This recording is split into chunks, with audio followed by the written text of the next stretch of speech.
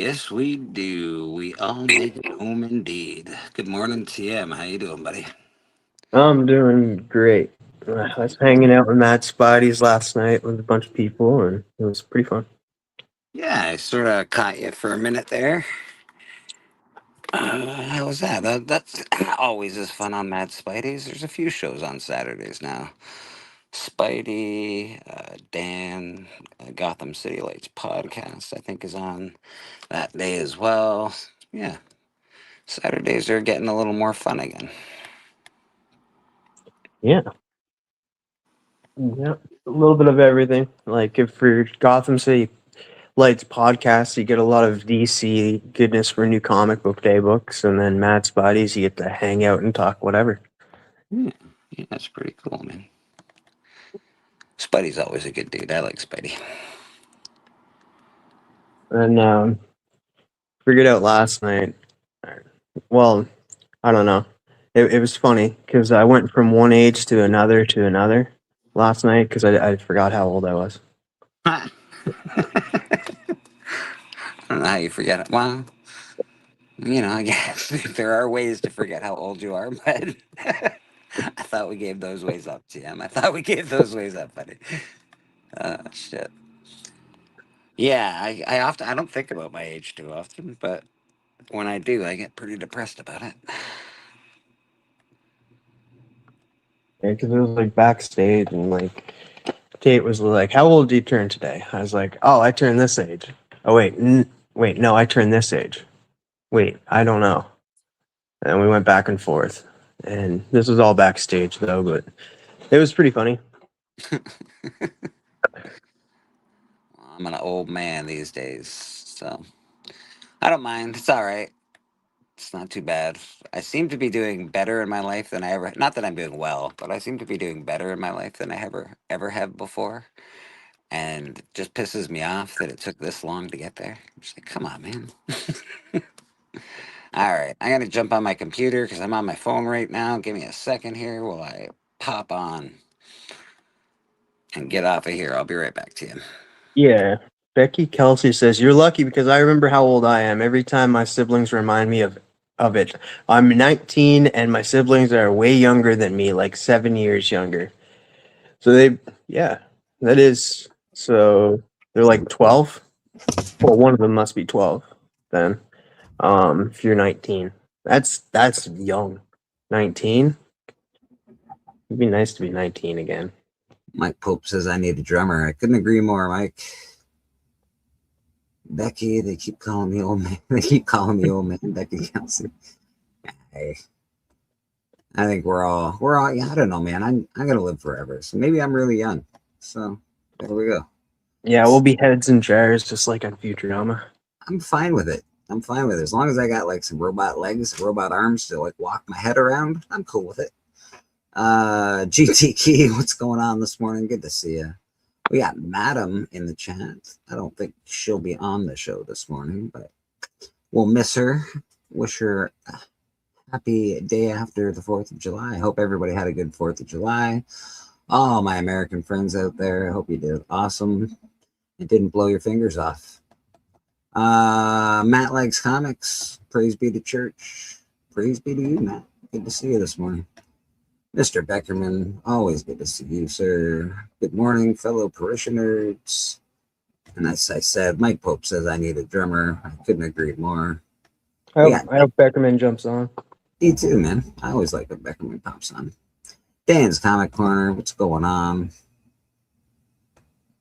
Who else we got down here? We got Lyle Hobson making it in. Good morning, Lyle. Good to see you, brother. And Becky Kelsey, good to see you. I think. Oh, Becky, Dan. Who else? Did I miss somebody? Maybe. Mike. No, I think you got. I got everybody. JSS. Yeah, JFS just jumped in. Jumping in at the last second. Good to see you guys this morning. It's Comic Book Church Day. Always happy to be here. Always happy to do some comic book churching, man. Uncle Griff. It'd be nice to see Uncle Griff this morning. I didn't see him in the chat. Always wonder where he is. Oh, there he is. There's Uncle Griff. Good to see you, buddy. Getting up And early. Dan says something in the chat too above JSS. Dan says something in the chat about me. No, just above JSS. Oh, yes. Well, there's other things. There's not only is it the great Callie's birthday today. Happy birthday, Callie. It is also Mr. TM Nerdy's birthday today. So we've got two community members sharing a birthday today. Callie, I don't think you're up right now. You're probably sleeping. But if you do make it up and you want to pop on, I definitely send you. You know where the link is. Actually, you're in a chat where the link is. So pop on if you want, man. Me and Callie share a birthday. That's pretty cool. Except we're not the same age. He's an old man. He's an old man? Oh, man. Bummer. That's a bummer. I'm an old man, too. Griff, you feeling old these days, or you feeling like a young buck spring chicken? Rode hard and put away wet every day. That's fair. That is fair. I was looking forward to something happening today that's not going to happen today, so I'm a little bummed out. Oh, Yeah. I know what it was, too. Yeah. Apparently, it's not going to happen till tomorrow, but I was really hoping that it would happen today. That would have been really cool, but it did not. If everybody knows, I have an ash can out. So I have a comic book out. The ash can for Murder King is out. There have been 50 printed so far. Drac had them at the Toronto Con. It's like a horror show in Toronto. So he had 50 of those to sell yesterday, and or give away, whatever he chose to do with them. And I'm getting 50 pretty shortly. It was supposed to be today. Apparently not. Bummed out about it, but that's okay. We'll get them. It says they'll be in tomorrow. So hopefully tomorrow's the day, and that'll be that. Get those bad boys in hand. I'm really, really excited about it and looking forward to it. Yeah, I think the holiday messed up shipping for everybody this week. That makes sense. But even though I'm in Canada, but it does make sense. We had the first was on Monday, which is our 4th of July, I guess, basically. Why do we celebrate the first again? Is it the independence of Canada? It's our birthday, right? How can we do everything like just it's 3 days, birthday, 3 days before America? We're like, you know what? We're gonna do it 3 days before America. Ha! Take that, America. It's ridiculous. We do Thanksgiving like 3 weeks before the US. Yeah, we did it in October.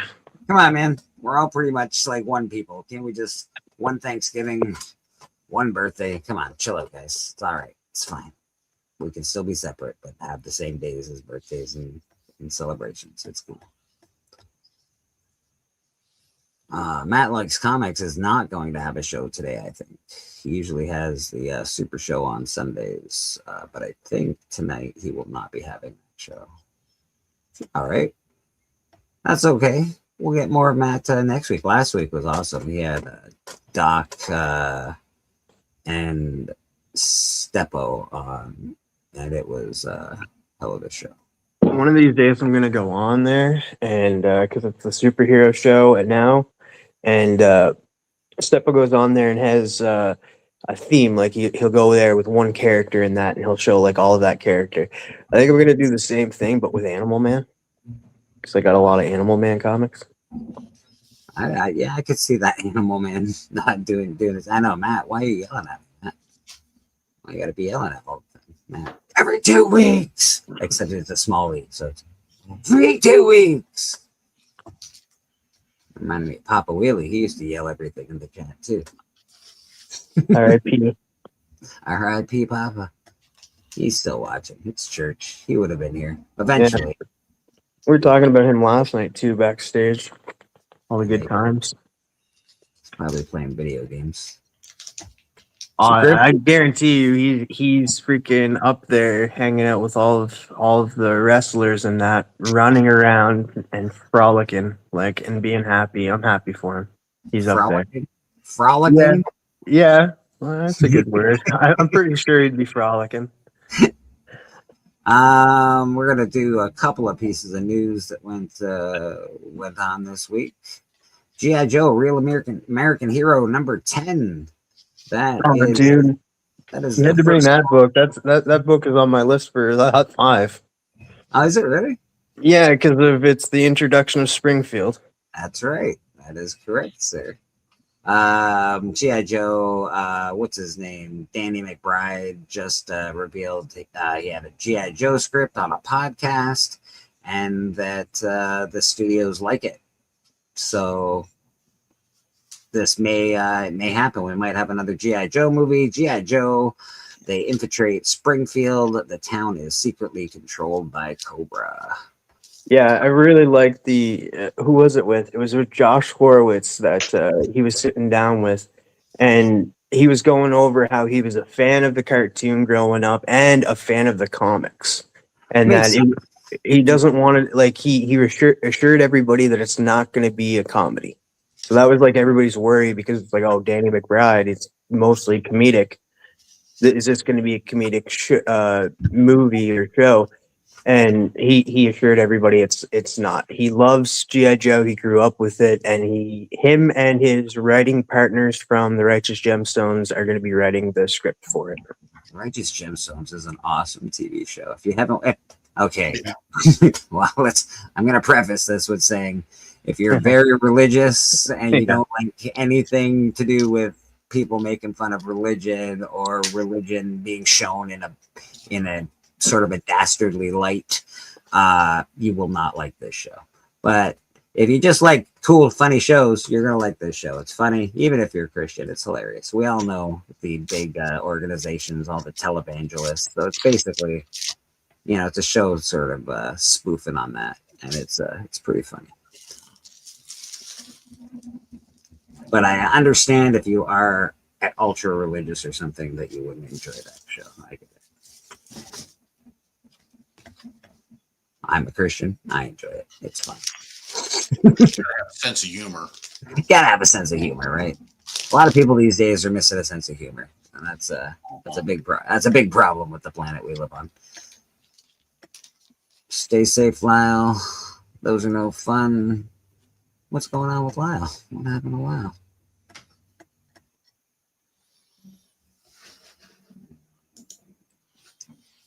I don't know. My parents were ultra Christian, so it was pretty intense. But I don't mind Christianity. I don't mind God. You got to believe in something bigger than yourself. I guess Lyle's been having fire issues and stuff. Like it's been dry and stuff, so they weren't allowed to do fireworks there. Oh, I see. That sucks, buddy. That sucks, man. Yeah, there's a lot of places in the U.S. that weren't allowed to like celebrate with fireworks and stuff this year as well. Oh, Yeah. You as well, Griff. Your area couldn't do that. No, we're way out in the desert. It's naturally dry, and it's been exceptionally dry the last 2 years. So even though we're an open fireworks county, they're like, no, not this year. Don't do it. They're just worried about burning the desert down. But I don't know, man. California went up in smoke not too long ago. So I think it's like the same spot like every year that goes up in California. I'm scared that's going to happen again this year. That last year it was something funny was going on there, But California is weird, though. They have these green things that just grow out of the ground. They call them trees. We don't have those. Yeah, lots of trees where I live. They call it the Garden City where I live, actually. And it's beautiful. To be fair, if I I live in a really crappy area of town, but to be fair, it's a really beautiful city. Even in the crappy areas of town, it's not that bad. They canceled outdoor events in many places. Big Nasty says, good morning, Big Nasty. Good morning, Nasty. Caught a bit of a live show last night. They had I was watching when Art Issues with Archies was on. Was it Mark's Issues with Archies? I think it was Mark. Yeah, I love that guy's channel. Yeah, he's pretty dope, man. He doesn't seem to have any type of Instagram. I'd love to get in touch with him, but not sure how to do it. Christina Payne hanging out with us. Good to see you, Christina. I brought some really cool books to show. I don't know when Steven's gonna pop on, but I definitely got some cool books that I want to show this morning. Some of my favorites in my collection. Matt says he has Instagram. Oh, I have to figure out how to get in touch with him. He doesn't link it on his YouTube channel. Yeah, Matt will probably. Right, I can go see if I can send it to you. Sorry.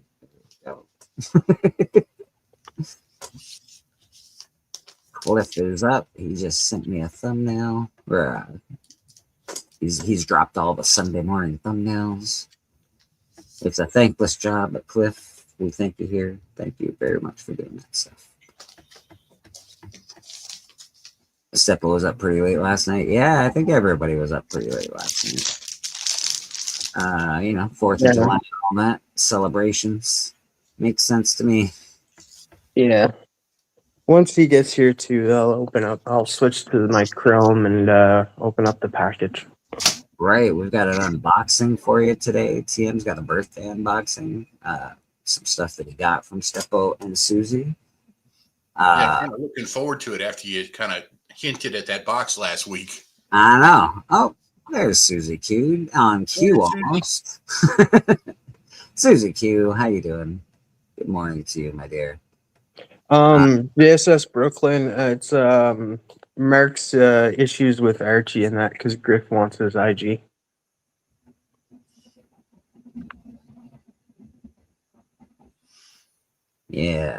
Yeah, he was on the live show last night, so it was cool to watch him do his thing. Well, there's a lot of people on the show, but I don't know too much about Mark's issues with Archie, so it's nice to see him getting into the lives, much like it's nice to see Griff coming over here, getting into the live action. So I dig it, man. I dig it. Proof of life, just because I'm that old, I need somebody to verify I'm not dead. That's fair, actually. That's actually fair. I often think that the only one that's going to find me is my landlord or my work. They'd give me at least a week before they checked on me, probably. So I don't know. I think my landlord, he'd be the one. That's all right. He'll have a good surprise to clean up. Poor Flophouse. I was up at 5 a.m. to go to the local flea market. I scored big time. A bunch of cartoon board games, an incredible jungle shooting game with great graphics on the box. That's awesome. Oh, man. That's awesome. I'm looking at Beckerman's thing. It's like, what? That's a great channel name, Beckerman. Yeah, what kind of issues do you have with me, Mike? I'm sure they're countless issues. Countless. Yeah, man. Good to see everybody. Griff, did you bring any comics to show today? I was just wondering. I know you always. Yeah, I brought a couple. I got a bunch in this week. Do you did celebrate the 4th of July yesterday? How's your 4th of July pickings going on over there? A little bit of volunteer work at the Veterans Home in Reno. Good drive, but it was worth it. And then got home, and when the fireworks kicked in, just snuggled the dogs and made sure they didn't freak out too much. Fair enough. That was a fun day. I even got to pop in the live show last night and show these off, but I'll show them again. Yeah, please do. So you guys know I love these pocket comics from Commando Comics. I just picked up another handful of those. These are great little reads. And I don't think they're super expensive, are they, Griff? Like, I think they're pretty reasonable. Yeah. And they run from the end of the Golden Age all the way up through the Silver Age. I mean, I think like 53 to 66 kind of time frame. So you can't go wrong. Great stories in them, too. I mean, a slaughterhouse worth of them.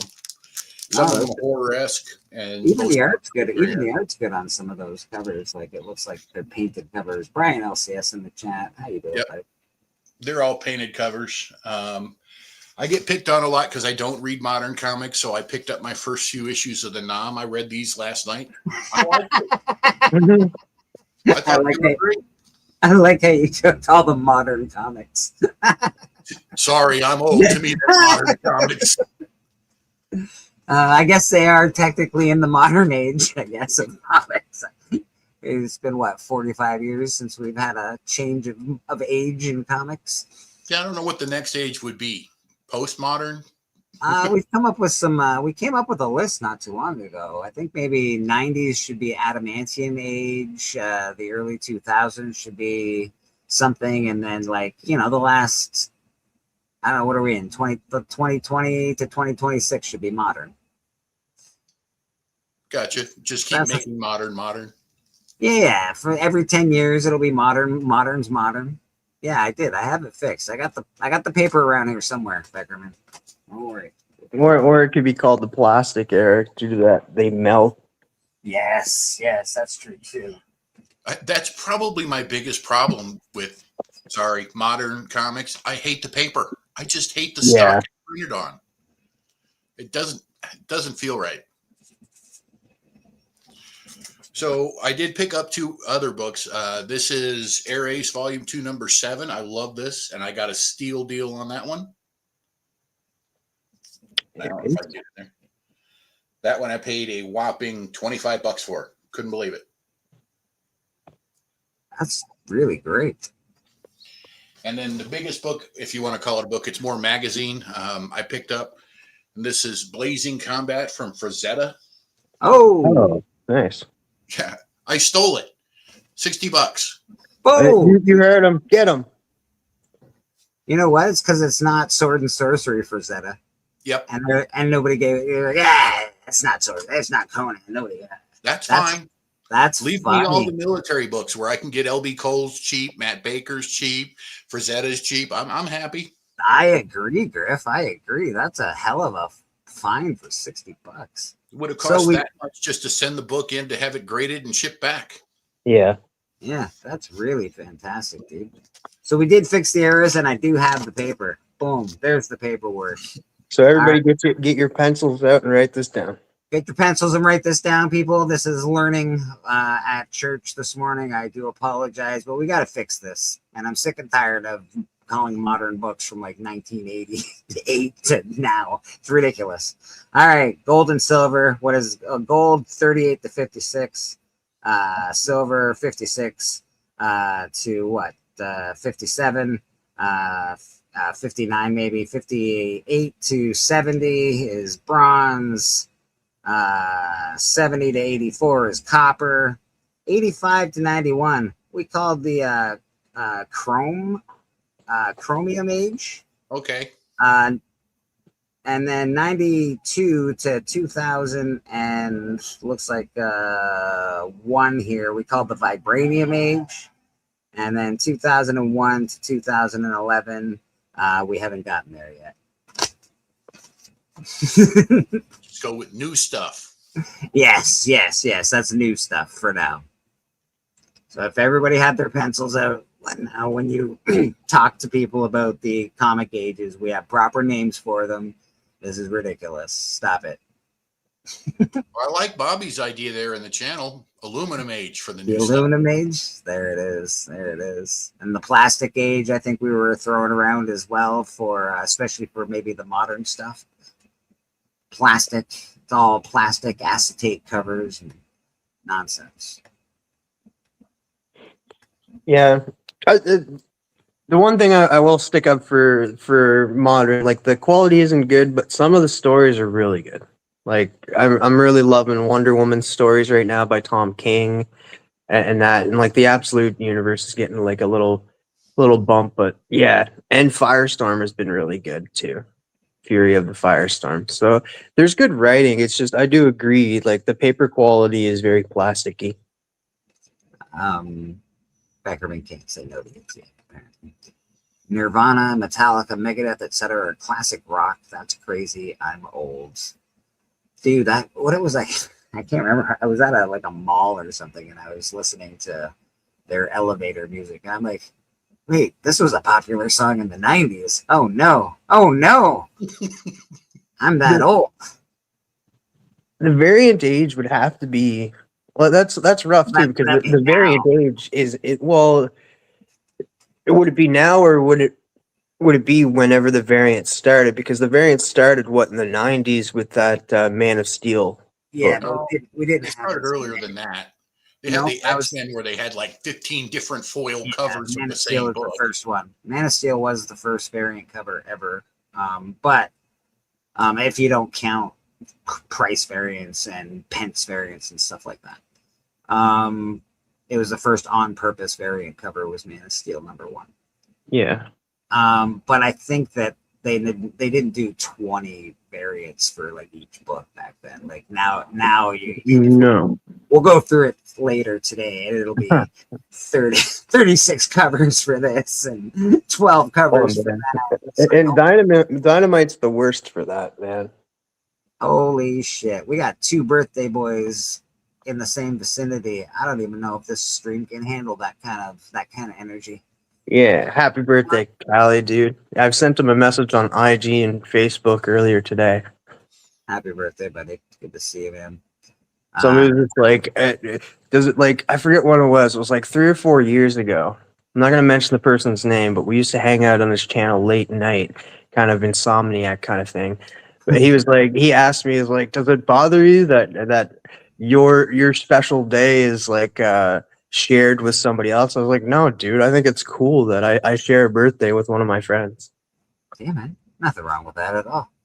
Yeah. And, Callie and I are both very excited. Like I said, I should have copies of Murder King in hand. Apparently tomorrow. It's not happening today, which is a real bummer.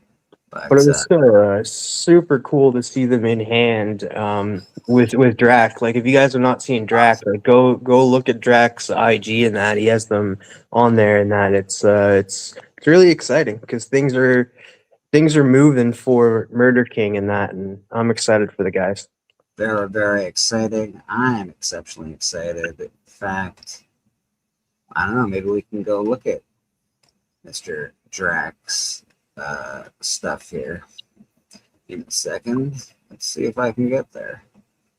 There I can get there. All right. StreamYard. Let's share some actual Dracula. Share screen.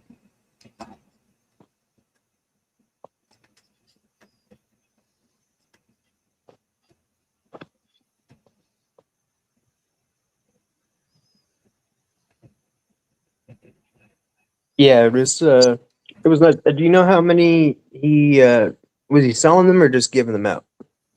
Either or. Did he sell a lot? I don't know yet. I don't know. It went to midnight last night. So this is it. There you can see all our names in there. This is the book in hand.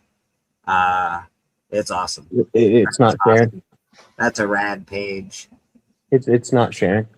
It's not sharing. That makes sense. You know what? Probably because I have to go up there and share it. All right. Give me a second. Oh, I think we got someone else backstage. Nope, we're good. Just my share. No, just 3 of us. Boom. There it is. That is the comic right there in hand. This is the little video that goes with it. I can't play it loud because YouTube will kick me off of, or YouTube will not like it. They'll be like, you can't use that. But there it is. That's the Murder King book in hand. It should be in my hands shortly. It was supposed to be today, but it's not going to be, and it makes me upset. I was going to have a whole big walk to the post office thing and take everybody with me, and it was going to be awesome. Now it's just going to be stupid. Yeah, the art looks great inside. The art looks awesome. Whoa. I'm very, very proud to have it happen. So I think Callie's proud. We're just happy to have it there, man. So yeah, let's get rid of that. Yeah, go check it out on Drac's site. I think I put it in my story as well. The ash can looks so clean and professional, says Callie. Yes, it does. Yes, it does. Happy birthday, Callie. Happy birthday, TM. TM's got an Happy unboxing. birthday, you guys. Yeah, TM's got a good unboxing to do today. Actually, we can't wait to see that. I'm sure Steven will be here eventually. He might roll on in. I'm going to just show off some books because I can. Yeah. Callie says he's very proud and very happy. Me too, man. Me too, Callie. All right, so let's make me big, I guess. Boom. Awful. Ah. So, yeah, I did go out and get the Totally Awesome Hulk number 22. There you go. Cool. So that is the first appearance of Old Man Logan. As you know, we went through it last week. We went through the book last week. We found Old Man Logan, who's named Old Man Logan. If you didn't know, because everybody thinks it's Wolverine 66, I believe, that everybody says is the first appearance. But he's in this book, named with a title under his name, Old Man Logan. Pretty apparent that he's Old Man Logan. And Callie's right. It is also Weapon H. First Weapon appearance. H, yep. There's another key to that as well. There's a bunch of little keys to that. There's my awesome Conan number 1. I gotta send this off to get graded soon. Yes. It's a great copy. What do you think it's going to come back as? Like a 9.6? Well, I'd probably a 9. I'd go an 8.5 to a 9.0. Probably what it'll come back as. It's a beauty. It really is a beauty. I pulled out a lot of cool books to show today because I wanted to. Yeah. We got Predator number 1. That's a 9.8. There's a bit of a theme to these books. This was actually a gift from Steven. That's a heck of a gift. Yeah. Well, he didn't. He gave it to me raw.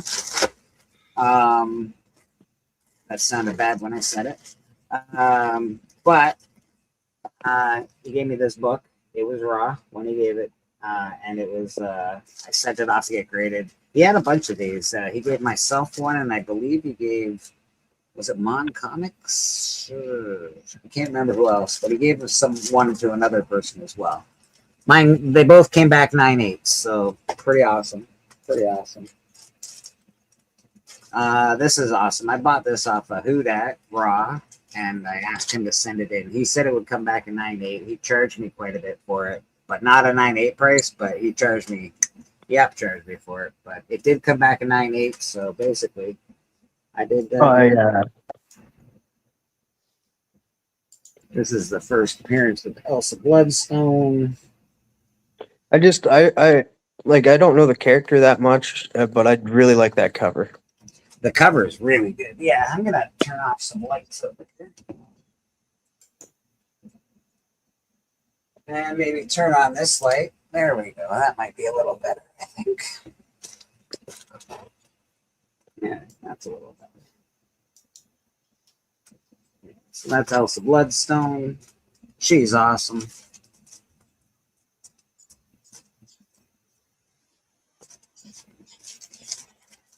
I went and what I've done, I went and got I did all my monster comics, or most of them. All the ones that I thought were really cool. This is the Marvel Spotlight number 12. This is arguably the first appearance of Son of Satan. There's a lot of them. That is 8.5. Nice. Yeah, this is a great cover. I have a good collection of Marvel Spotlight books. 18th cameo, Callie says.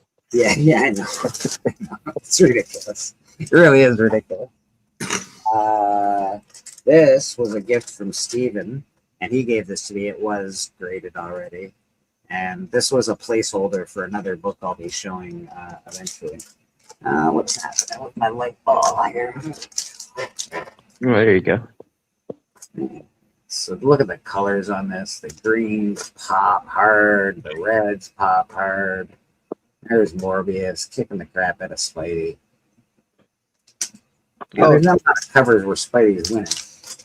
Oh, I know, JSS. It's just that's where my knowledge ends. Was with Elsa Bloodstone. I don't know that much about her. Just that. Yeah. She's part of the later on, she's part of a legion of monsters, which is cool. I'm gonna take all these guys. This is such a nice book. That is a really, really, really nice book.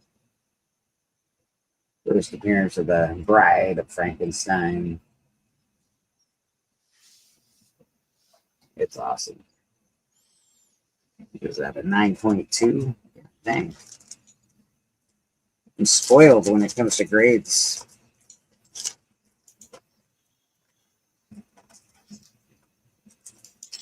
That one we'll leave for later. This is awesome. This is first appearance of the new Ghost Rider, Robbie Reyes. I have this book, Raw. I like Robbie. No, a lot of people like Robbie in that because he drives the vehicle, he drives the car instead of the motorcycle. But I really like Robbie. I like the style, the art on this cover a lot. And it's a 9.8. I just figured, as Steven would say, I'd formalize the grade. Instead of buying a bunch of copies of it, I just went out and got a 9. And I got that. I can't remember. I don't know if I got that off of Cali.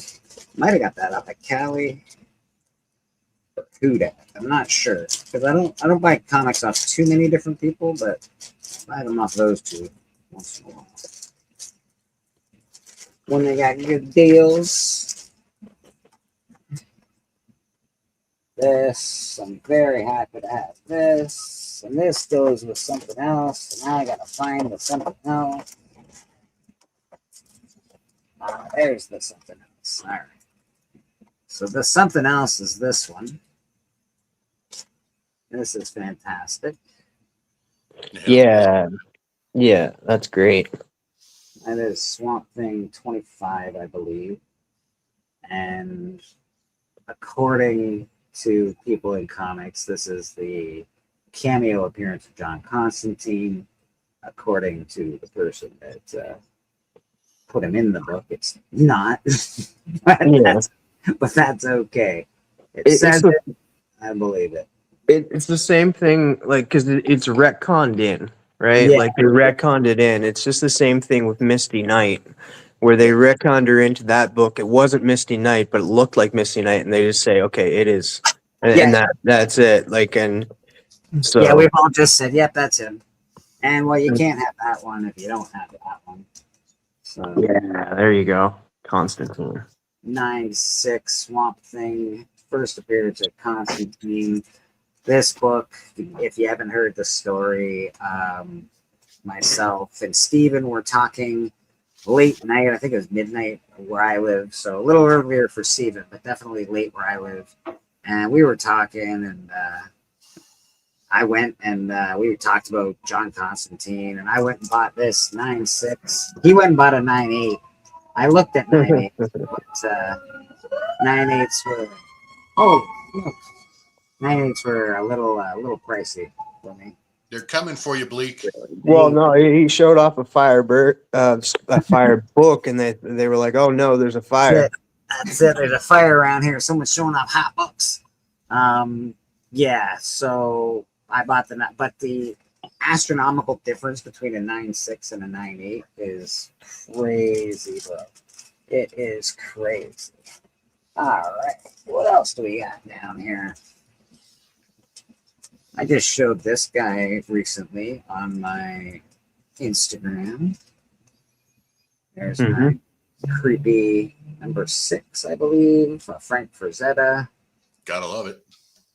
I did not pay a lot for this, and it is in amazing condition. Colors be popping. Yeah, so this is a great book. Thanks, Mike. This I just bought off a Houdat recently. This is the first appearance of the Darkhold. The first mention of the Darkhold, I think, is in number 3. And then the first actual appearance of the Darkhold is in Marvel Spotlight number 4. Really great cover.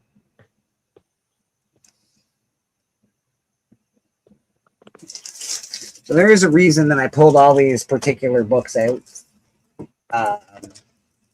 You'll know by the time I'm done, I'll tell you why. But this is Giant Size Chillers, #1. This is the first appearance of Lilith,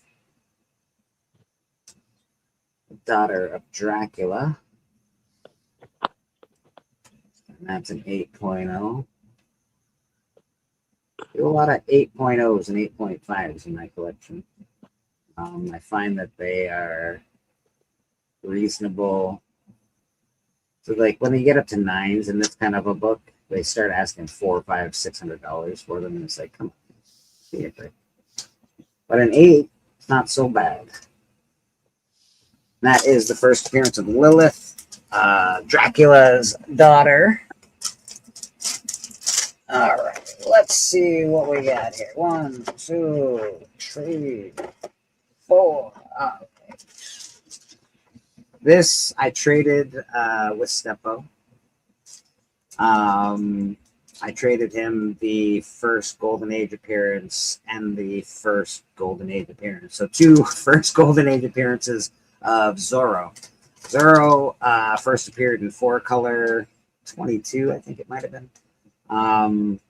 But he had an appearance before that, and I can't remember the name of the comic off the top of my head, but it was an unlicensed appearance. So I had both of those books, and I traded them to Steven. They were in very good shape, and I happened to get this guy here. This is Tomb of Dracula #1. This is signed by Neil Adams. That's an amazing book. And it is a 9.2. And what do you say about this? What do you say about this? Like Neil Adams. I'm also proud that I have, as we've been saying, I got some of the Steppo collection in my collection. So I got a bit of a Steppo pedigree in my collection. Somebody's joined us. All right. Somebody's joined us? It's probably Becker. Oh, no, it's Steven. Steven, how you doing, my friend? I am doing well. Happy birthday to you, Mr. You-Know-Who. Yeah, happy birthday, Griff. All right. Happy birthday, TM. Thank you. Here comes. It's also Callie's birthday. They don't count. It only is you. Okay. So here's the book that really, when I saw this, I wanted this book so bad. And I've never had that feeling about a book. Go ahead. So when I first started coming into the community, I saw this book, and I'd never seen it before, and I wanted this book so bad. This was a gift from Steven. He did give me this. You'll notice that a lot in my collection. not too much, but a lot. And I really do appreciate it. But this is an amazing copy of this. So I saw that book, and I'm like, man, it'd be awesome to have all of those first appearances. And I says to myself, well, I don't think that's possible because I'm never, ever going to be able to afford a first Ghost Rider. So get that out of your head right now. Let's not do that. And Steven gave me a book, Raw, which started this whole monster collection of mine, really. There is an 8.0 first Ghost Rider, Marvel Spotlight #5. I believe it's much better than an 8.0. I think that CGC lost their bloody minds. I have an 8.5 that looks way worse than this, but I'm just saying. So I think this is awesome. That was the greatest gift I've ever received, I think. Followed closely by Steven's wife, who gave me the first appearance of X-23. Then I went out. We spoil you. You do spoil me. Then I went out and I got this bad boy for myself because I was well on the way. Nice. So, you gotta, this is by far like the best cover of all time. I don't care what anyone says. You know what, dude? Because of all these books that you're showing and that, I can't wait until you get a certain book to add to your collection of monster books and that, and that's 92.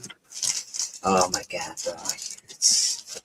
That's a little out of my league at the moment. I think you'll get it, though. It's a remarkably tough book to find nice, and it doesn't get quite as much ballyhoo as others, but the people that have them know, and they don't fiddle with that book. They put it to you fully barbed and feathered. There is the first appearance of Werewolf by Night, a great transformation cover, really bright oranges. It's gorgeous. It's a really gorgeous cover.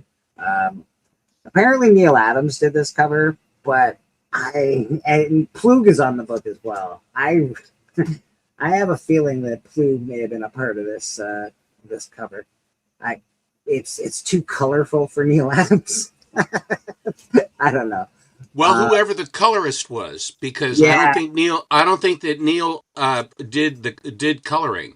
Right, so whoever did this, I don't know. It might still be all Neil, but I have a feeling Plug may have been involved in that bad boy. And last but not least, so this was all of the first appearances of the Legion of Monsters in the yellow, the Marvel Legion of Monsters. There is the book that I just picked up recently at the con. It is a gorgeous, gorgeous, gorgeous, gorgeous copy. Easily an 8.0, I think. According to my knowledge, which is very little when it comes to CGC because they constantly screw you. But that's okay. And one more book. This is the first mention of Legion of Monsters, also a Neil Adams cover. And there's Legion of Monsters, the magazine. Also the first appearance and the origin of Manphibian. I was unfamiliar with Manphibian. I think that Manphibian is a new character along with two classics, or am I wrong? I think you're right, Stephen. I think I'm not sure if why they wouldn't just use the creature from the Black Lagoon, but They probably didn't have the rights to do it. It That's might my not have guess. yet been in public domain. that is my guess on that one, that they just didn't have the rights to do it, so the Manphibian was born. Yeah, man. So those are my monster books. I'm still collecting my monster collection. I'm still, looking for certain books, but so far, so really, really, really, really good. And I'm really proud to have all of those books. And thank you, everybody. So yeah, there you go. All right, Sir Timothy, what did you want? A smile. Yay, Beckerman. It's too early for a smile, or is it too late for a smile? I'm just not feeling it. My smiles are genuine, Steven. If there's Mine be, too. it would be the real thing. My smile is worth $1 million, so I don't like to give it out too much. All right. Smiles and cries. Hello, Uncle Griff. Smiles and cries. Good morning, Stephen. Greetings. Manphibian is a sleeper. Yeah, we'll see.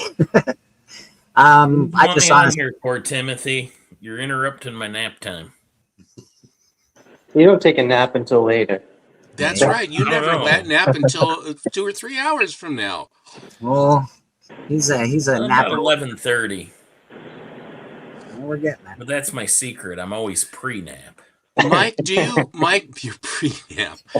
Do you have work late hours, or you just take naps in the day? I just like naps on my Sundays. Oh, Beckerman. It's for a Beckerman smile. Oh. $2 US. You got him. You got him. Got a real Beckerman smile right there. There it is. There's nothing more genuine than money. Let's give Callie some Chuckle love. even. You Give gotta Callie a chuckle. little love. I think we have seen a miracle, I like it. and this miracle is forgiveness. Yes, that's right. The Lord will extend his forgiveness, Yes, he will. but he ain't gonna do it for free. No. In order to be forgiven, you must go to the root of the word, which is give. For give. Give a Cough it give. up. Reverend Gates, I think this deserves a song. Amen. Jim Carrey gives me a cramp. He used to be such a funny guy, and now he was always weird, but he's really weird now. Yeah.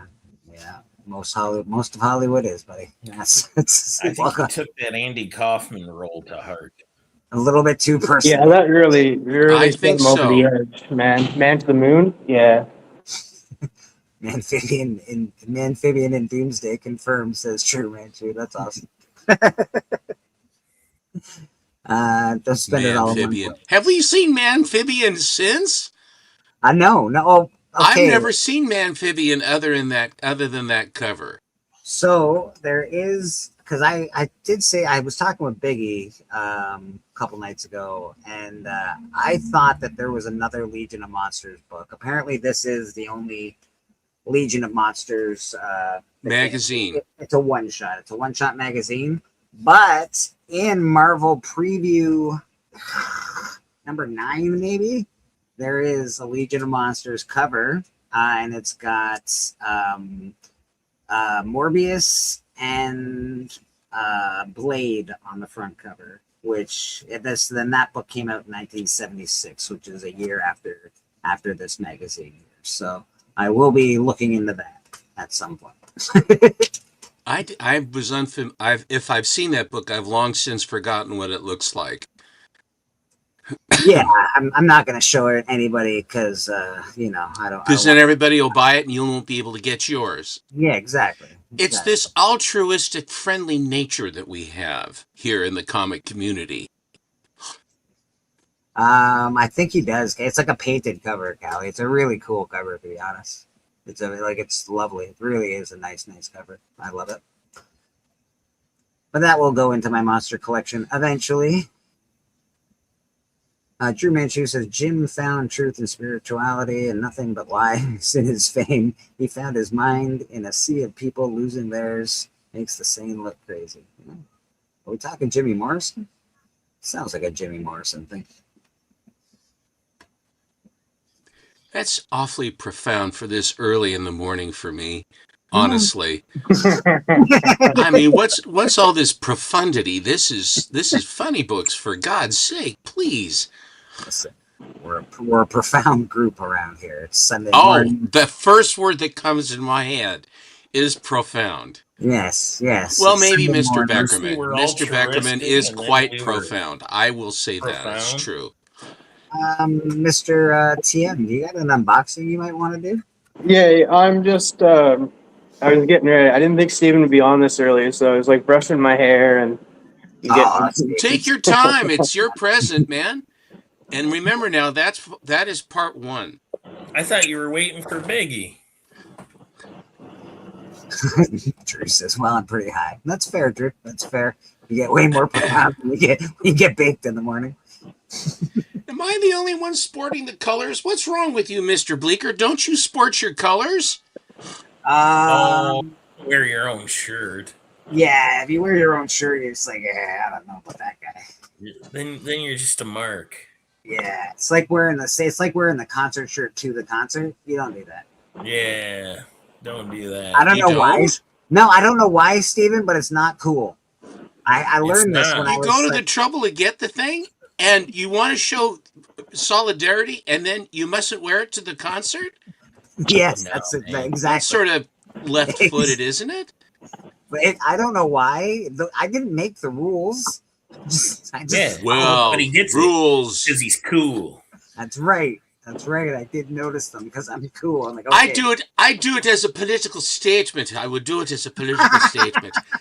I would say I'm not offended by that, for those things, those coincidences. Not at all. I wear it because I want to. You got to wear like another cool band shirt, so people go, "Oh, It has to be like Wow. adjacent to the deal. yes, it's got to be adjacent." There's to a the lot of band. thought that goes into it too. You can't just put something on. That's true. I Come on, see. yeah, just putting on a old band T-shirt. You can't do that. Please do that. Susie Q. Thank you, Susie Q. But no, I was referencing a WWF thing. So before like the rise of Razor Ramon and Kevin Nash as being the cool guys backstage, people would wear their own shirts. But Scott Hall started a tradition where he would wear like an HBK shirt or a 1-2-3 Kid shirt. He wouldn't wear his own. And then like Kevin Nash would wear Scott Hall's shirt. And they started the trend of don't be a mark for yourself, like wear your buddy shirts. I don't know. I learned it from some punk. It was like Charity begins at punk home. rockers. Yeah, I agree. Like wearing your own logo and that is kind of weird after a while and stuff when you're wearing a big shirt or with your big logo on it and a big necklace. It's very self-centered and very egotistical. I do have Chonko's shirt that I wear once in a while. I do have Chonko's shirt. I like his I don't like Silver Age shirt. That's my favorite one to wear. I don't know if I'd ever get that. Mike shirt. was so surprised by the reaction he got. He says, "I didn't mean that. I didn't mean that." Yes, you did. You wanted to get a rise out of everybody, and then, brother, did you ever? And then you're having to watch the video. Instant regret. Instant regret. Oh, I have no how you like that? Step Never on our hurts. toes, will you, boy? We'll turn on you. I never have any regrets. No regrets. I only wear pictures. I only wear shirts with a picture. With my Roscoe, good to see you this morning. Cali Comics. Yeah, man. 2 birthdays in one day. That's too much power in one day. Yeah. TM, what are you gonna do with the rest? Are you just gonna hang out with us today? Do you have any? Yeah, that's I'm gonna hang out with my friends. Nice. I was like, that's why I wanted Beckerman on here. Well, then I'll see myself. Yeah. That's very nice. Like Beckerman's like, oh man, I have to come hang out with you, dude. Like, why? No, I value our friendship. I write it off on my taxes every year as my charity. Charity work. 47 dependents? What the hell is this man doing? A band is on tour in a van and has no clean laundry, then they're allowed to wear their band t-shirt. That's true. That is true. That is an acceptable way to wear your own merch. Yeah. It makes it a lot nicer on stage. For the first couple of rows of the people there. A little less stinky. I don't know. I've been to a lot of punk rock shows. I don't think cleanliness is their thing. I think that cleanliness is sort of, I think that's an optional. Yeah, I feel like real punk rock shows, I don't think it's their I don't think it's they're not good their at jam, right? No, they're not great at it. I'm not sure. No. My father always said he says, that one thing, because Beatniks came in about 19, when they came in, 1960, 59, the Beatniks came in. And then in the 70s, the hippies came in. And the hippies really were pretty filthy people. They were filthy. And my father says, well, at least the Beatniks were clean. That's my dad. He's got a point, though. I've been to a lot of cons, and I think the same thing about the nerdy culture. I'm just like, guys, this is soap. We need soap. We need Andy Kaufman. We need Andy Kaufman back just for one day. This is Live soap. it. This is Love how it. you use it. Archivist, if you want to pop on, we'd love to have you, brother. Yeah, man, Jason, jump on. Always welcome, my friend. 67. Yeah. What? What was 67? Dirty Jason Pursuit. generally speaks in code, I realize, but 67. Maybe he was saying 6-7, like the kids. 6-7. 6-7. I think he's talking about the hippies. Oh, we lost the birthday. We lost the birthday boy. He was like, I'm so excited to do this unboxing. He pushed the wrong button. It's okay. We'll get him back in a minute, I'm sure. Missing Mars, 1967. Hippies ain't got shit on crust punks. At least they had patchouli. I agree, actually. Crusty punks. Oh my God, patchouli! I hate all those patchouli. All those head shops that they thought, boy, they can't smell the pot with patchouli, and so they smoked pot till their brains ooze out, and then they launch the patchouli, and you walk in, and then they're selling, they have a spinner rack of all the adult books, like Zap Comics and all that, and then all the records and stuff the way it used to be. Actually, it was kind of fun. And they had the beads, the hanging down beads, you go through, and all the trappings, and they have really trick music going on. There he is, the man, Holy the myth, hell. the legend. I always call patchouli hippie stink. I'm like, ugh, hippie stink. Gross. Smells like clean dirt. It does smell like, that's exactly what it is. What smells Hey, like clean look at dirt? this. You look like you're going to work at McDonald's all of a sudden for some reason. Got a nice collared shirt I on. just- my What do you got, my- court today? Yeah, you got court. my normal hat is dirty because I sweat in it, and it's all it's full of dirt. So I was like, I have to wear a different It's hat. hot. It's hot as hell over there. All right, so I got. TM really looks like he has court. Yeah, no, he looks really like he's. I wanted to dress nice for Dude, nice. for You my brushed birthday. up Like, real I'm gonna be nice. on Look camera. good. This guy. Like I'm cleans up never well. on camera, so I'm like, I better look nice. Good for I you. got a birthday present from Happy Suzy birthday. Q and Steven. All right, let's get this card open. Kid. Okay. So weird being on camera. I know what It's you your mean. birthday. It's my birthday. It's a statement of fact. Oh, I do like that. It's a Peanuts one. I just saw it.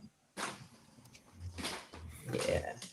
DM, so sweet. So tweet yourself right. Stay nerdy from Susie and Steppo.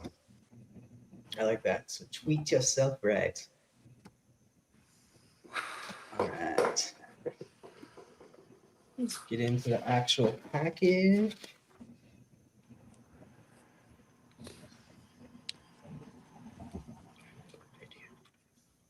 Thank you, everybody who's here today. Thank you, everybody in the chat. Thank you to my friends on the panel. I appreciate you all. Make sure to also go wish Callie a happy birthday, too, because it's cool sharing a birthday with your buddy. I decline. All right.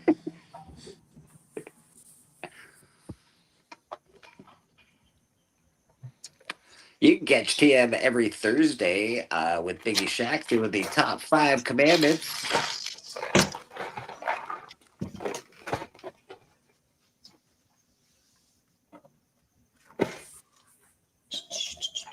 I believe the awards are open now. If you do have anybody you want to nominate, like TM and Biggie, I don't know, be like maybe Mr. Steven and Alan. Who knows? Yeah, I'm struggling with that one. I haven't looked at the paperwork yet. We'll see what happens. All right. Well, you do have some time. Vote early and often. All right, cool. I can't see the top comic. The guy and gorilla poster on TM Nerdy's wall. Guy has no pants on. No, he does. Yeah, it does He look does. like he's just got his coat on and then his bare legs, right? They're He just is an orange pants. animal, that animal man. And Family Court awarded you the even years TM. People are Oh my Maybe God, so. Drew Manchu, I almost made that joke, and I was like, nah, it's his birthday. All right. First up, I don't know what it is. Ooh. What do you Okay. got? What do you got? Foily. This is- Avengers. Yeah, it's during Rainfire. 369. Intelligence. That's Exodus, isn't it? Looks like it, yeah. We got Tan in the chat. How you doing, brother? It's TM's birthday today. He's opening up some stuff. Oh, what the frig? Nice 12 center. Tales of Suspense 39. Oh shit! Nice. It's just the first appearance of Iron Man. That's all. Yeah, no biggie. Yeah. No. Like what? There's no freaking way. Oh, it's a not a for re- resale, so I don't know if it's It might must be be a like reprint. an early reprint, maybe. I don't know. I'm not sure. Ask Steven. He's right here. I don't know what they are. I just buy them. Oh, Absolute Batman All In, #1. So I don't know what cover this is from. Drew, I didn't realize you had credibility. I'm sorry. Yeah, I'm not used to having to consider such things. I was gonna say credibility. What? Sounds We like got the something High for Republic people who go to the bank. #1. Star Wars #1, the High Republic. It has some first appearances in it. Oh yeah, a lot of first appearances in this Yeah, a one. bunch actually. A bunch. Cover Moving A. on. Boom. Oh, that's cool. Mirage. Dr. Mirage. Nice Valiant book. #1. The Second Life of Dr. Mirage. It's a cool cover. Like with all the Massive. skulls on the bottom. The skulls was what got me. I didn't at first. I thought it was like cobblestones, and then I looked down further. I said, "Oh my God, they're all skulls." Matt says he'll be back. See you soon, Matt. That's a cool cover. We got Inhumans Prime, Venomized #1. Oh, very cool. Very, very cool. Next up, What you got there? Black Panther Venomized #12. That's cool, man. Yeah, I like that book. He looks actually like a panther, which is pretty cool. Yeah, that's really cool.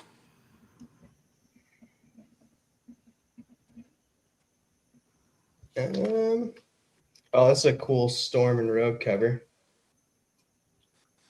I don't know what it is, but Yeah, that's awesome. it's a Virgin variant. But Storm and Rogue together. It's pretty cool.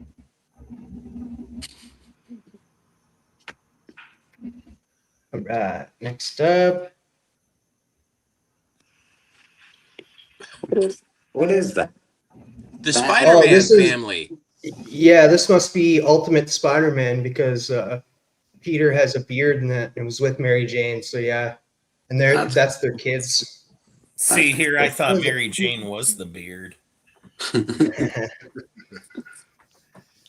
That's a nice cover though. Friendly. Yeah, it's really nice. I wonder what I'd look like venomized. Would my beard be bigger, more wispy? Nice Red Sonja cover. There's a lot of work in that. The horse in particular. Yeah. Happy 4th of July, legend, buddy. I really like that cover. Yeah, it's really nice. Yeah, it's really, I'm really not sure nice. who did it, but I really like her face. The horse is just awesome in that cover too. It's really great. She is actually rather robust on that cover. She's not a frail in that. She's rather zoftig. She's a true Amazon.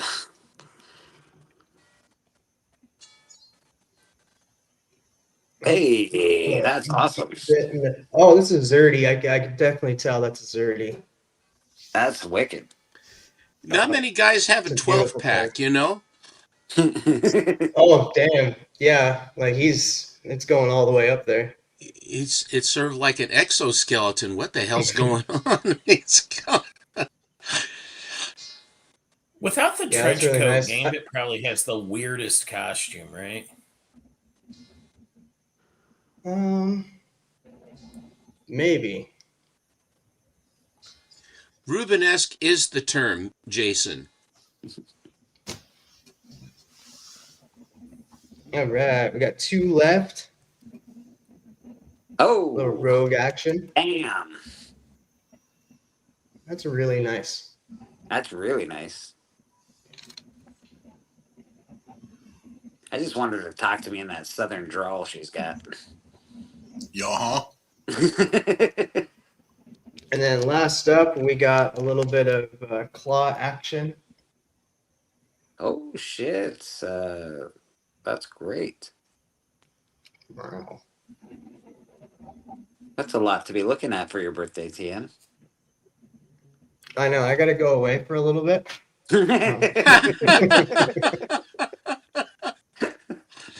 Something about this cover I need to study closer. I don't know. It requires further thought. I don't know.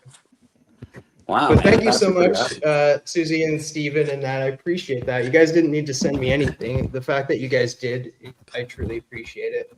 Especially like You're very sending welcome. stuff to Happy Canada. birthday, buddy. Happy birthday to you. And that's like Canada is not easy to ship to, but I appreciate it. I actually think it's easier for us to ship to the States now for some reason. That's weird. I know.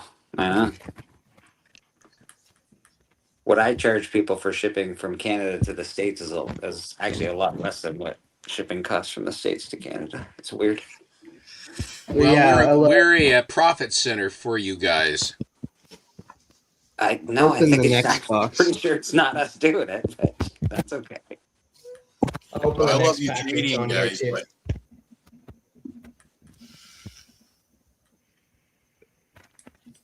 BL Blankenship Comics is fantastic artwork. Those all look great, bro. BL, I haven't seen you in the chat before. Good to see you, man.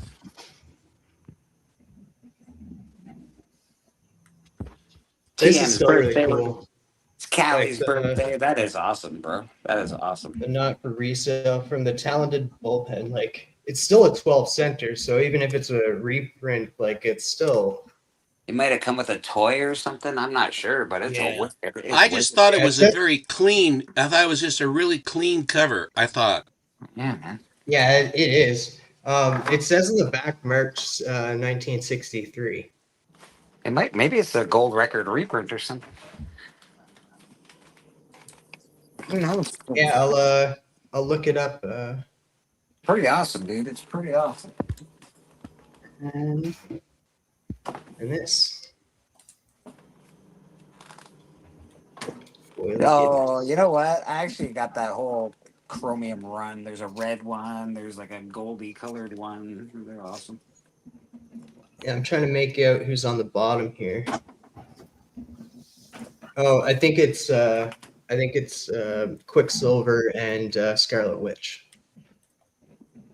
Yeah, it's a cool cover, man. It's the 90s. Would dude. that make the Because, guy in the middle Magneto? No, I think it is Exodus. What's Yeah, his it's- connection with Quicksilver and Wanda? I don't know.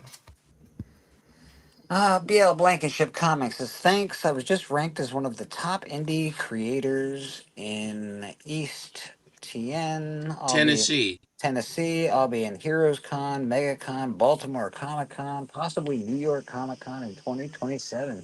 That's awesome, BL. Well done, Mr. Blankenship. That's wicked, bro. Really, congratulations. Callie Comics, and myself, we just have an ash can for our comic. Just our first one, just coming out this week. So that's awesome, dude.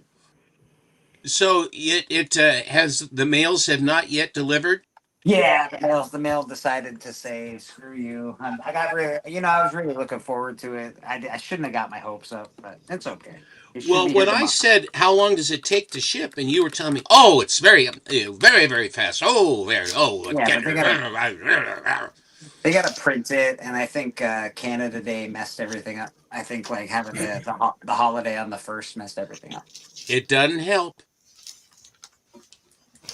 Apparently, it'll be here tomorrow. So I'll have another show tomorrow at some point in time.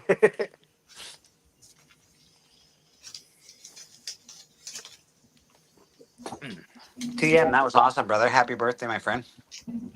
Thank you. Let me try and make you small. I don't know how to do that for a second here. There we go. Boom.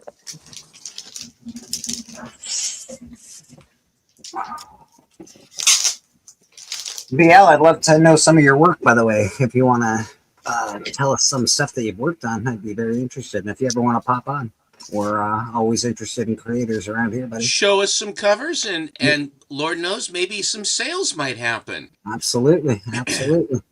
So TM, we are sending you another chunk of books very soon. By the I way. appreciate that. So it's February 2006 promo giveaway. For I what? don't know. Oh, for the Tales. Yeah. That's awesome, dude. February 2026? Yeah. Not for resale. It might have come with a toy then, TM. Like I have a the Todd McFarlane, the 300 came with a toy, and I think it's probably the same kind of a deal. A lot of times, the ones that will come with the toys are smaller, though. They're the smaller format, but that's a full size. I thought it was. I thought it was real. It was a nice. I like the Iron Man. It's nice that he's on the cover for his first appearance. It really is nice when that happens. Yeah. That's when you get the first appearance, the cover, and the origin all in one story. That's like the Marvel Spotlight 2. That's the first appearance, first cover, on the origin story. It's nice to be able to get all three in one book, so you don't have to go. Doctor Strange, they didn't, because they didn't even know what they had. It was a 4-page, 5-page story, and all of a sudden it just took off. It absolutely fooled them completely. Otherwise, they wouldn't have gone with the fabulous Paste Pot Pete and the whatever it is, the genius or the mastermind or whatever that clown's name is, with the Human Torch in a bowl. All right. The wizard, I think. Gotta have the wizard. What do we got going on here? You guys want to do some keys of the week? Yes, See what's going on with that nonsense. Sure, why not? Tut sut.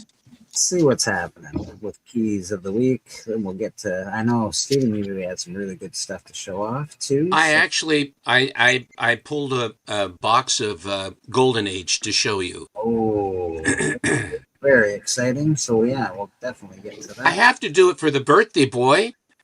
It's essential. Come on now. This is a celebration. All right, let's get going.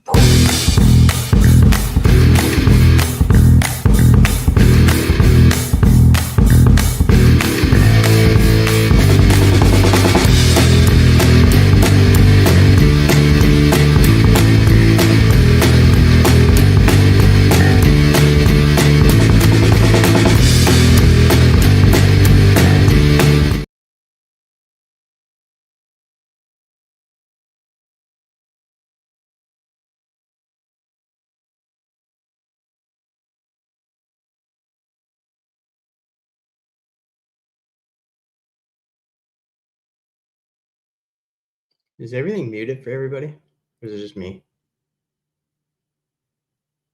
Yeah, I'm probably muted.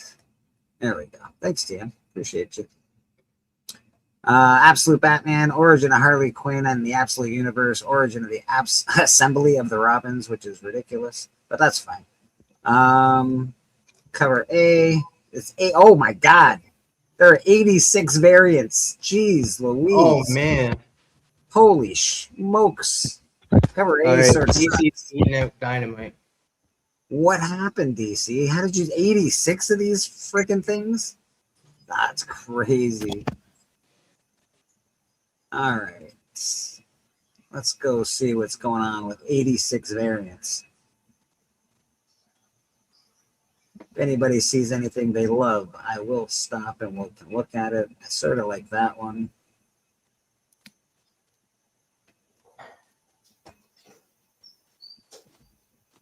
Cover artist Dan Quintana. Yeah, 86 of Who these. who is she? She's Harley Quinn. Oh, okay. This looks like it's a wraparound, so that'll be cool. got Very a lot, frenetic. yeah, it's got a lot going on there. Color's pretty cool. You Again, gotta say that the people that are doing the absolutes are really making the effort and quality control as far as for the number and variety and quality of the covers they have. They're not taking it for vantage. For granted. They're swinging for the fences on these. yeah, this is a great cover. Cover artist Miko Suyan. Yeah, that makes sense. He's really good. That makes sense. All right. Yeah, so there are some nice covers. I don't know how available they'll be to everybody because there's so bloody many of them. This one's only limited to 2,000. Doesn't look like nearly as nice cover as I just showed you, but it's limited to 2,000. The Suyan cover is probably my favorite so far. There's a lot of set, like these covers are all the same. There's like 2 or 3. They're just different color palettes, which they seem to do a lot lately. See what's happening with this guy. Perillo. And Dan Quintana, that's the guy whose stuff is going for just crazy money, right? Is I that think so? Yeah. This is awesome. Brillo knocked it out of the park. What, did they shrink his head like Beetlejuice or something? I think Bane and Batman have shrunken heads now. I'm pretty sure. They got humongous bodies with no head. It's pretty ridiculous. Don't get a big head. Okay. I never will. Don't worry. Yeah, a lot of the same covers. So we got some Batman bondage. Bat bondage is good. Right, we got a little bat bondage. Look how huge he is. It's crazy, bro. That's awesome. All right, cover artist is Ariel Olivetti. Very nice cover. This is really nice. So I got to give it up to Olivetti for that one. That's kind of a cool cover, actually. Right. We got some absolute Joker on here. That's pretty dope. Man, look at that. It's got skulls. It's got all the bells and whistles. It's got the hair, the wild hair, and the jeez Louise. And he's got the double tail. Yeah, this is pretty dope. That is a pretty awesome cover. Let's see who done it. Who did it? Bjorn Barons. Bjorn did it. He's been in the fjord too long. I think Matt Spotty was talking about that book, and he said like he's not into DC, but he really loved that cover. It's a good cover, bro. It is a killer. We got a little bit more bat bondage. Not the same kind of bat bondage. Not as good a cover, but still bat bondage. Harley looks like she looks like not much. She looks like 2026. Which is fine, I guess. That's your thing. Okay, a lot of the same similar covers, like 2 or 3, 4 kinds of them. There's a cool There's a skull top left. Skull breaking through some glass. Pretty typical. Broken glass and skulls. That sounds good. That's a good start. Yeah, nothing wrong with that. Pretty typical Batman stuff there. God, how many covers did they do? 86, Steven. 87. Good Lord. Is that a bit excessive? A little, I'd say. A little bloody. Is this Two-Face? All right. Let's see what Two-Face is doing. I do like the look of Two-Face. Two-Face is a chick? Looks like it. Sadly, guys, I'm going to have to step out. Looks like the doggos need some time outside. No problem, buddy. Go ahead, Griff. Griff, happy to see you. Yeah, happy 4th of July, Griff. Cheers, man. All right. Fabrizio. Yeah. I'm not really into it, but it's all right. Doesn't look very good. Got the playing card. Playing card. We got her. See, like Harley Quinn is like a little mix between, like she's wearing that red hood. I'm like, she's like a mix of red hood. I don't mind. I like her in the Harlequin suit. I'm so old school. I really prefer her in the Harlequin. I really do. I don't mind her with like, the short punk rocky look that she's got. Like she looks cool in this. She just definitely looks like 2026. So too butch. She's not feminine enough in that because she's feminine. Well, she's feminine to somebody, I'm sure. Just not us. I think her and Poison Ivy's, are they still dating in this? They're probably not dating in the Absolute universe, but in the regular continuity, they are. So I don't hate this. This is sort of a wraparound. It's got good colors. Batman looks the same. Harley looks tiny as heck. I don't hate it though. It's pretty nice. It's pretty cool. I guess it's the red that's drawing me into that. I don't hate that. This is just the first book. Oh my god. How many covers do we? Yeah, this is pretty dope actually. Tyler Kirkham Web Store. Yeah. Jeez Louise, look at that. Yeah, that is something, right? That is something. Well, So what turns them into monsters, or are they just monsters and you just take them as they are? He's just basically putting the universe on its head. I think I haven't read up past issue 7 yet, so I don't really know why he's a monster. Harley Quinn's origin is revealed inside. Yes, this is the origin. I do like this cover. Just, I think it's an interesting composition. Study?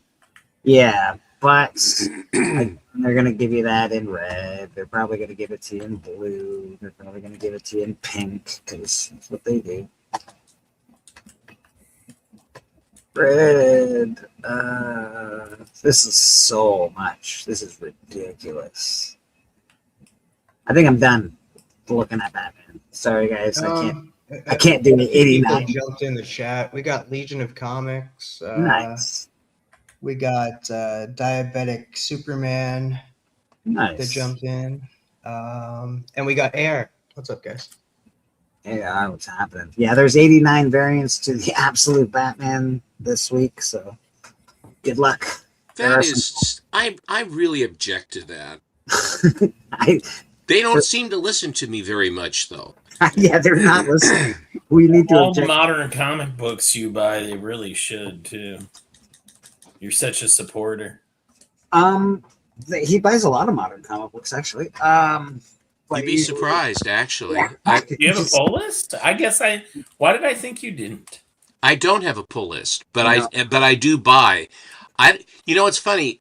It's easier for me to go and find ones I like and pick and choose than to basically be locked in and have them come. Because I'm much more cover driven than I am. Are you a cover A guy or variants? I buy the book. If it's if the A cover's the best cover, I'll go.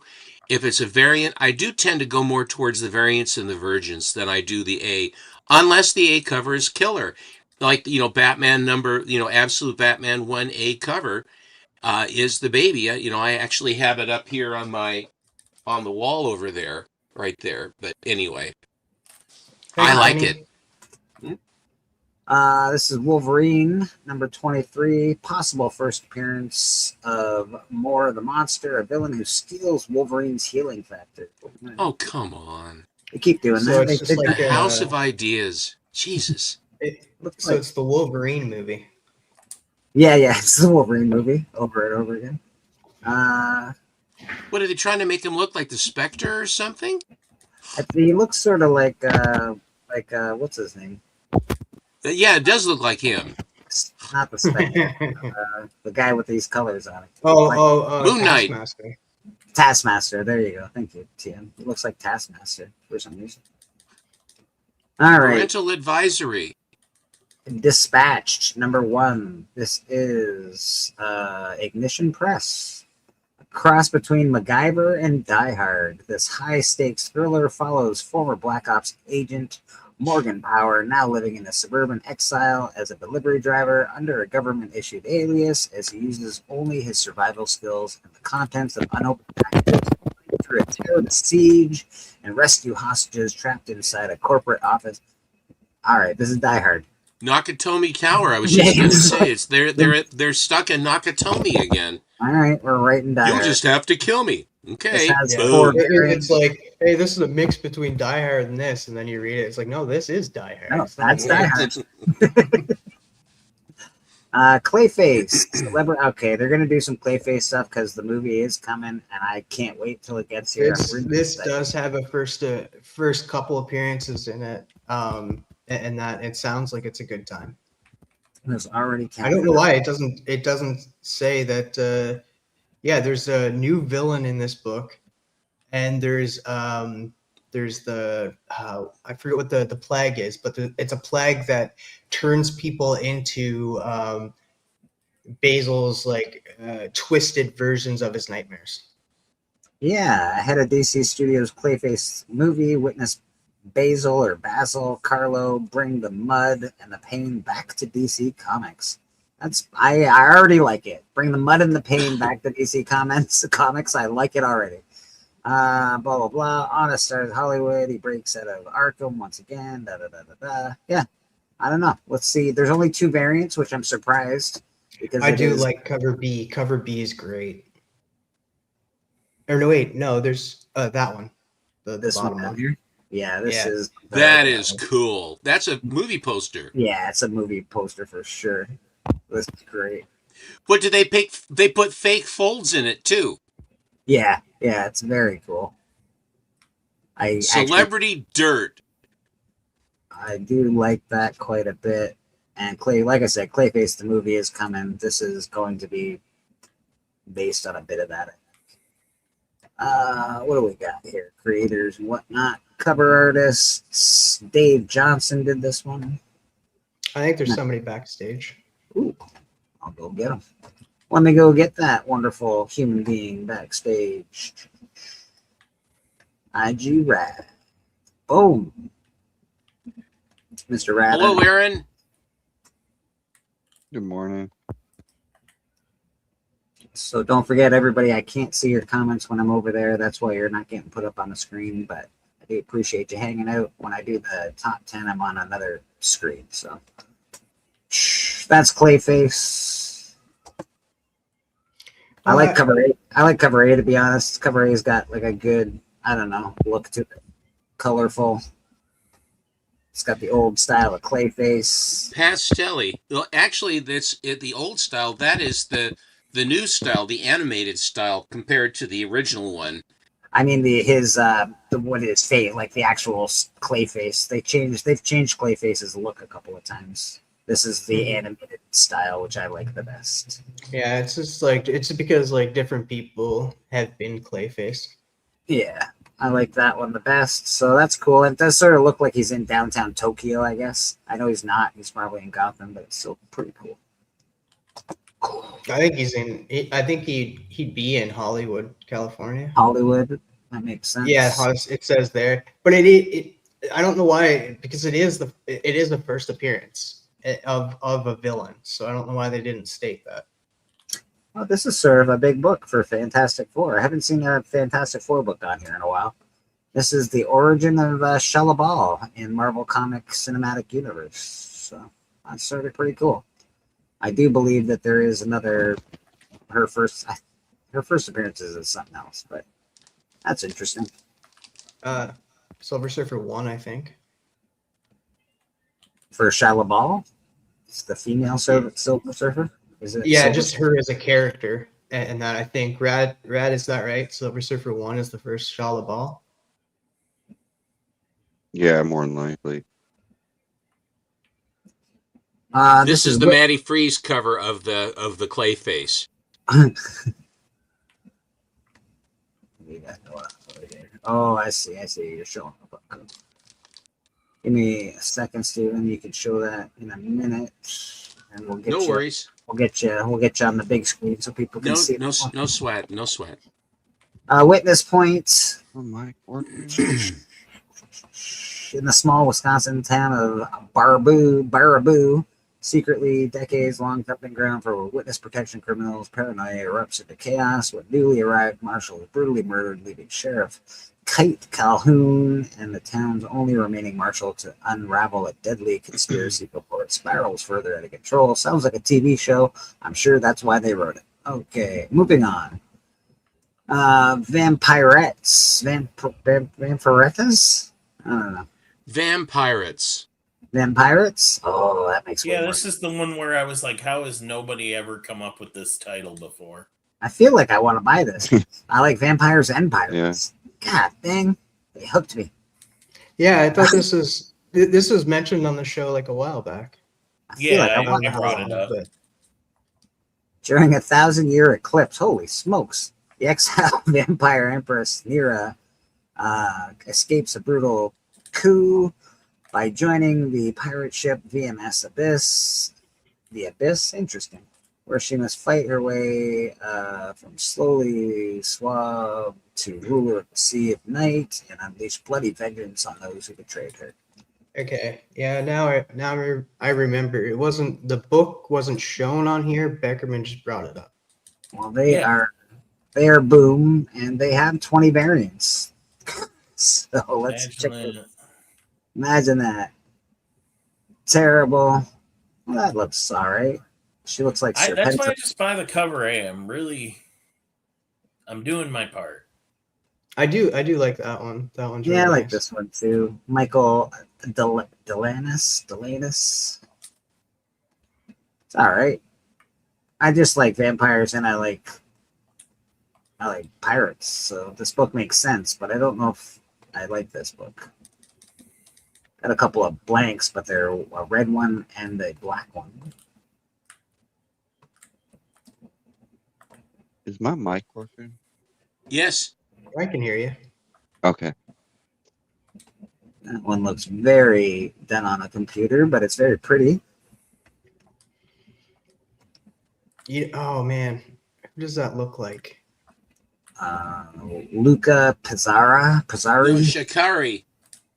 No, I mean like the face. Like who does that looks like somebody like an actress. That's Oh, what's her name from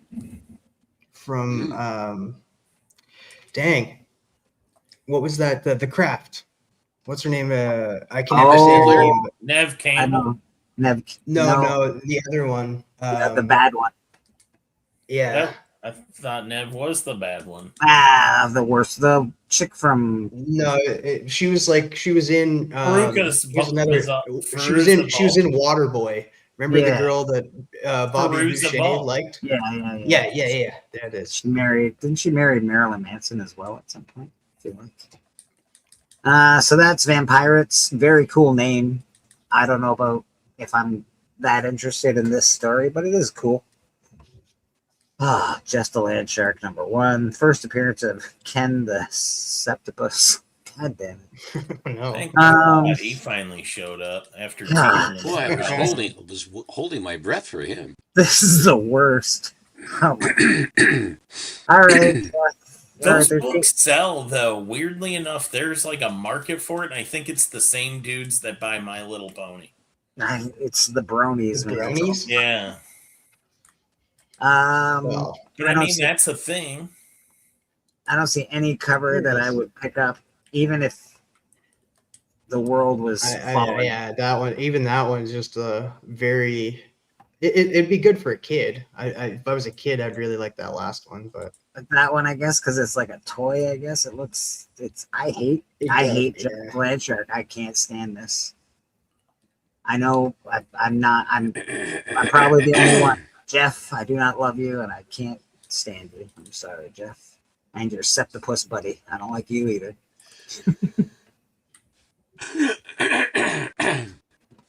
Starcross #1. After robbing the richest woman in the universe, notorious thieves Thenna Cole and Cody Blue become the galaxy's most wanted targets. With every bounty, yeah. You're not doing it for me, guys. Thumb and Louise in the future, if that's your thing. There you go. Boom. Trending 20. We'll glad to go through this one quick. yeah, the keys of the week were not that great today.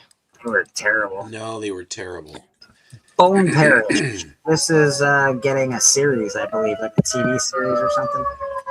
TV series with 50 Cent attached as producer. So this could be something. I do love the cover, cocaine and razor blades and skulls. Really not much not to love there. The limited series about a new drug made from the ashes of the dead. Oh, that Already sounds lovely. sounds pretty cool to me. It doesn't sound. I don't know. I think it sounds cool. So this might be worth picking up. I don't know. I haven't looked at it on eBay recently. Is creator owned? I believe it is. Yeah. Yeah. So it's just some guys trying to come up with a new idea, Yeah. I do think their it's own thing, make an indie comic like Murder King or anything else, like taking a shot. I think it's actually has a really interesting premise. Drug made from the ashes of the dead. It's got something. It's got something. We don't know what, It's but cool. it's 50 cents attached to it. well, that makes Like sense. I don't mind making fun of Marvel and DC when they just obviously are crapping the bed, but I really try to take it easy on the guys that are chasing a dream, right? Because as you know, as a independent comic book maker, these people are in many cases putting up their own money, time, for sure, efforts on trying to add to this hobby of ours, and Can I tell you I got a how lot of respect for that. Can I tell you how excited I am to put out this book and then have people just trash it? Oh yeah, yeah. It's gonna be my favorite. Hopefully, like a year from now, you'll get a tune into somebody's live stream and just watch them take a nifty dump on all your work. I'll do 2 reviews on your book, Blaker, the bad one and then the real one. Thanks, buddy. Appreciate you. These ones right here, like the Scorpion one and the Ram Man or something like that, Ramrod, are scenes, extra scenes that they've done in Spider-Man Brand New Day. Right. So they're like we're gonna see those characters in Brand New Day do those exact poses and scenes. This is trending again. First appearance of Creme of the Yellow Hills. First appearance of. I'm not even gonna try. Is that what you call that? Yeah, Ruthie. First appearance of Ruthie, Mary Knoll, and an ally to Supergirl. Yeah, Ruthie and stuff. I'm surprised this is trending, considering that a lot of people didn't like the movie. Maybe they think they can jump on it now because they were hoping it bombs. That's true. That's because it was really high for a long time. So, but it is interesting thought I'm having, Bleak. Like, will you go out and seek reviews of your book? Like if somebody let's say somebody does review it, and you know in advance it's bad. Like they're just baptizing you. Would you watch that, or would you want to avoid that? I think I'm a pretty sensitive dude. I'd probably try and avoid it because I think it would bug me. Obviously, it's going to happen. Someone's going to say it. Someone's going to say yourself out there. So, I mean, you're definitely open to ridicule at that point. That happened. Yeah. Anytime you're on a YouTube, I'm doing this show, open to ridicule. I'm open to people taking clips and doing stupid stuff. Anytime you put out your thoughts on paper, absolutely. You're opening yourself up to people going, this guy sucks. Absolute Evil #1. This is just a cool book. I would go get this. If you're into the Absolute Universe, I would definitely get this book. I don't have it. I really think I should. Yeah, I need this. I kind of do want to get this because it is the introduction of Green Arrow, even though he dies. And again, it's another introduction of the Joker in full human form. Whatever. They keep doing everything is a Joker introduction, Joker this, Joker that. I'm gonna have to buy all the Absolute Batman books. Absolute Batman #10. Waylon Jones introduced as Killer Croc. Introduction of Clayface as the Clay Biome. First appearance of Dr. Arkham. Interesting. All In #1. First appearance of everything in the Absolute Universe. Is that finally ticking upwards? No, it's about the same price as it's always been, which is silly. Amazing Spider-Man 400. Death in the Family. Is this the Death of Aunt May, right? Pretty sure. Yep. I think I have that. I tried to sell this last week and nobody would buy it, and now it's trending. See what you get? Now it's $30. Screw you guys. Shaolin Cowboy #1. Increase in copies sold this week versus previous week, including various Shell and Cowboy Taylor's published. Revisit the property following renewed attention from a release of Shell and Cowboy staying AI. Oh, okay, something about AI. Absolute Wonder Woman #1. Susie likes that book. Yeah, she bought these off at TM actually. TM gave her this one and a couple other cool ones for this. Yeah, attached to it is like a black and white one, and then I think the second print as well. I just added those. This is Absolute Batman, the first introduction of Catwoman in costume. I think I sold that to Steven, actually. There's Absolute Martian Manhunter. I hate the art on these covers. It's the worst. It's different. I don't know if the story's good. People didn't like it. It might be better now. How, like, TM, I know you weren't a big Martian Manhunter? Yeah. I didn't like it. It's I ended up dropping critically it. acclaimed. No, the Absolute one? Yeah, Absolute Okay. Martian Manhunter. That didn't it win an Eisner? Something like that. That's what But it's I like had nobody read. I Maybe I'm know wrong. stuck with it. Like, Yeah. I'm several issues away from finishing the story. Like, I made it. It's about only halfway. 12 issues too, and like I just it didn't I didn't enjoy it. But so I critically just kinda acclaimed. dropped Like it. the people who did read it are all like people with that write industry reviews, and they all Lettered reviews. right. So like, yeah, it won trophies. It just didn't get monthly readers. Yeah, it didn't pop off like the other ones, right? Like even Superman and Wonder Woman they obviously didn't go quite as hard as Batman, but they popped off a little bit. Because Batman, like sadly, Batman is the cash cow at DC. Wow, that's all DC has right now, sadly. First appearance. Well, they're branching out pretty well though, and they're doing variations of a They're theme, and all beating the Marvel's villains. pants The off, Rogues but- Gallery of the Bats is resonating, and then the other characters coming in. I'm not a DC fan. I love DC, but I'm afraid. I've been touting this book for a while because Yeah, I think he's going to play a bigger Superman. part in Spider-Man: Brand New Day than we think. So he's the crime boss in Brand New Day. I thought he was supposed to be in the Noir for some reason, but I must have got my. He my- was he was just he was one of the villains in Brand or in Noir. Noir. So he's going to be in Brand New Day as well. Yeah, he the actor playing him Condor, and that this rap name, but he was Tobias Whale in Black Lightning. So Okay. I do like that actor and stuff. Like it's not confirmed that he's going to be playing like the big villain, but I think he is. So Cool. This is a good Absolute I got this one for the Joker stuff. Absolute Batman 15, Origin of the Joker in the Absolute Universe. You also get the cover appearance of him in his demonic form. This is Absolute Superman #1.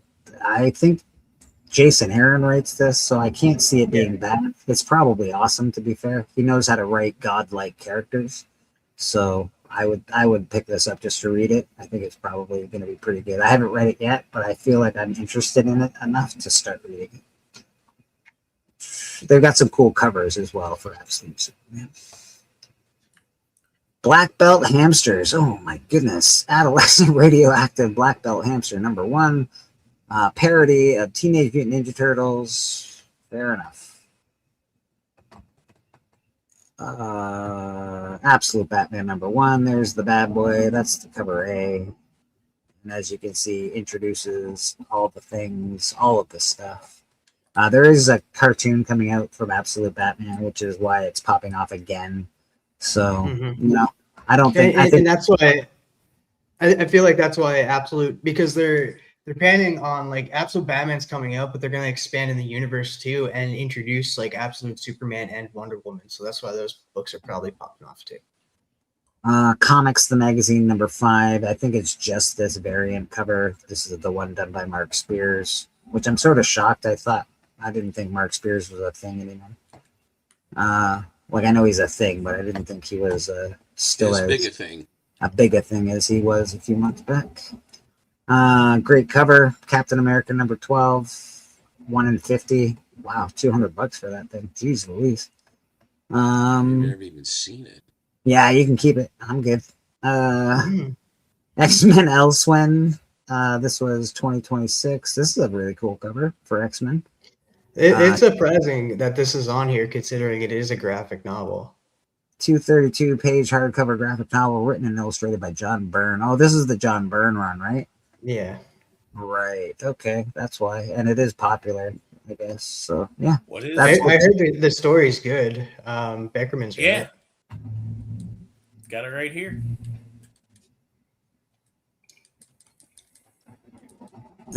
Renewed attention. Yeah, I don't know, man. Looks all pretty good to me. Pretty normal stuff. Regular stuff driven by movies and TV, and then of course the new stuff did not look good this week. Was there even a book that I was like, oh, that looks very interesting? Clayface. Clayface, yeah. Ugh, sad.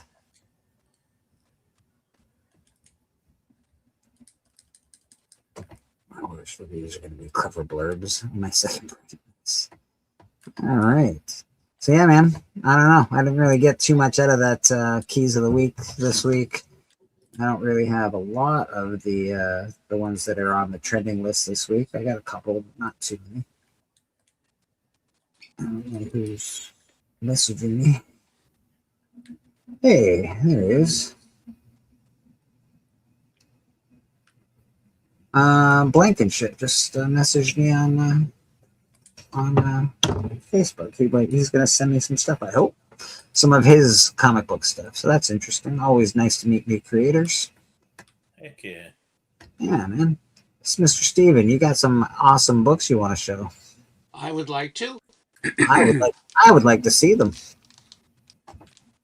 Oh, that's a Matty Freeze, isn't it? It's a beauty. He did this one before the buzz started. And who's Matt Freeze? Matty Freeze. He's an artist. Okay. He's on the Astonishing. He sells. He will parlay. I just bought that Storm cover that he did. Yeah, it was a really nice Storm cover. This is the Saint number 3, and this is by an artist named Alan Ulmer, who did. I think they are thinking that he's the one who drew the first cover to Black Terror in the Golden Age. Black Terror 1. Really missed opportunity for his bad guy not to be named the Sinner. It would make sense, wouldn't it? Wouldn't it though? Right? This is sort of a departure. Everett Raymond Kinsler did this cover. And who's Raymond Kinsler? Another one of the artists of the Golden Age. Okay. It's the son of Old Man Kinsler. Old man Kinsler. Okay. Son of Old Man Kinsler. Nice. Many sons of Kinsler.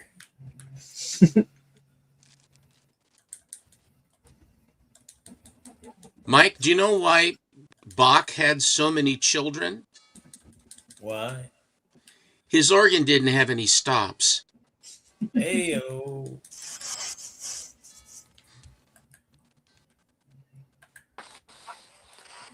Reduced to make an organ joke. Come on now, guys.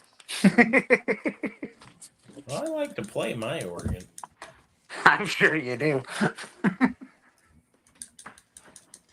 This is a Canadian Superior Comics Secret Romances. Here he is in downtown Toronto checking out Connie's fanny. He says, hey! Sometimes a nice fanny will grab your attention. Sometimes? Just gotta say hello.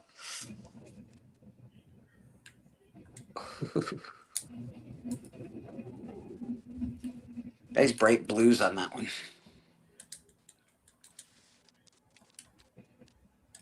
Hey, I know somebody else that has that book.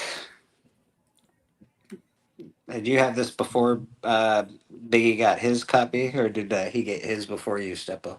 He got his before I did. Ah, That's all right. the audacity.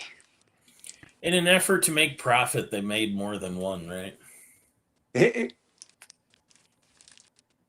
Nice, nice.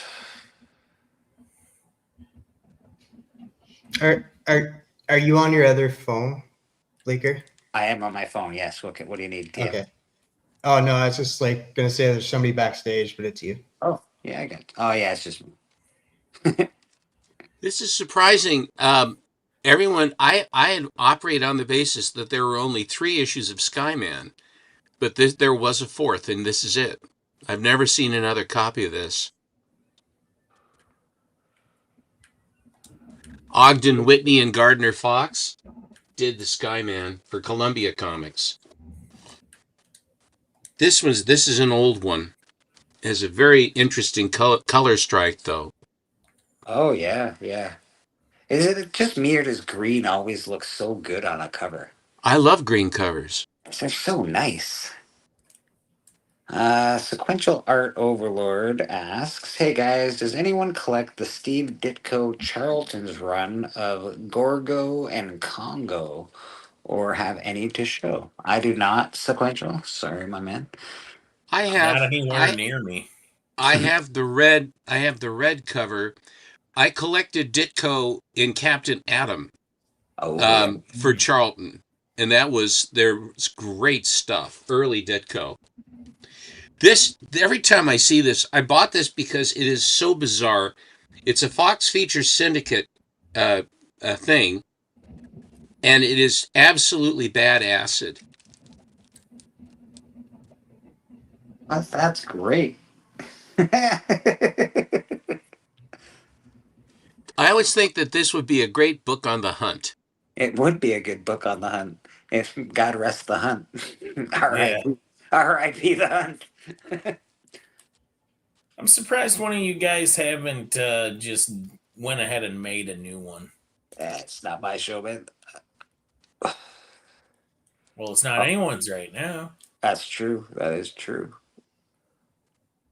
This is an Ogden Whitney cover. He did a lot of ACG stuff. I can't imagine what's going to happen to that poor girl. She's in a red dress. Something bad's got to happen.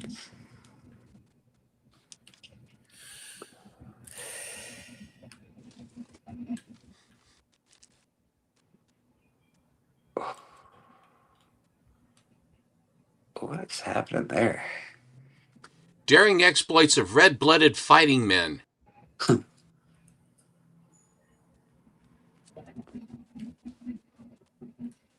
How was your 4th of July, Stephen? Was it everything that you enjoyed? Was it relaxing? Was it fun? What did you get up to yesterday? It was uneventful and fortunate, and we didn't have an enormous amount of fireworks.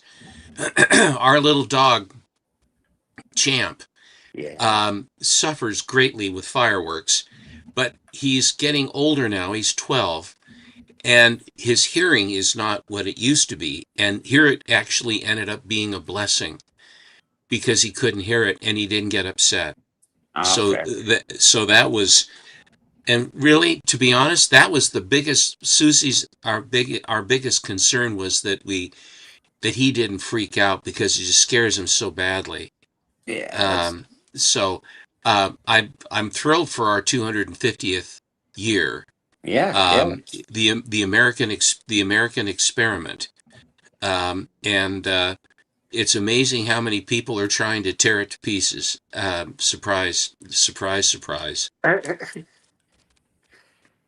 It's the age of tearing everything down, Stephen. That's the age of the internet, I think. Tear it down. This book is a Marvel comic. Hey, I like space. And I like squadrons. What's not to love? When have you ever loved squadrons? Yeah, I'm not really a squadron guy. You're true. That's true. Or anything for that matter. I love space. Stop it. I love space. It's all right. I need more space. We all need more space. You always say that. You're just unavailable. Sparky Watts. All right.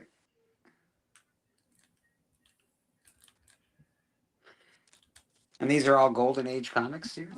Yeah. These are all from the Age of Gold. Age of Gold.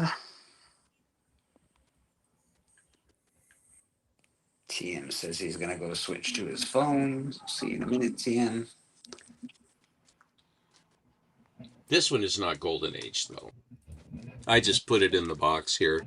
Ah, hey, man. Come on now. You got to have a little Speedy Gonzalez in your life. That's awesome.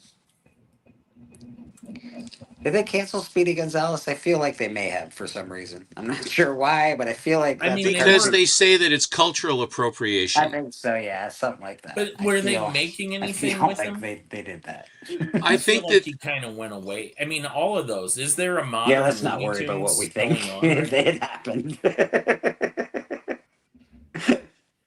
now? I know Pepe Le Pew got canceled for sure. yes, just no sense of humor. This is their ilk, is that they have to be victims and upset about everything all the time.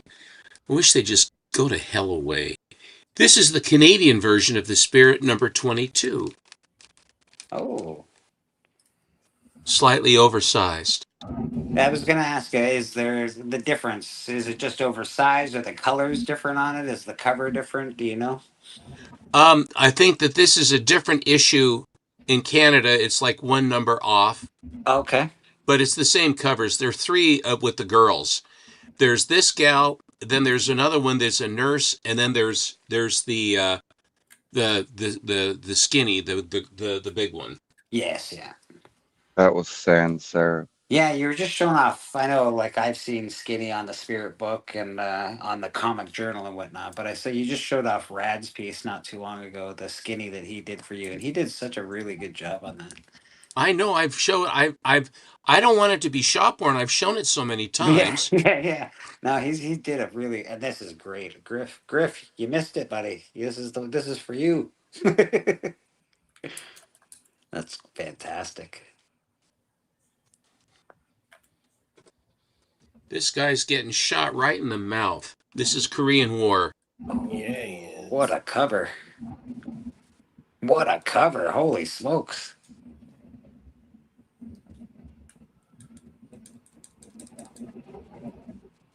Then from the ridiculous to the sublime.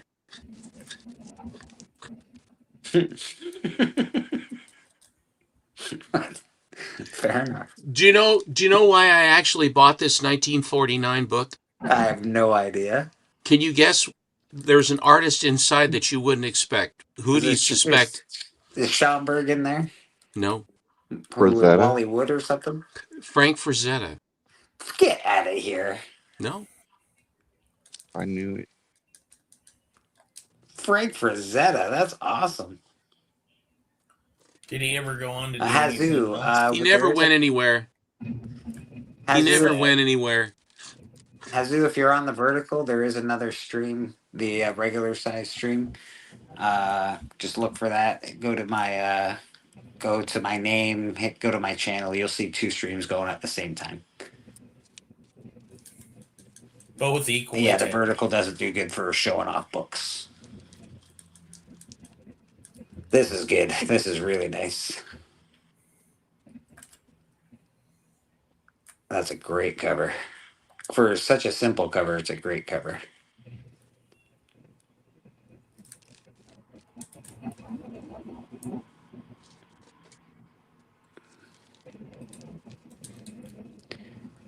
Oh, what's happening here? She's getting carried around by a dead person? That's what it looks like.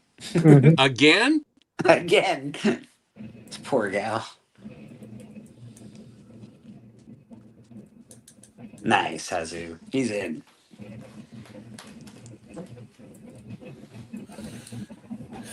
These are up my alley now. Did you notice that they're not zombies, they're zombies? Well, why weren't they allowed to say zombies? Someone had the rights to the word zombie, or someone misspelled the word. What do you think it is? I feel How would an editor miss that zombie has only one O? I feel like somebody. I don't. Did anyone ever have the rights to the word zombie? I don't think that's true. No, I Maybe, thought but it. I don't I know. thought it was due to. Wasn't it due to the Comics Code? Yeah. Well, this is pre-code. Oh, St. never John. mind. This is a St. John book. Huh. I wonder why then. Maybe they wanted to try to copyright their own version of it. I always just think that Zombies was- someone misspelled the word. Yeah, and it got through the crack. And it managed to sneak its way through. Damn it, Steven. I always feel Hello, like Matt. I kick up my collection when you show great stuff.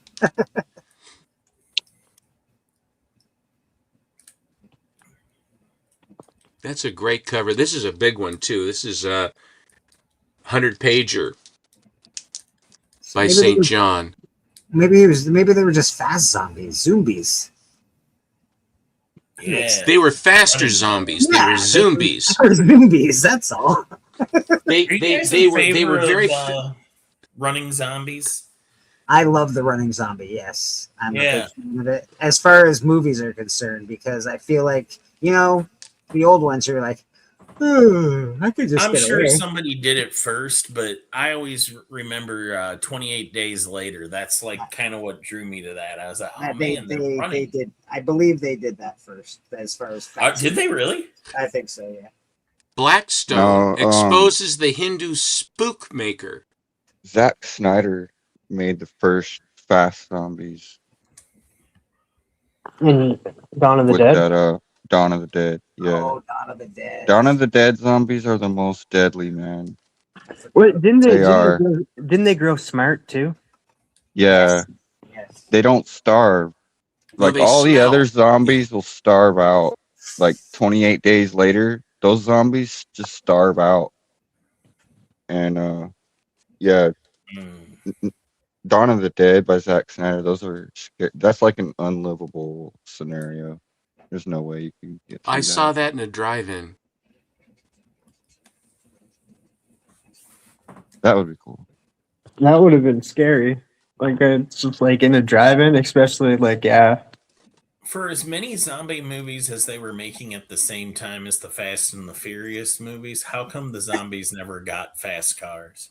Because they weren't zombies then. Oh, then they would be zombies. Zombies behind the wheel. Yeah, then they're all about A very zooming. short movie. You know what you just started, right? Like next week we're gonna see just announced new Zombies movie. Yeah. Gotta have 'em. You know what a zombie is all about? Family. These are these are not expensive. These super magician books, but they're fun. When did the Fast and the Furious get here? We're all about family. Yeah, but it wouldn't come out that way. It'd be like I like this book a lot, actually. This is a good book. I'm not, I don't know. This is just a good book. It's cool.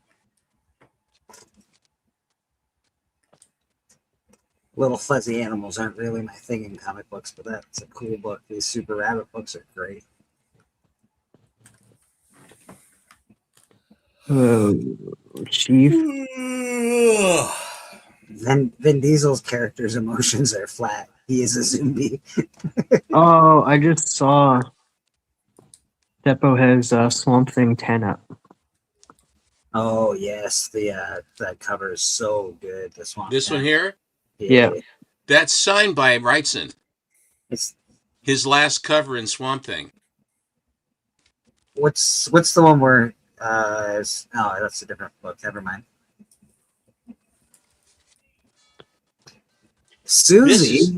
Susie all over the place over there. You got Susie books, you got Susie Q, Susie's everywhere. It's the Susie Festival. This cover, I bought this. I couldn't believe what I was looking at, and it's a Harvey comic. Teenage Brides. Eek. Oh. She's about 14, Harvey. and they're heading into the motel, and he's very happy, and she's so happy too. I don't think she would be that happy. That is something. It was a different time. There was a different time.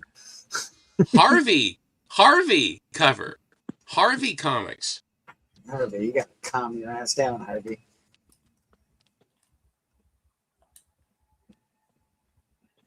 Oh, Buzz, look. If we sit still, maybe it'll go away. And he has the box full of toy spiders right there. Her vision isn't very good. Just 2 sandwiches and the battery powered radio and a thermos. Although the thermos is filled with gin. Well, as a thermos should be filled with gin, right? That's astounding color strike, Steppo. So you have us all talking like you, Steppo. By the way, your voice echoes through this community. Look at the color. Thank you. Oh, look at that. It's really true. I say it. It's ridiculous. I hear your voice in my head when I'm looking at comic books. So. Well, I'm glad. Thank you. I don't know why. I don't know why. I do hear Steven's voice, but it's him as who's the Oh My guy from Oh My. Star Trek. Yeah. Oh, George Takei? Takei, yeah, he's doing a. I remind you of George Takei. No. It's your voice. I'm gonna need more explanation. No, okay. Here it is. It's your voice, but doing an impression of George Takei. Oh my! Yeah, I don't know why. It's just Yeah, that's what he reminds me. What? I got the warmonger in my head. You don't want that book. That book doesn't have a good color strike. Get out of here. What are you doing? This one I bought, and then I saw another copy, and then I realized some kid put a cigarette in her mouth. Oh, it's not part of the book. Some kid drew it, and I said, I like this better with her cutting a butt. That's actually nice. It looks like it should be there, so I'm in. I'm down. And I said, oh, that isn't part. I like mine better. I want her smoking a cigarette. To be fair, I don't think they're in the golden age. I haven't seen a lot of women smoking cigarettes. I've seen men smoking cigarettes on covers. No, the women do. No, they do. They do. But it's this. But smoking a cigarette, like she's so tired of being with the snakes, it's no big deal. And she's a carny, so she's even though she's with the serpents, why she's cutting a butt. And watching Captain Kangaroo.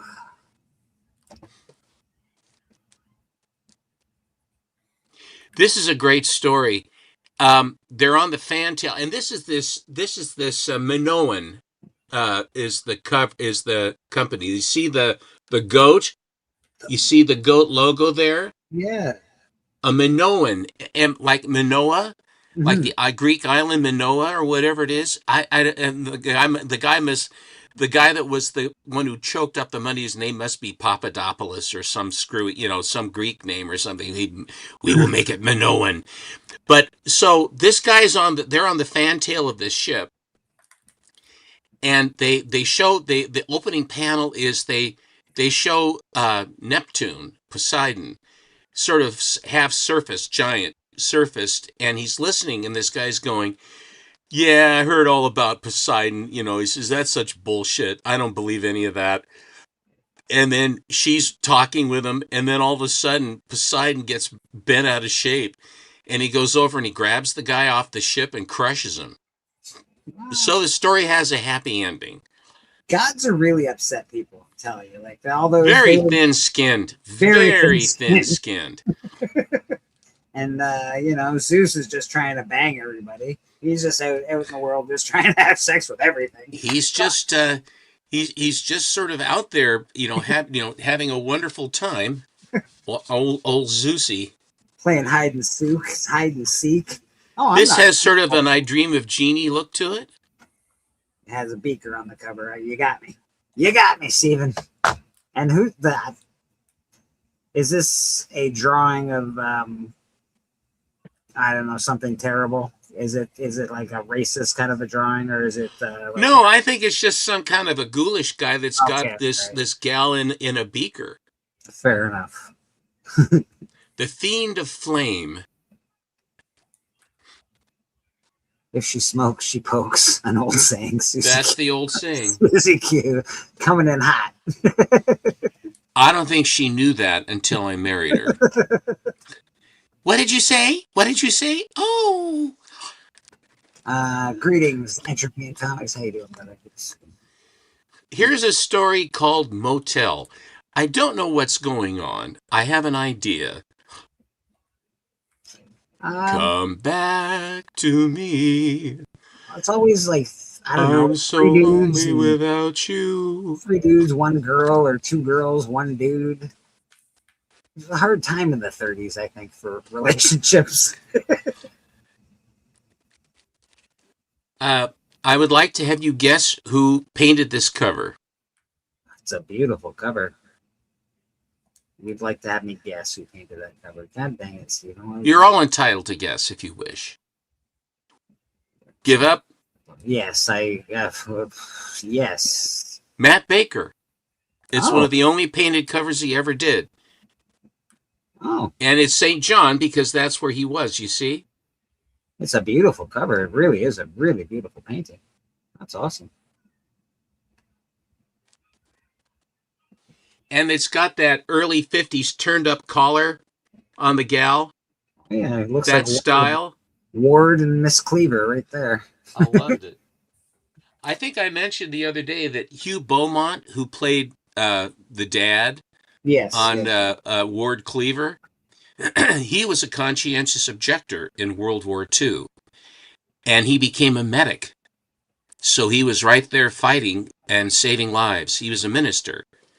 That's and he cool. he couldn't. And I like that movie where the guy that played Spider-Man, where he's this guy that rescued all these guys in the war. He was a conscientious objector. Yes. And he became a medic as well. And they're pulling all these guys down off this mountaintop that the Japanese are just killing them left and right. It's a true story. And they're wounding them, and he saved all these guys. And they said, Joe, I thought you were gone. Yeah, I thought you were gone. And he says, who brought you down? He goes, Jones, or whatever his name was. Joe. Jones, and who else? He says, just Jones. And he says, God, let me save one more. God, let me save one more. So he brings all these guys down. And he's religious. And then at the end, then they had this scene where the commander is radioing these guys. He says, okay, take off. And he says, just a minute, sir. He says, what do you mean, just a minute? He says, we're waiting. He says, what are you waiting for? He says, we're waiting for Jones to finish his prayer. He says, who the hell is Jones? And it's the medic that saves so many of them, saying a prayer before they go into battle, and all the guys are standing. It's very powerful. I loved that scene to me. And the guy that played Andrew Garfield, I don't know if that's the guy's name. I think it is. I thought he played that role beautifully. I thought that he looked completely trashed. I mean, I really thought that was quite a very, very powerful thing. It was a very powerful movie, a very good movie. Extremely. The World War I.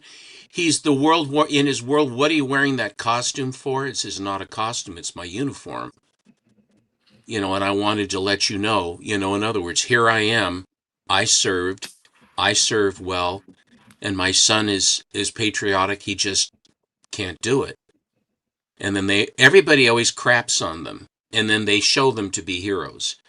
And there are a lot of guys that were COs that were schmucks, but there were a lot of them that actually, like Ward Cleaver, like Hugh Beaumont, who actually, and that guy that was on Hacksaw Ridge. Different time, different generation, man. I don't know. I don't think the outcome would be the same with today's generation. That's for sure. Maybe, hopefully they step up, but who knows? These are Matt Baker covers. Oh, just the Matt Bakers. Nothing too serious then.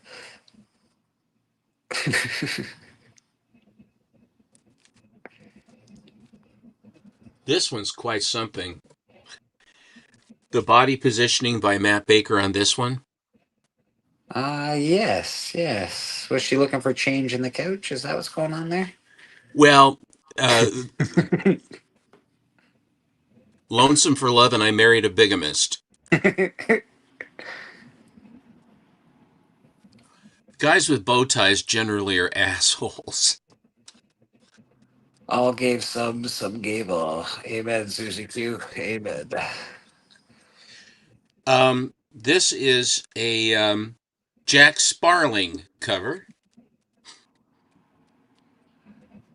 That's nice. See those Spike Marines? and Bat, fightingest devil dogs of them all. There's some happy Marines right there. Not often you get a sight like that on the battlefield. It could be a trap. Who cares? Ah, we're in like Flynn. This here, Terry and the Pirates.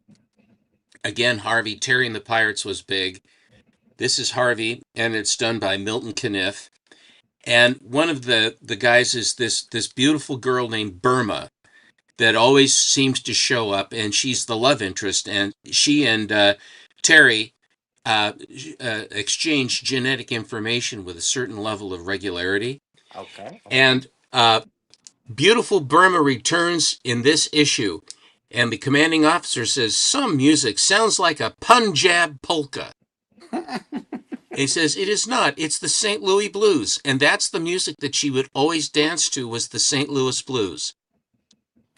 Very nice. Very nice. No atheists and foxholes. That's true. That is true.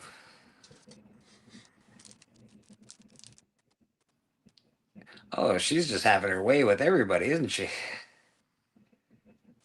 This guy doesn't appear to have too much on the ball. Wow. I think she's in All charge new there. Hot Shot. This is Hot Shot Charlie. Hot Shot Charlie is a Magoo. Here's a little Tessie the Typist. The title is amazing. Tessie the Typist. That's awesome. Someone was saying that Tessie the Typist, and they never show her typing. I think they have one panel where she's beside a typewriter, but all the rest of the time, Tessie the Typist ain't typing. Yeah. You Something could tells be me. fired from that job then. Yeah, something tells me she got that job on. She Looks gets her Alone. job. She got her job for other abilities. M or TM. I have to tell you that, but I can't tell you here. Okay. I told you this elevator stops too fast. That guy's not having a good time. Here is a Simon Kirby, and this is a thrill adventure. Here's Thrills of Tomorrow. Simon and Kirby, that's cool. Look out, Stuntman. Stuntman, Mr. Miracle, you know.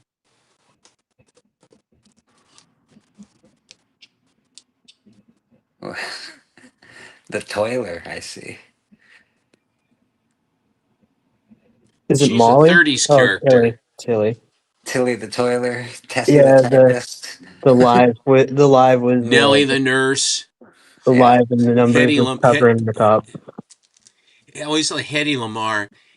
Headley, it's Headley. Or Topper. So Fritzy Ritz is there in a nice bikini, and her boyfriend Spike, or whatever the clod's name is doing this. Ernie Bushmiller did these. Back in the day, a very small lemon tree. In the early 1960s, in Seaside, Oregon, they have a big arcade. They have a huge arcade of pinball machines and air hockey and all this stuff. Now the machines are entirely different than they were back then. It was all old school stuff. And everything was like a quarter to run them. They were quarter machines. So anyway, but around the perimeter, they had ones that ran on nickels. And what they were these kinescopes, where you would wind up you wind up the it's like this gigantic Rolodex of pictures in this big cylinder. And then you would as you would wind the thing up, you drop the nickel in, and you wind the thing up, and then all of them then compress, and then there's these two fingers that hold it, and then it starts dropping the pictures as you turn the handle, Yeah. and then you have motion. It's like a motion picture with all these cards turning. And they had stuff like see the Great Lakes, Grand Canyon, Niagara Falls, stuff like that. And then they had one that was Dance of the Seven Veils. Now, I had a Buffalo nickel, and I said, "Do I want to look at yachts on the ocean? Do I want to watch the Grand Canyon, or do I want to watch Dance of the Seven Veils?" Oh, I'll give you three. I'll give you three guesses which one I went to. I'd say the Grand Canyon probably. It was the Grand Canyon. Yeah. She had a Grand Canyon. Anyway, so they have this. It's a mahogany box, and it had a big, huge pewter handle with a wood handle that the handle had a hole through it so you could rotate it. And then it had this pewter thing that comes up, and it had velvet all the way around it was old. So here's this dumpy woman comes up. I mean dumpy, 20s looking woman comes out. She does not have a good figure. And so they got this sort of flowered wallpaper and some Victorian looking furniture. And so she starts dancing back and forth as these gigantic veils start dropping. And so I'm like this, okay. And then when the very last card is it, then once you get the last card, the light bulb on the inside goes out. So at the very, very end, the last one is her bare enormous butt. And you wouldn't say it was a fabulous ass. It was a big ass is all it was. Well, I said, oh my God. And I had another nickel. So I'm going fast now through it because I want to look at this enormous ass. And I'm going faster and faster. And then I get to the last one and you just tiny motions to get the thing to hold up. And then so I got it like that, and then the light stayed on and for like 4 seconds, which is a lifetime for these things, for about 4 seconds. And then I didn't have to look anymore. Even at that age, I said, okay, I think I saw that. That's enough. But I always think of that when I see this cover. Yeah, they used to have those things. Disney used to have those Mickey Mouse things for kids. You remember those? Yes. Things you put up to your eyes, and you just clicked it, and you had the round things, the picture round thing inside of it. This is the famous groin cover, and this is a double cover. Oh, geez, Louise! Not only is it a famous groin cover, it's a famous double groin cover. It's a double groin cover. Double groin probation.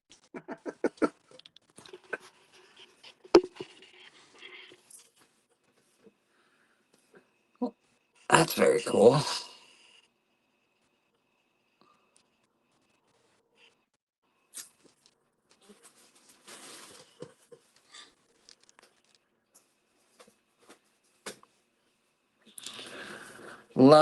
Searching for love in all the wrong places, I think.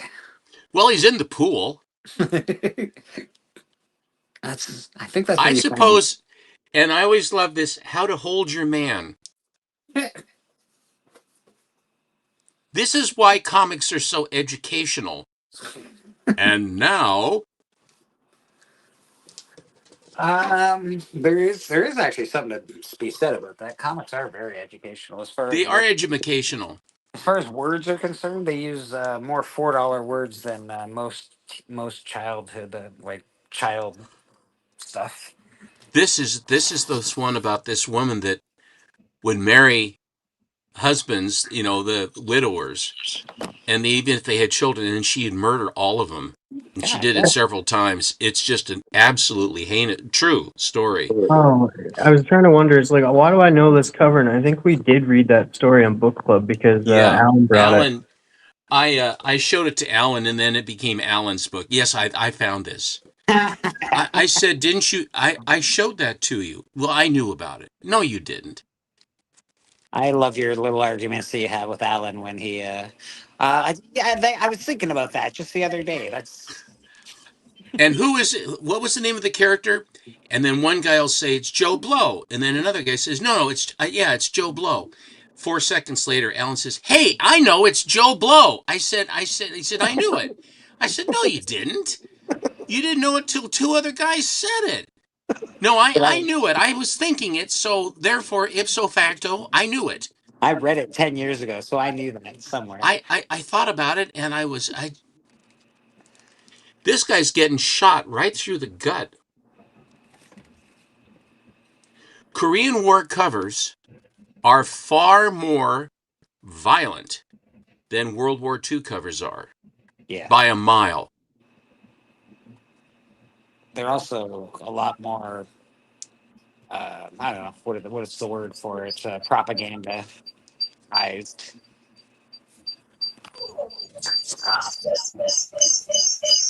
Sorry, Stephen, I'll leave it to you in a second. Sorry about that. That's my jam. Holy smoke. Are you feeding back, my friend? Yeah. There we go. That's better. We're better now. Ooh, Buddha. Oh, Matt Baker. I'm very interested in Buddha. Well, then you must have more. I think I must. Oh, Buddha's very. There are only 3 issues. She's a lovely little girl, that one. South Sea Girl. This basically this is 7 Seas reprinted Cool. by Ajax Farrell. So that's a reprint then, Stephen? These Buddhas? Golden Age. Yeah, but they changed the name. They changed the name to Vuda rather than Alani or whatever. Isn't 7 Seas 1 like a really big comic? No. 7 Seas 4 and 6 are the big ones. Okay. 3 is okay. 1 is sort of a departure. He doesn't hit his stride till 4, and then he makes it, and then 5, and then 6. Okay. But 4 and 6 are the 2. This is where they take all these remainders and they would just rewrap them and send them out. It's an amazing survivor for a Fox Features book.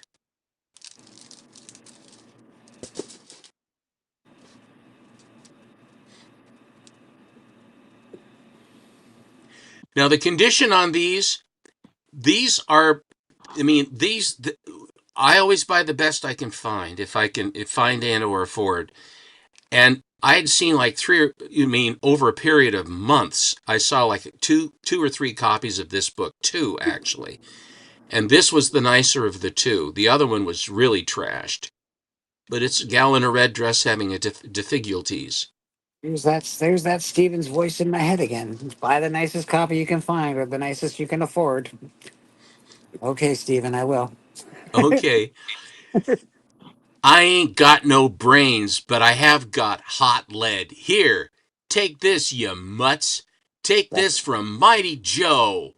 I love that comic. That is a fantastic comic. Brad. That is very cool. Now they reprinted this without the blood, without being shot through the hand. Ah.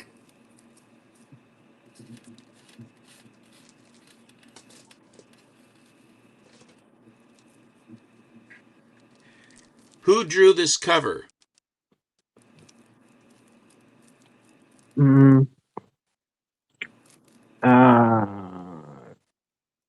Wrightson? No. Joe Kubert. Is that a Kubert? Mm-hmm.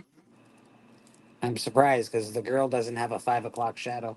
That's the reason why it was so, is it Kubert did this? It was a surprise to me, too. Don't get me wrong. I like Joe Kubert's art, but his art on War High, if there's a chain, she also has a 5 o'clock shadow. They just reprinted this, I think, as a new comic. I think. I have a reprint of that comic. Like I have the first reprint of that comic from the 90s. This is Al Williamson. We got to get back to the 90s.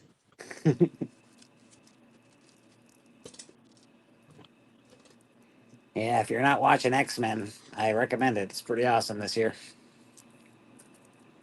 This is K-Bar Kate. Do you know what a K-bar is as far as a generic? No. I do not. No. It's a marine Isn't it a knife. knife? Yeah. Yeah, it's the knife that the Marines carried Okay. during World War II, a K-bar. I have several. I sold all of my firearms, but I kept my fighting knives and swords. I kept those. Aren't those going? I hate them. They're your son likes knives, right? Like that's Yeah. yeah. You know where I'm going with that. What Like your about son a likes gun that those. shoots knives? A gun that shoots knives. I think Constantine has one of those. Yeah, that'd be badass. Western killers. What do you think about Western books, Steven? Do you think they're going to pop off soon? No. Because our culture is not that way as it was back in the 50s and 60s. It was extremely Western centric. And then there was they basically just finally there was just a plethora of all these Westerns from all the different networks, prime time.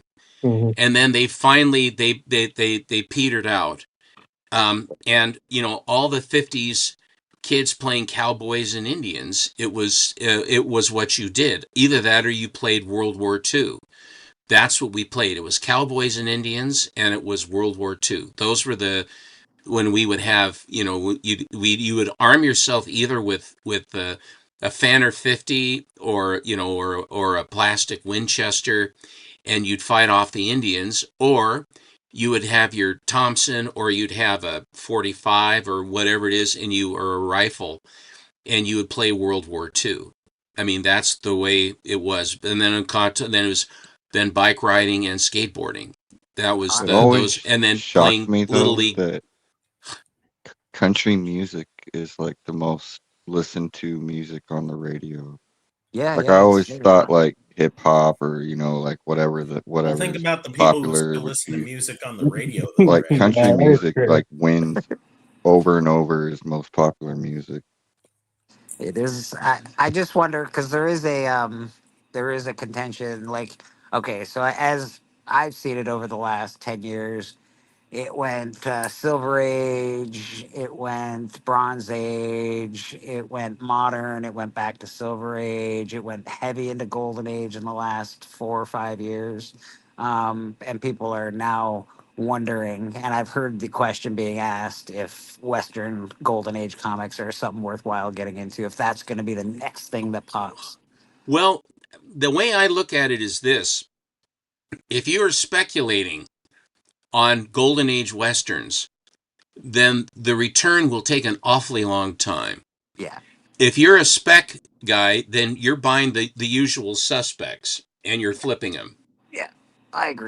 That's what you want. You want something that is portable and what have you. Westerns just do not. You look at all the Dell books that feature Western covers and stuff like that. And then also the Westerns of the, you know, and they'll have Schomburg doing Western, does Westerns, Bronco Billy and stuff, but they just don't have the same cachet.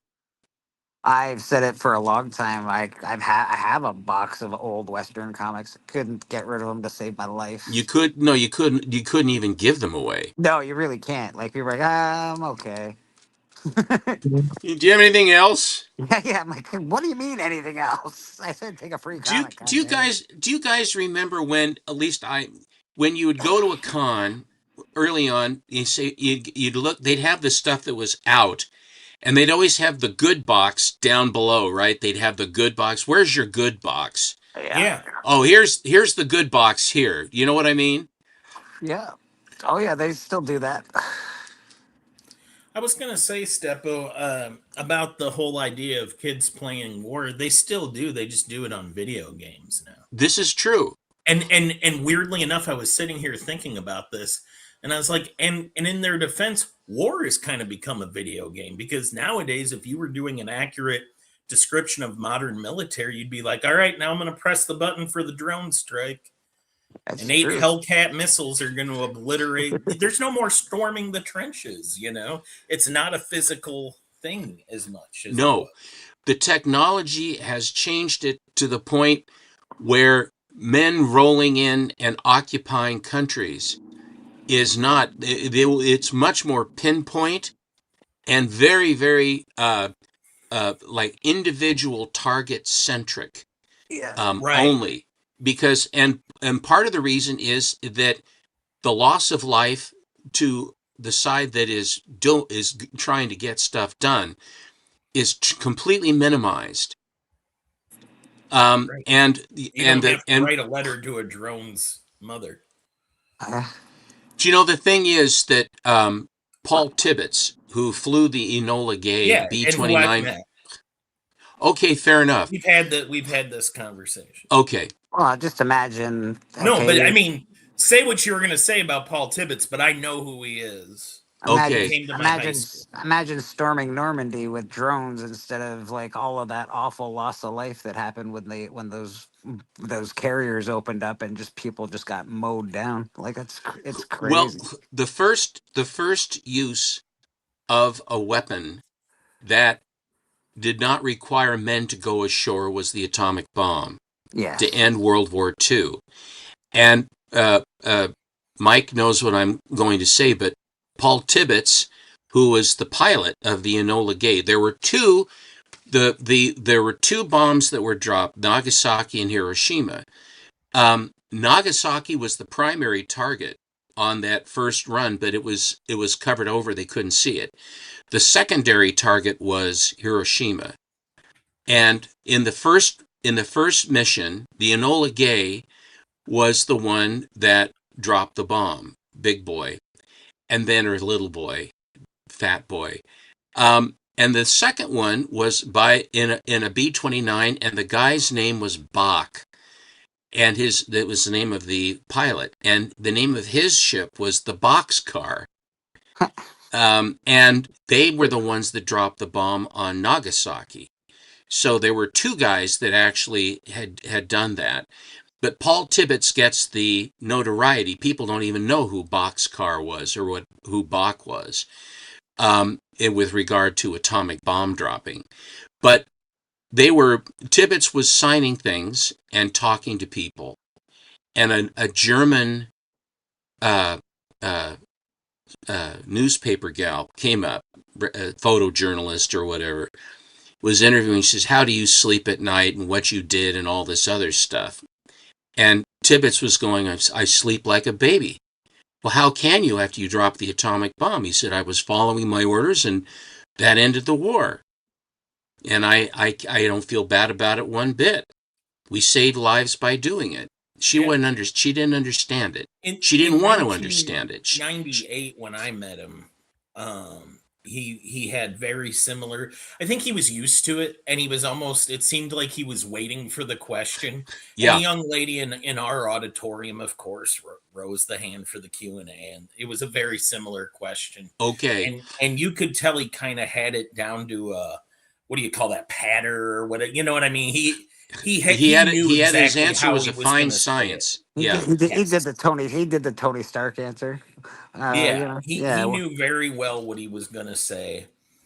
And but also you could see it on his face. He for him, he absolutely felt that way. Like he did. And there's a strong case for it. You know, he saved a lot of lives doing that. Millions and casualties on both sides. And right behind this gal was a guy who was a old fella. Well, I heard that too.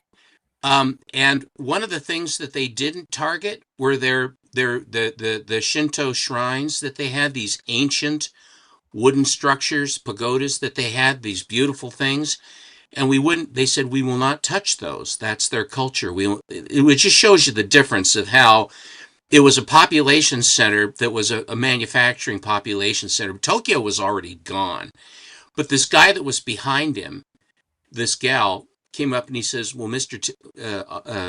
Tibbets, Colonel Tibbets, General Tibbets, I am so thankful you did, because I was bobbing around in a transport in the Sea of Japan, getting ready to basically storm the beaches of mainland Japan.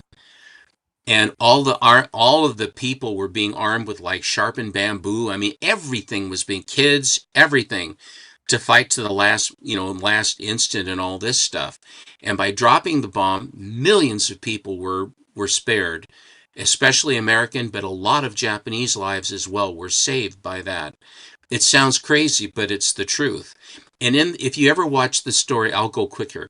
During the in the war series that was done, the World at War with Laurence Olivier as the British production of Laurence Olivier narrating, they were talking to one of the guys that was in the head council in Japan, and the way it worked was there were competing thoughts about what was going on. The Army and the Navy hated each other because they each wanted more of the resources, the limited resources Japan had to prosecute the war. So the Army was arguing it should be given to them. The Navy was saying it should be given to them, and they didn't really work that well together at all. It was adversarial, crazy. But the bottom line was that the Bushido Code guys, the Army guys, were convinced that they could hold on to what they had and then sue for peace. And they said we warned them and warned them and warned them and warned them that we were going to do something. We're going to bomb them. Leaflets.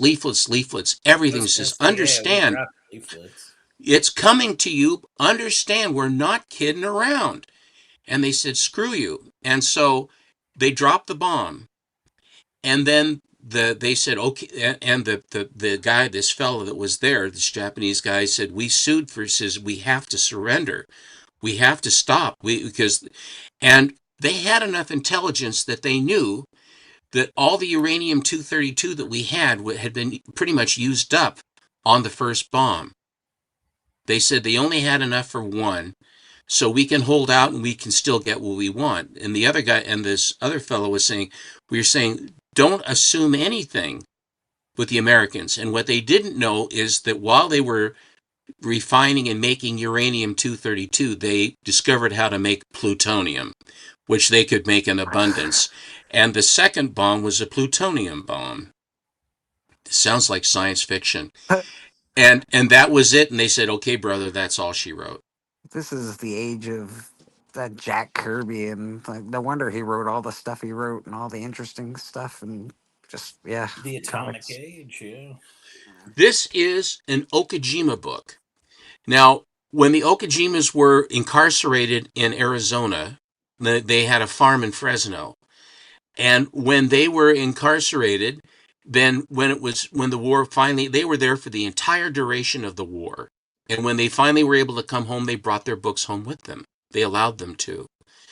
And so after the war, they continued to collect comics until the code came. So this is a post-war Okajima. Very cool. I like the Okajima story that you've. I will always say I know very little about comic books in comparison to a lot of people, but I didn't know anything about the Okajima story, and I think it's a really good story.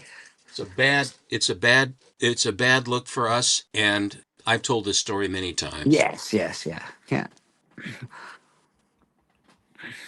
Oh, Willie.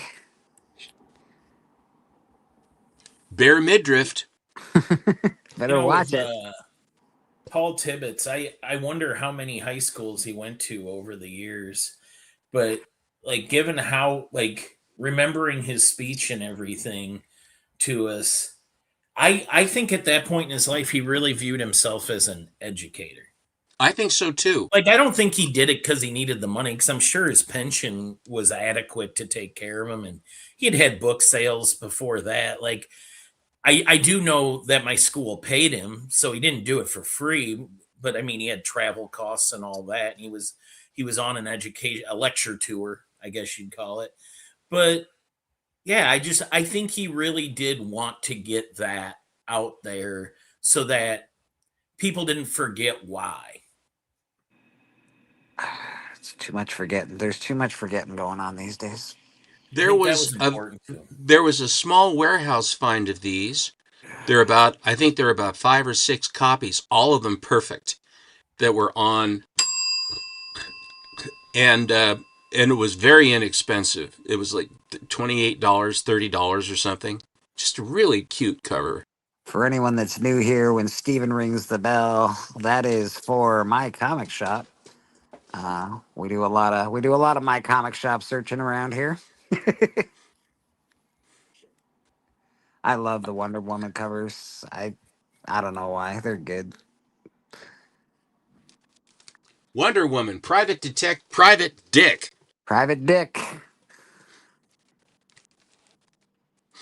I'd be afraid she'd tear it off. She's a pretty wonderful woman. Oh my God, that's awesome, Steven. What is this? The Return of the Dead Lover. This is fantastic. You even got the skull eyeball too. That is so good. You're gonna have to send me a picture of that book. I might be. You have to go get you one. I may have just got FOMO'd.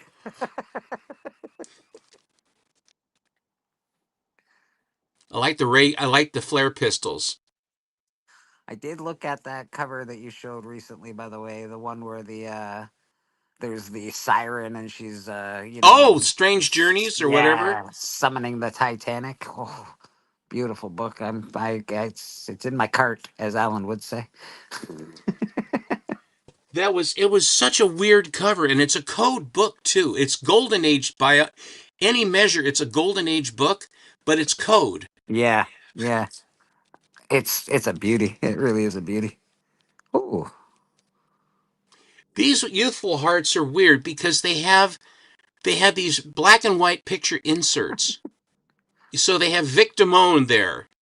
What does Vic Damone have to do with this? I have no idea. Yeah, why is that dude on the cover? And who did the cover? It's I can't tell. It's somebody. Oh, that guy. I love Somebody. He's one of my favorites. I just picked up a cover by somebody. Right? Yeah, he's still Okay. does covers. He still does them. All right. Almost done. Is it Zago or Zago? Zago. Or Zago? Who knows? This is a Cayman Go cover. Zago. This is a Cayman cover. The curved dagger, and look at the leopard has a human face. I was gonna. He looks like he's holding a gun too. What is happening with that leopard in the background? It was like somebody had been described a leopard, but had never seen one. It's so funny because he has puts human faces on his animals. I mean, that's the only way he could draw them. It's just funny. And Cayman always has screwy footwear as well. But anyway. Oh, some more Zago.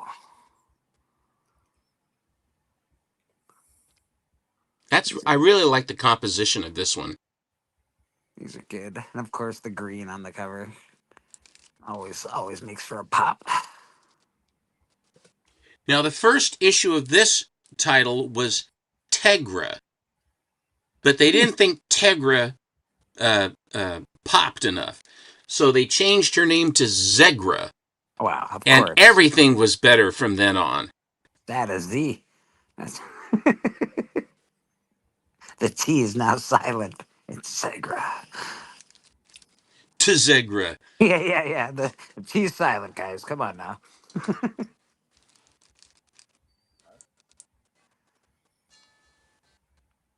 Fantastic. Of the animals that people can ride, zebras are not them because zebras are crazy. They've tried to ride them and it was not going to happen. You can ride any animal if you believe in yourself enough. Yeah, that's what that attitude. Said the man from the Midwest. Said the man from the Midwest. I was wondering why nobody was riding. We see it in movies, though. The African kings are always riding zebras and elephants and stuff. So, I don't know, Steppo. Oh, that's a beautiful cover. See, I think we can ride tigers. And since we're at Z, why then that's the end. That's it. It's a Zyger. It's not a tiger. It's a Zyger. And now you know why I'm no longer welcome at the Kansas City Zoo. Ooh, look at You're what trying to Rad's ride got. the animals? That's wicked, Rad. What is Rad doing down there? Well, what the heck? Oh, shiz balls. That's a little bit of the Day of the Dead in Mexico kind of thing. Oh, yeah, man. A little El Muerta. That is very Dia cool. Muerte Dia. Yeah, that's comes I'm from just one of here. the I can best actually community believe artists, guys. L would be it end in O. Saying best yeah. community artist right here. I know Rad won't talk about it, but I'm going to talk about it. If you asshats don't vote Rad for Best Community Artist in the Comic Book Community Awards this year, I'm going to be mad at all of you. What if we Yeah. don't vote at all? Yeah, and you know what, dude? We're Well, gonna if you go don't vote even at all, that's a further. whole different ball game. I don't mind that. If We you know just say I don't vote, that's fine. if we know everything in that. We know if you voted for him or Yeah. not and stuff. And Oh, if you no. didn't, you're getting a heavy letter in the mail. Yeah, I'll be heavily handed. honest, the only reason I would vote would be for a couple of my friends that I do know would like Rad. Mhm. I mean, he ain't gonna turn down the award. But I really I don't like these popularity contests. I haven't Yeah. voted in several years. I know, brother. I don't know. I'm a little aware. I'd rather not, but if I do, it'll be because of you guys. Appreciate you. I feel that. Bobby, did I send you a link? I'm pretty sure I sent you a link. If I did not send you a link, let me know and we'll get you a link, buddy. I got with Bobby. Me, Bobby, and Tate hung out for quite a while last night after Mad Spidey. After the Spidey, yeah. Yeah, there's some good shows now Saturday nights. For a while there was only like one or two shows, and I was like, "Where's everybody on a Saturday night?" It makes no sense. But now we got some more shows up there. It's pretty good. We got Spidey's as always. Well, that's the old banter show. Yeah, he's the banner show for Saturday nights. No, banter. It used to be Chip Getler's banter. Then it went to Remy's place, and Yeah. then they gave it to Mad Spidey when Remy quit. Remy showed up last night for a little bit. Bobby says he's making his way home. He'll see me soon. Very cool. Yeah, he always goes out with his family on Sundays for food. Mm-hmm. What a loser. Oh, Yeah. wow. Oh yeah, he's all about his family. All hanging out with his family all the time, having Telling each other they love each other. Oh my god, What the hell? gross. Throws his friends to the side. I know. What a Mm. guy. Oh, I'm special. I have family. Good for you, Bobby. Yeah. Bobby loves his family.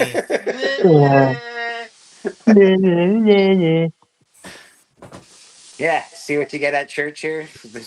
Come to church. Where you Come to church. Be mocked for loving your family.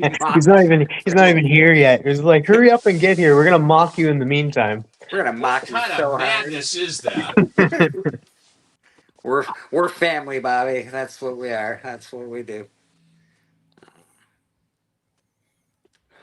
I showed off some really good books today, so I was happy to show off I showed off a lot of my monster collection today. It was really cool. So if you do want to see those books, you can go back to the beginning of the show and watch it. It's awesome. They're really good. I will say I started chipping away at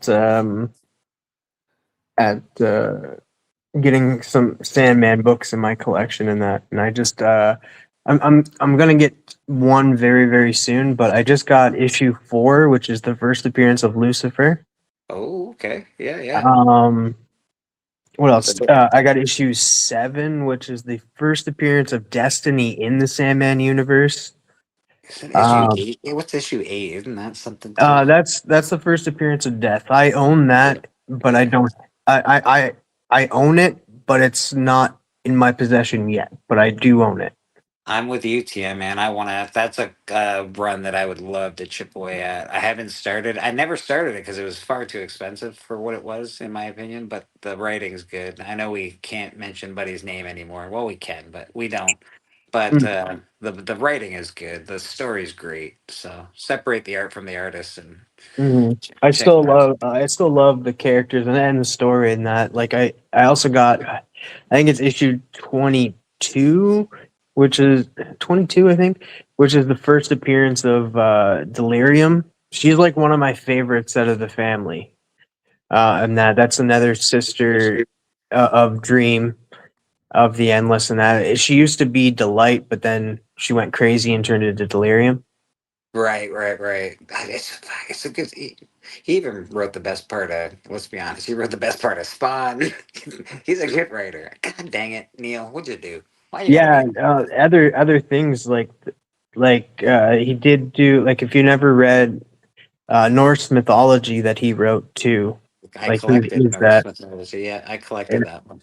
that was really good. And American Gods is another favorite of mine. Awesome, so good.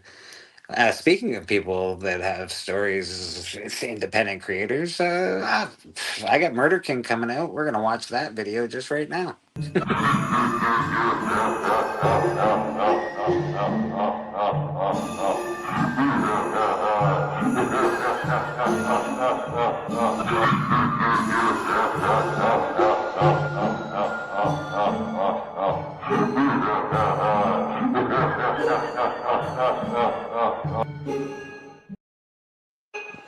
That is Murder King, the Ash Can. I should have it tomorrow.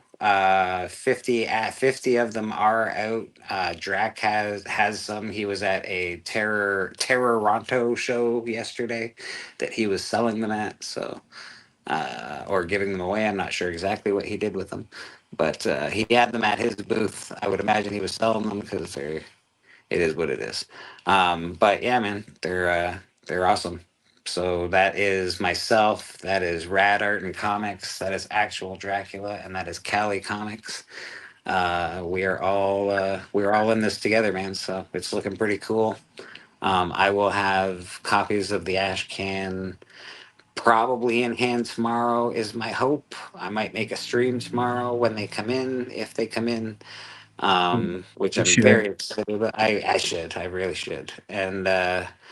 And then yeah. So well, what I want to do is wait for Callie and Rad to get their copies as well, and then Mm. we can do a big, like a hey, it's here. We'll do like a sales party because this ash can, the money from my end of the money and Callie's end of the money, that's going to go back into the comic book itself. Rad, we want to pay Rad, we want to pay Drac, so that's what all this is for. So appreciate everybody that hangs out and buys something, and and gets as Yeah. interested in the comic, man. Yeah, a small stream would be good because then you could just like, hey, this is in hand. You can get like show the interiors and stuff, and then when you Yeah. guys do like decide to get together to sell it, like you kind of did a little preview of it. Yeah, I'll do like a it's in hand kind of stream. Here it is, guys. We got it. Yeah, pretty excited about And all at that. that time, people will be able to buy them. Yes, when Rad, myself, and Callie do the stream, yeah, people will be able to buy them then. So pretty excited, man. So Yeah, sale date TBD, folks. TBD to be determined, but yeah, I would imagine Hmm. soon because Yeah. Callie just paid for his his and Rad's copies. I think so. He just ordered his a couple days ago or yesterday, so they are coming very soon, man. Which I'm pretty. Things are happening. Things are happening. Art is happening. The second book's being worked on, so like things are actually really, really happening. Yeah, you don't get one. How many issues do you have written? 4. 4 out of 6. And knowing you, you probably have an idea for 20. Yes, I actually there's a whole spin-off. There's like we thought of side stories because it's called Side City where they live. Mm-hmm. So side stories, just just interesting stories that happen in the city that maybe don't. focus on just murder and mayhem, just like sad stories, I guess. Interest, like more story driven stuff. I thought of a nice wrestling story for that one actually. Um, yeah, like just a hardship of like a hard wrestling story for Side City. Um, I don't know. There's a lot of different ideas. We've thought of a spin-off. We've left a little. I've left some area in there for a hero if need be. So yeah, there's a lot of cool little things, man. There's a lot of cool things. I'm very excited about it. That's what I can tell you. Any romance in Side City? Ask Susie. No. Any romance? There is romance inside City. It never ends well, but there is romance. What romance? Well, Harvey's got a girlfriend. She's not awesome, but he's got a girlfriend. Come on. Yeah, there's it's a sad place, Susie, but there is a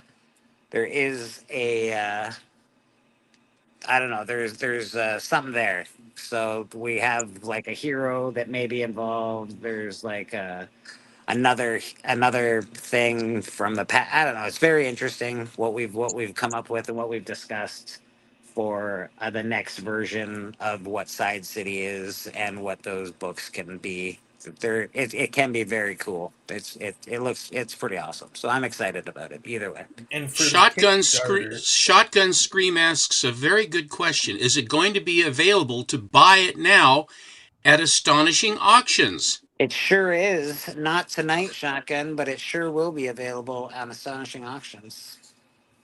Perfect. And I think that once you have the book in hand, that at auction, I think that you could put together a package with, and if you buy it, and it's $30, I throw in the coin or whatever you want to do. I mean, here is a venue for people who actually want to participate, and if they do, they do. If they don't, they don't. But you'll have great exposure right there for people who buy. Absolutely. Yeah, it's all happening, man. I'm very excited. Needless to say, I think the stories are really good. This Callie's second story is really, really good. Yeah, I don't know. This culminates. So this is a story that culminates the first few stories. It's being led into something, and then we finally culminate it to the end of it, and it's very good. And that leads into something much, much bigger, or can lead into something much, much bigger. Marsha Warpath would like to buy your Red Wolf book if you want to sell it. Oh, that Red Wolf book is not for sale, my friend. That is in my personal collection. That's part of my Spotlight collection. But I appreciate you asking. I got that book from Who Dat.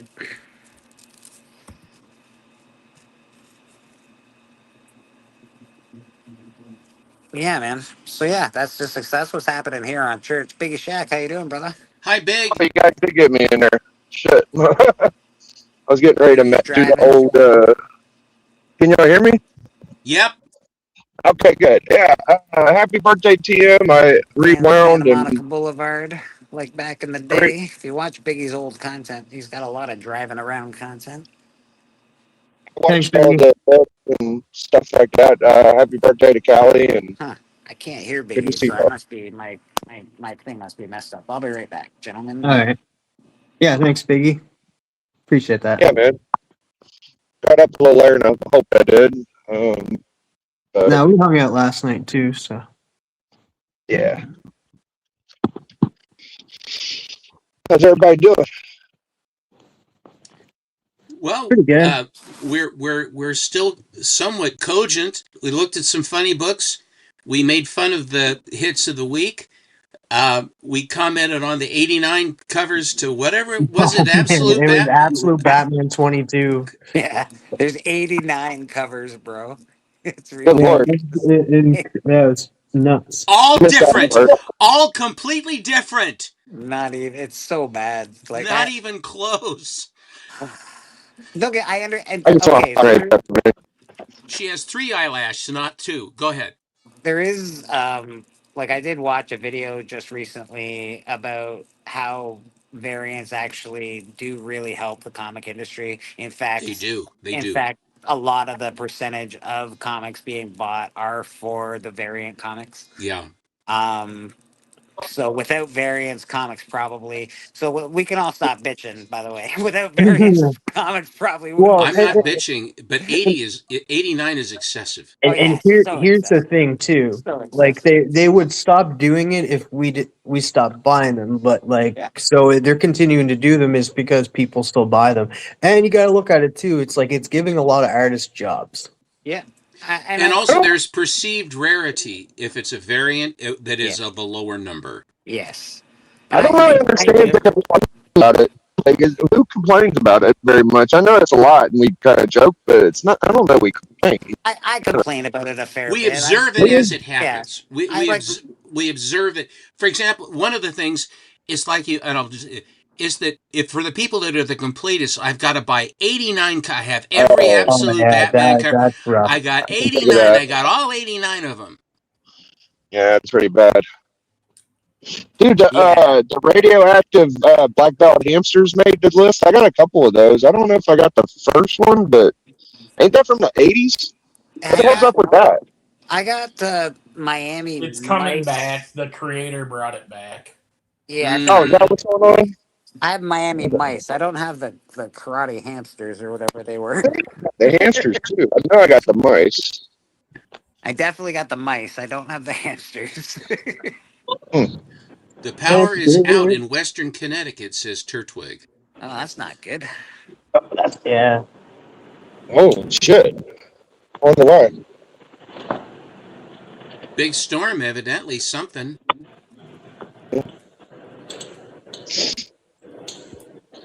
Yeah, that Turtwig really has, by the way, Storm. Turtwig has a really good collection. I'm trying to get, and the guy knows a thing or two. And I'm trying to get Alan off the dime to give him a jingle, if he wants to go on our come on a show or be interviewed by him on his Saturday show. Alan interviewed Nate of Hall Yeah. Finally, it took over 2 years for him for there to be the connection on that. How's Nate doing these days? Yeah, I know he came on like a hurricane and then sort of went off a little bit. Now he's back. Everything good with Mr. Hall Yeah Comics? Things are good. He the school and his and then his parents, I mean not his parents, but his and his young family, and sometimes if you're doing it too much, then he said you have to prioritize a little bit. And family comes first, and I think it was more along those lines. I don't think that it was any acrimony. Amen, Mr. Turtwig. Keep those comics dry, brother. Keep them dry. It's like keeping your powder dry. Yeah. Yeah, it was a good interview. It was fun. Nate's a good interview. Nate's a good man, actually. He's Hall Yaz. He's a really nice guy. Knows a bunch of stuff, and he reflects a lot of stuff out of my generation of all things, because his father is very much in tune to that kind of stuff as well. Yeah, he's very well spoken. He's got a good base of knowledge, and he's got a good personality. So, and he finds the screwiest books you could ever find. Body transformation covers and just out there wild, nutty books. Gotta see where Biggie's at right now. He looks like he's shopping. He's got his thumb. He's like, screw you guys. Stop looking at me. He's just doing some shopping. Got the Sprite in hand. Good enough. There he is. There's Biggie shopping. Yeah, I only got one hand, or I didn't mean to do that. No, you're good, brother. I'm just bugging you, man. I'm just bugging you. Look at the security camera footage they got on that wall up there. It's like you at Walmart or something? No, I'm at Oasis. It's a corner store. Fair enough. Turn the camera around so we can watch the code, please. Don't Thank do you. it. Thank you. Yeah, your guys' Monday show's coming up too. Steven, do you have anything special this Monday? I know you guys always do something really awesome for your Monday stuff. Um, I think that it will be Silver Age, and I think that I threatened him with I'm going to do my Hawkman run. Oh, yeah, that's nice. You're gonna do that on Allen's Yeah, or we're doing Silver for a while. Either Hawkman. I may have promised Hawkman. Mr. Atkinson, did I yeah, you promise did. Hawkman to you? You I did. may show either. I think what I may do is I have two really four killer runs in Marvel. I have Tales of Suspense. I have Tales to Astonish. I have Thor, and I have Strange Tales, and all of them are really killer runs. So I will probably do a Marvel one with Alan, and I'll save Hawkman because it's DC for Mr. Matt for next Sunday. Cantonese Kid says, hope to see you guys on the Vampirella Book Club today. Cantonese Kid always does Vampirella on there. Steven, how's your Swamp Thing run? It's relatively okay. It's not huge. I had the complete run of Swamp Thing in my first collection because and I love it. I put together Nestor Redondo comes in after, I believe it's Nestor Redondo who comes in after Wrightson leaves. Right. And the covers are not bad, but they are not Wrightson. Yeah. And they're interesting, and there's that's cool. I was gonna ask if you would show. How about show us your Swamp Thing stuff next Sunday? You want to see my Swamp Thing? I do. I would love to see your Swamp Thing. Man. Things are getting a little weird now. Boy, oh boy, you keep asking these questions. I will be happy to do it. I'm a hard interviewer. I ask the crazy questions. What can I say? Unholy. It's Adam Hughes, Vampirella. I bet you she's very holy. One of my favorite Adam Hughes. I hope things are going well for Adam. Me too. Me too. That piece is awesome, Brad. By the way, that's such a good piece, dude. I was curious who was the one who commissioned it, but I can't ask. Uncle Griff. Griff. For Uncle Griff. Griff, very cool, Griff. It's Yeah. not as cool as Lobo ripping apart Superman, but it's cool. It's all right. Oh, it's not a contest. Everything's a contest. See, Everything's a drum. Everything's a drum. My personal favorite red piece. I didn't have to ask him to draw it because he wanted to draw Speedball. I didn't know where. Oh boy! The best character he's ever drawn is Speedball, guys. It's really hard for me not to. I think my favorite piece that Rad's still ever done is the piece that Steven got off him. The Red Skull is incredible. Red Skull. It's 100% amazing. I have to show it. You don't have to show your Swamp Thing.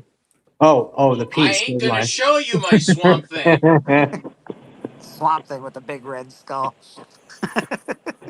Oh, jeez. Ew. Red Rocket. What? Oh, I don't see it. He's coming with it. He's still looking for it. Well, usually people say Red Rocket, that means like a boner or something. Yeah. Well, we were making fun No, of it's it. because of what. That's just him and his boner tug. Oh yeah, no, it's because he's just gonna show his red skull, and so that's why my mind went to that. So, all right, let's check out this beautiful red skull. Yeah. Hey, This is so good, bro. you're gonna make me fucking crash. I'm trying to look at it. Don't crash. Don't crash. And again, this is another Rad Arts and Comics piece. He's doing a lot of commissions now for a number of community members. I'll be getting a commission. Not me. Shortly. Yeah, Steven gets one like once a week or something like all that. right, so I have to outdo Steven. Oh. Oh shit, here we go. Okay. I prefer you did. Hold on, TM. I'm on my phone, so it's a little small. Oh yeah, no worries. Ah, There we huge rubber go. ducky. Oh, I do love that piece, bro. That is such a the style that I don't know. You did perfect on this piece. Like this Oh piece is yeah, great. No, yeah, I remember that. so good. Dream and his sister death. It's the right style for the piece. It's beautiful. Yeah, oh, I love it. Hail Hydra! Hail Hydra! Yeah, So you man. want to show your piece? I'll show my piece. Oh, I showed a God. couple of my pieces, and I got the broadcast yanked off the air, demonetized, and everything else. Yeah, you can't show any of those pieces. Please don't. That's nice. The skinny.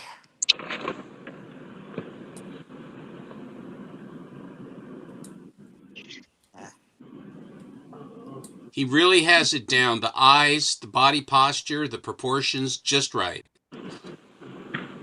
You know, I would put half of that blame on Polya for not getting interviewed for 2 years, because Alan's usually pretty gun ho about interviewing everybody. So I'd imagine that Polya was probably just like, a little elusive.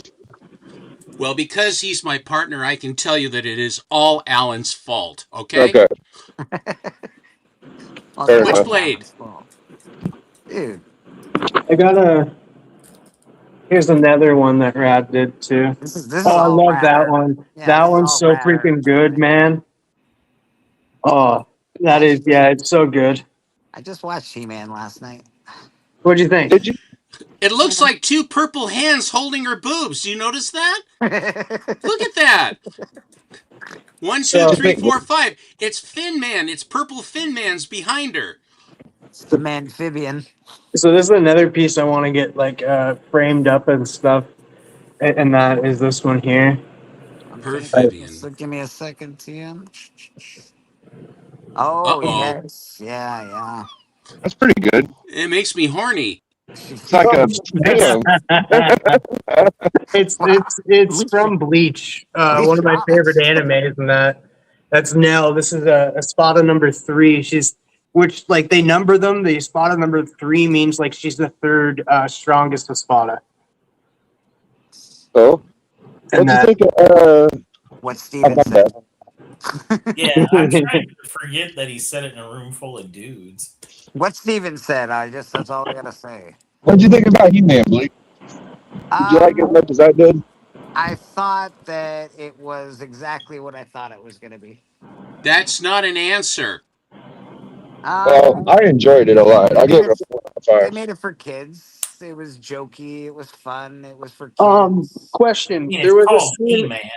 Yeah, there was a scene near the end with Skeletor, and that it's the only part that took me out of it, and that I didn't like. Did you like that part or no? No, I didn't like it. Okay. I didn't like it, but I thought it was silly. I didn't think it was silly. I thought it was exciting. I thought the movie, the color scheme and all that was done really well. I thought the costumes I don't know, whatever. I thought it was badass, honestly. Like, I'm gonna watch it again, I think. Yeah, it's badass. Yeah, it's definitely worth seeing again. So so the He-Man brand was not hurt by the movie. No, not at all. The He-Man brand was uplifted by the movie. It was very good. It's just I'm an adult now, and I want to see He-Man more like, I don't know, like Conan the Barbarian, I guess. How about Man in Arms? How good was that, dude? Like, he was really good. They're saying it was better than Kevin Smith's. It was better. Oh God, that's not going too far. Hey now. Oh, Duncan, I dude. will always defend that one. No, I kind of didn't like the little sippy poo he had on his battle chest. Like, whatever, dude. Like, yeah, okay.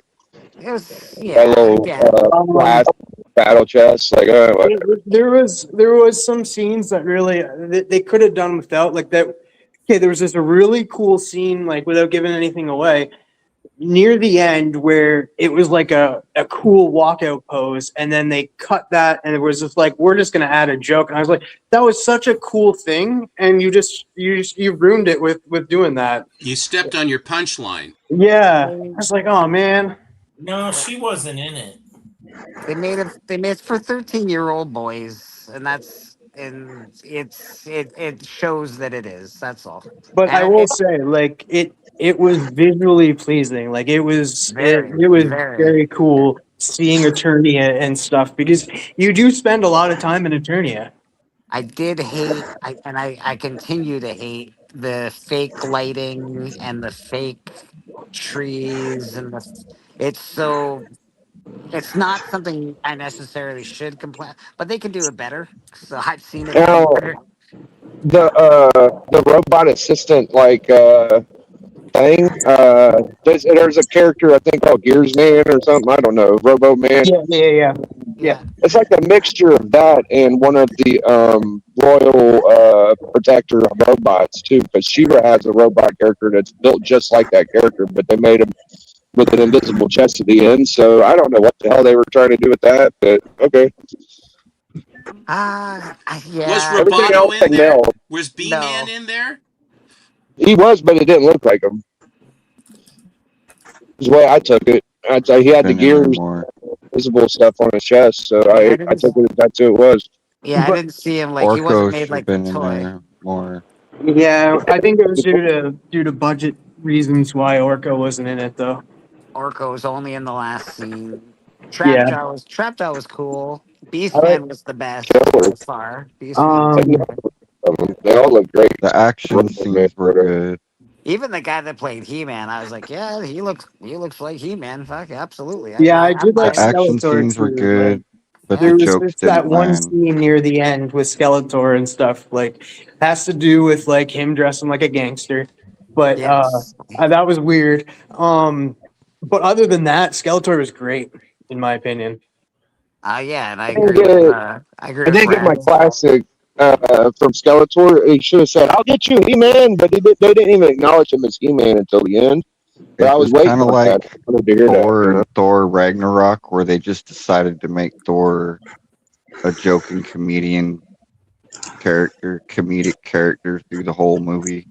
Well, yeah, because he Because they kind of did the same with He-Man. It's like they just decided to make him a jokey comedic character through the whole movie, He basically fumbled his way through the whole where you movie. can't really take him serious ever. Well, yeah, because he was always on his back foot. He was constantly like, "What's happening?" So he's. Well, I mean, there was a lot of dark stuff in there too. He was dealing with pressure and death and all that crap. The whole movie, Oh yeah, you know. yeah. I don't think it was a bad movie, and I don't think it hurt the He-Man brand. It just wasn't a movie that was made for me. It just wasn't made for me. It wasn't like an adult version of He-Man. It was a kid. It was the same thing I watched when I was a kid. It was perfect. If I was a 15-year-old or a 14-year-old kid, I would have absolutely adored this movie. So He's calling you a little kid, Biggie. no, You hear that? He's I done it think it was. twice I now. think it was. I think it was better 40. Yeah, I gave it a 7 out of 10, and Did you give Supergirl a 7 out of 10? I gave Supergirl a 7.5. Okay. That's I accurate. don't like people crapping on Supergirl. It bothers me. I haven't seen it. I but was actually I don't surprised like their crapping with on it. Supergirl. Oh yeah, that's right. Rad watched Supergirl. Yeah, I watched X-Men too, team. X-Men's great. Oh, you did watch it? Yeah, I What'd you did. think? Oh, it was great. Yeah. X-Men's great. Yeah, Supergirl I liked a lot more than I thought I was gonna. Good. Because I heard everybody trashing it. So, yeah. Why do people have to do that? I assume that people love clicks and love views. That's what I assume.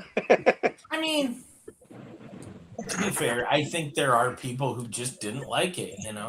No Legion Comics didn't like it. It's not what he wanted. I was hoping. To I hear like people He-Man talking more. about their superhero fatigue. There's not.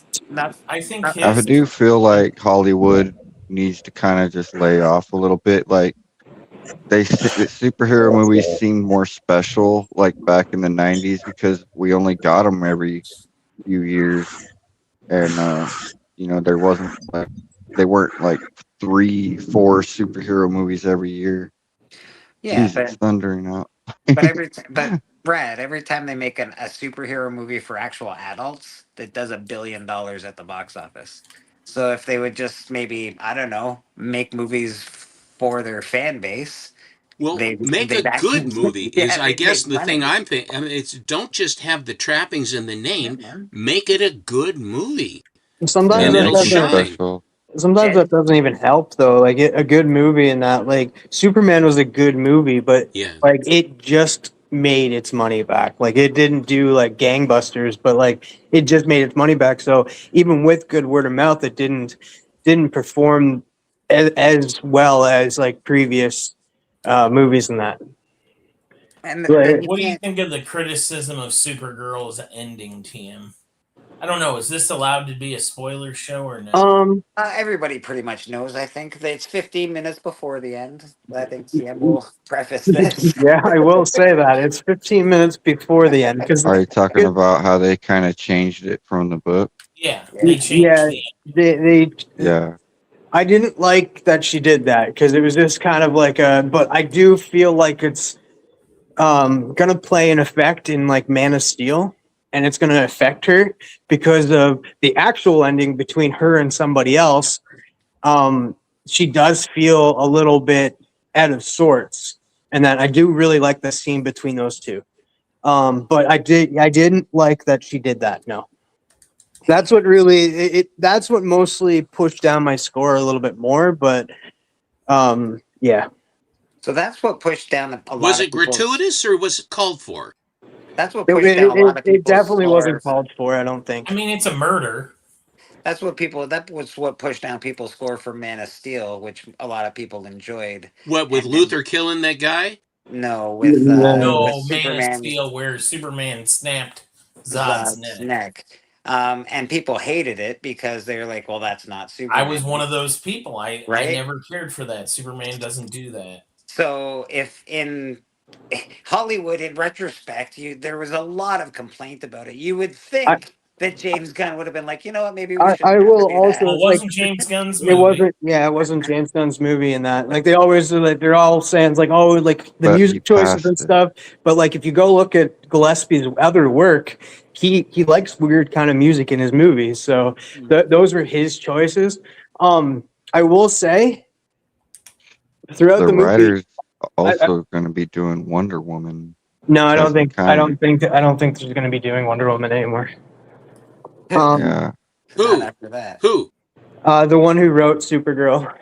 Yeah, they're not gonna do another one. But I will say, like, and you got to separate. Like, I know I there. liked it more than they did. I will say, like, you have Superman, and you have Supergirl. They're not the same, and like, she does state that she isn't Superman. So like it's kind of a different thing. Like she is her own person in that, and she definitely like even throughout the comics, she is not Superman, and that Superman is like above all, and that he Exemplar. yes, and Supergirl is just not that kind of person. Regular and, like, person. Throughout the Yes. movie, she says like she is not him. That's because she wasn't raised by Ma and Pa Kent. That's why. And I have to say this for everybody. I'm going to make this very blanket, but I think in our community, we have people who abstain from alcohol, drugs, what have you. And I think some of those comic book fans may have been disappointed to see Supergirl depicted as a drunk. Yeah, but it's I don't her think at it her- helped.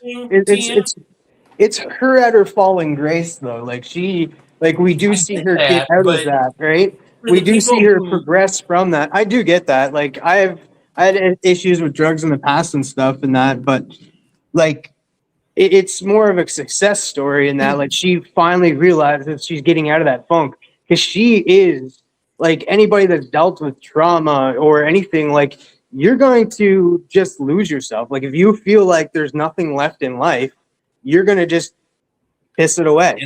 And then that was the whole story about that. And then I personally I kind of viewed it as you did, as she was somebody coping with trauma, and that, you know, like it or not, that's how a lot of people cope. Is I'll through put it like this. Are we I think the Hedge Knight was so successful because it was a breath of fresh air, because a hero was a hero, and that's just what he was. And I think that sometimes the tropes that we've written ourselves into, especially in this last 10 or 15 years of the superhero needing sad thing, you know, all this nonsense. damage. They can't just be heroes anymore. They have to be damaged. Maybe Yep. people are getting sick of it. Am I saying it's wrong? No, because that is exactly what would happen to somebody who's got trauma. That is, I've dealt Yeah, with because it. you're dealing with somebody like Clark is different. Clark was a baby when he went to Earth and stuff. He never saw the destruction of Krypton, and that he was raised by good parents and stuff. Like that's what really gave him a lot of humanity was mom and Pa Kent. Yeah, And that she was a teenager and was seeing the outcome of Krypton falling apart, seeing her parents like literally like die in front of her, and then have to be sent somewhere and get trapped and stuff, and then come out, and your baby cousin is now an adult and that doesn't need anything, and you're trying to join this world that just doesn't seem to fit you. So you're out there and stuff. And like, I do get the fact that because in the movie, there's one part that really puts Supergirl at odds is because it's the last piece of Krypton that she has left. I won't give that away, but that was almost taken away from her in the movie, which made her go ballistic. yes. Some of the movie doesn't necessarily make sense. What do you think of Momoa's Lobo, TM? I liked him. I did like him. He was in it a lot more than he was supposed to, and like I know people are like, "Oh, he's just in there to for fan service and that get people in there." Who cares? Every moment he was on screen, I liked it. Got such a bad. Yeah, I really liked him, and Lobo was just a breath of fresh air every time. Look at my kids' Simpsons art. Nice. Oh, nice, Awesome. Homer. That's awesome. I don't know where he gets this from. Like, I don't know if he did that himself or copied it, but yeah, that's pretty good. He didn't copy it, but that's awesome. That's I've never really good. seen that version. Yeah, dude, Jason. Yes, he did. Also, Batman killed too.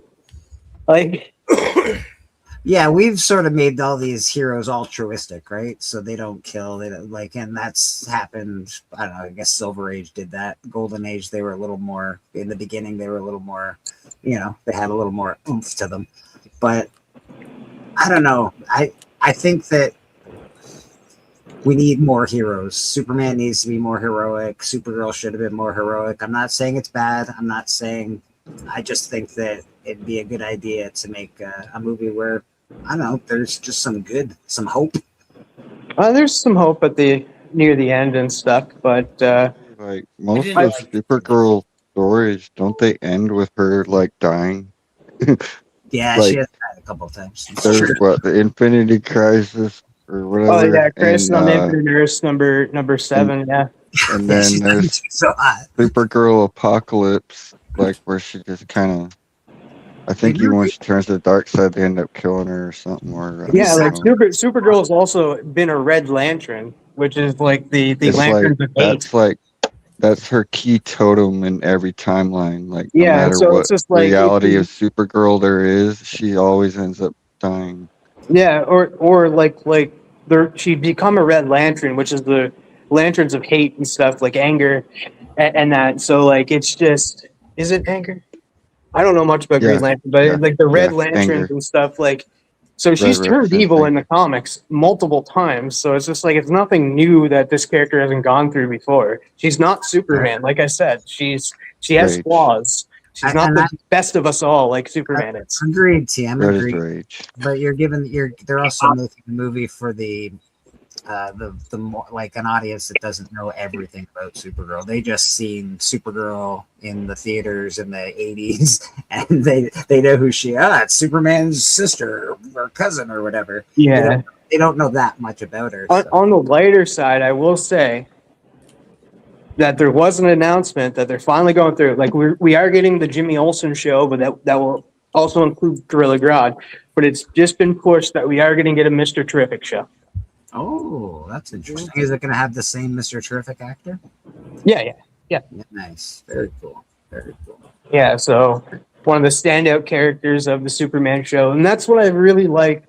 That's what I really like about this DCU and stuff. Like, it's risk taking. I know it's not good for the studios if they lose money in that, but they're taking risks. Like with the Superman movie, they introduced a lot of people to new characters that they never knew before, and now we're gonna get more of it with the Jimmy Olsen show with Gorilla Grodd, which I'm excited for because I love Gorilla Grodd, and then we're gonna get more of the Mr. Terrific, which was a fan favorite in the show, and then Clayface is coming, and I really want this to succeed because he's giving us C-list characters that and that we've never really seen before. We've gotten the same ones that really work because I get it. Batman, Superman are your two ones that you go for that really do well. Just like on Marvel's side, it's like Spider-Man is the one that does very well all the time. So it's a good way to make money, but at the same time, I like the risk taking. I dig it, man. Archivist says he feels like Plaid Lantern would be Canadian, and I actually do not think so, Archivist. I think it would be Flannel Lantern would be Canadian. A lot of flannel going on around here. Yeah. Just gonna say, for some reason, flannel's real popular. I think that we never got out of the grunge era in Canada. Or a lot of Canadians still wear like all denim. Denim, yeah. Canadian tuxedo denim, yeah. Yeah. I can't when people say it, I can't even deny it. I'm like, yeah, you're right. You're absolutely right. I've worn a jean shirt with blue jeans before. It's a fact. Everybody out here looking like Bret Hart. Denim Lantern is hysterical. Yes, absolutely. You know what? We got a giveaway that we should do. We should do a giveaway today. Did I catch the giveaway? Holy shit! You did. I don't know what I'm gonna do though. I don't know. You know what? I'm just gonna do this X-Men number 2, 7.5. It is a newsstand. We're gonna do birthday. Hashtag birthday for Mr. TM Nerdy and Cali Comics. You can win. Nerdy. Archivist, win this book and then clean it and press it, and then it won't be a 7.5 anymore because I can assure you it's not a 7.5. It just has a couple of dings in it. It would be very easy to press this book out. So hashtag. Well, don't you do that? I do. I just never took it out of I just never cracked it out of the plastic. Man, so I literally went back and forth. I turned a year younger and a year older and a year younger in the span of 5 minutes last night with Bobby and Tate. Like I forgot how old I was. All right, Comic Book Church Live. What's the hashtag? Hashtag birthday.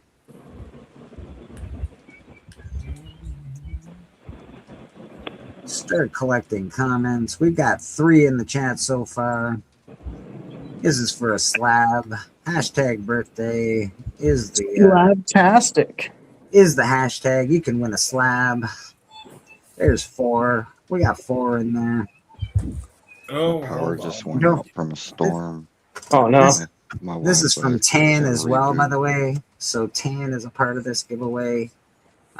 He donated this morning, and we do giveaways. So appreciate Tan very, very much. I'm good. Diabetic Superman, how you doing, brother?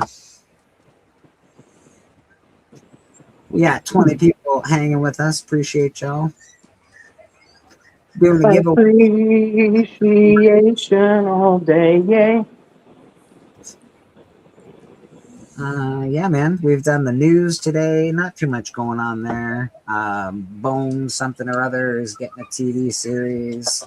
Yeah, the Danny McBride news was like, I like that you did that because it was like I heard about the same thing. Yeah, I saw him on the podcast that he was on talking about. Yeah, Josh Horowitz, the happy, sad, confused. Yeah, so I and then of course G.I. Joe number 10.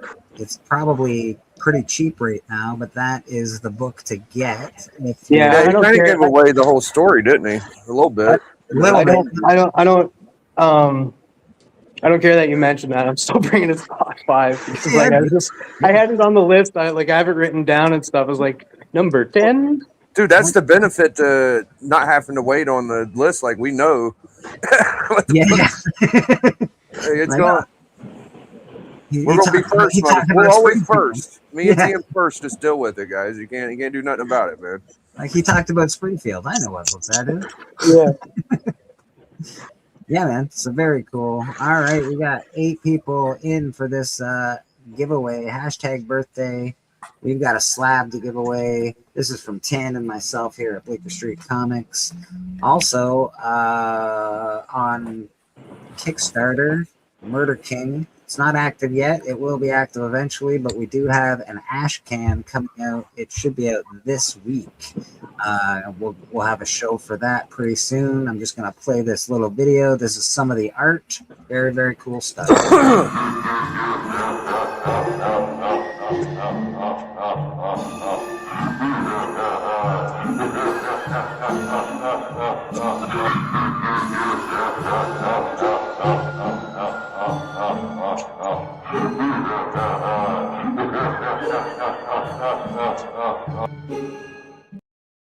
It's no laughing matter. Dude, I don't know what kind of magic voodoo Archivist has, but he won that big book from Sanders, and then on Only Slabs, you know how it shows the random and you see the names before it pulls up? Yeah. I swear it showed Archivist's name 5 times and then he won 2. It was like, what the hell is going on with this guy? But yeah. I welcome it. Actually, I hope his luck keeps out. I don't think he put the hashtag in. All right, that's fair. Well, all right. He'll probably still win somehow. It'll make it harder for him to win. Yeah. If I win, I'm tagging him just so Biggie's prophecy can come true. He's really testing his powers today. He's not even entering the hashtag, so he's going to win anyway. Yeah, his name just pops up. Yeah, but no, Beckerman will win and tag him, and he'll still get it. Yeah. He's just lucky as shit, man. Just got my Man. Wi-Fi on. All right, let's run this giveaway because we can. Appreciate everybody that's hanging out. Yeah, Murder King. I'm very excited. I'm really excited. So very, very happy about that. We got the names. It's got 10 here. All right. Legit. And we're Looks going pretty legit to me. We're going to press it here. I don't know what just happened. Oh, never mind. Oh, you gave it away? All right. No. It just turned off when I went to go press it. Archivist said he gave the Rob away yesterday. There's all the peoples. Hey. It's Comics Corner. It's Comic Corner. Sorry, Archivist. I did my part. Yeah, he tried. Dan, you're the big wiener, baby. We'll ship that I'm out gonna to laugh you. if I won. I think I have your Yeah, I would've address, said. so we'll ship that out to you within the next few weeks or so. Give me a minute, but I will ship it out to you. I promise. There we go, Mr. All right. Dan's Comic Corner, the big winner. Congrats. Is that? Congrats. I was thinking of Dave. I don't know if I know Dan that well. I have to check his channel out. Dan's Comic Corner, the guy that does the Gotham City Lights podcast. Oh, that's right. That's right. Well, they're always on when I come on, so I don't ever get a chance to really see them. No, they switched nights. Big. Did they? Oh shit! What Yeah, night is it on? On Saturdays now. They start 9:30 my time. I think we're the same time. 9:30 at night, I believe. Oh, okay. I'll try to check them out then. Turtwig, so close, so close. But Dan might pop it out of its container. Who knows? He might get that thing pressed. It's Dan. Honestly, if you do get it pressed, you'll get a much better grade than a 7.5. It's got a good indentation in the back of it, so it is very pressable. I can show you actually if you want. Give me a second. I'll make myself big again. Maybe. Right here, there's a good impression that's not color breaking. And then Okay. Right down That's here. his first graded comic. Right down here. No there's way. like, it's a little ripply. This could be pressed out very easily. So yeah, this could be pressed out real easily, Dan. It's a little ripply down at the bottom here as well. So this would be a really good candidate to press. You might get a 9.0 out of it. Or just leave it the way it is, you know. Or just leave it the way it is. Yeah. And of course, that's my favorite. That's probably my favorite Magneto cover. That's the Jim Lee Magneto X-Men #2. I love the way he did Magneto on this. So. Yeah, man. Very cool. Yes, sir. It's TM, it's your birthday, man. How young are you? 10. 10. At Wow. least. I'm going to guess the TM is 34. 34. I always thought he was like 22, but then I find out that he's like, I don't know, at least Well, 20. apparently he's 10, he said. TM looked terrible. I know, right? Awful. What the hell have you done? What's happened to you in your life? Yeah. Man, Like you look pretty rough for a 10-year-old. right? Well, if you would have asked me last night, I would have said I was 36, but then I found out that I was 37. Oh, Okay. Lost a year in there.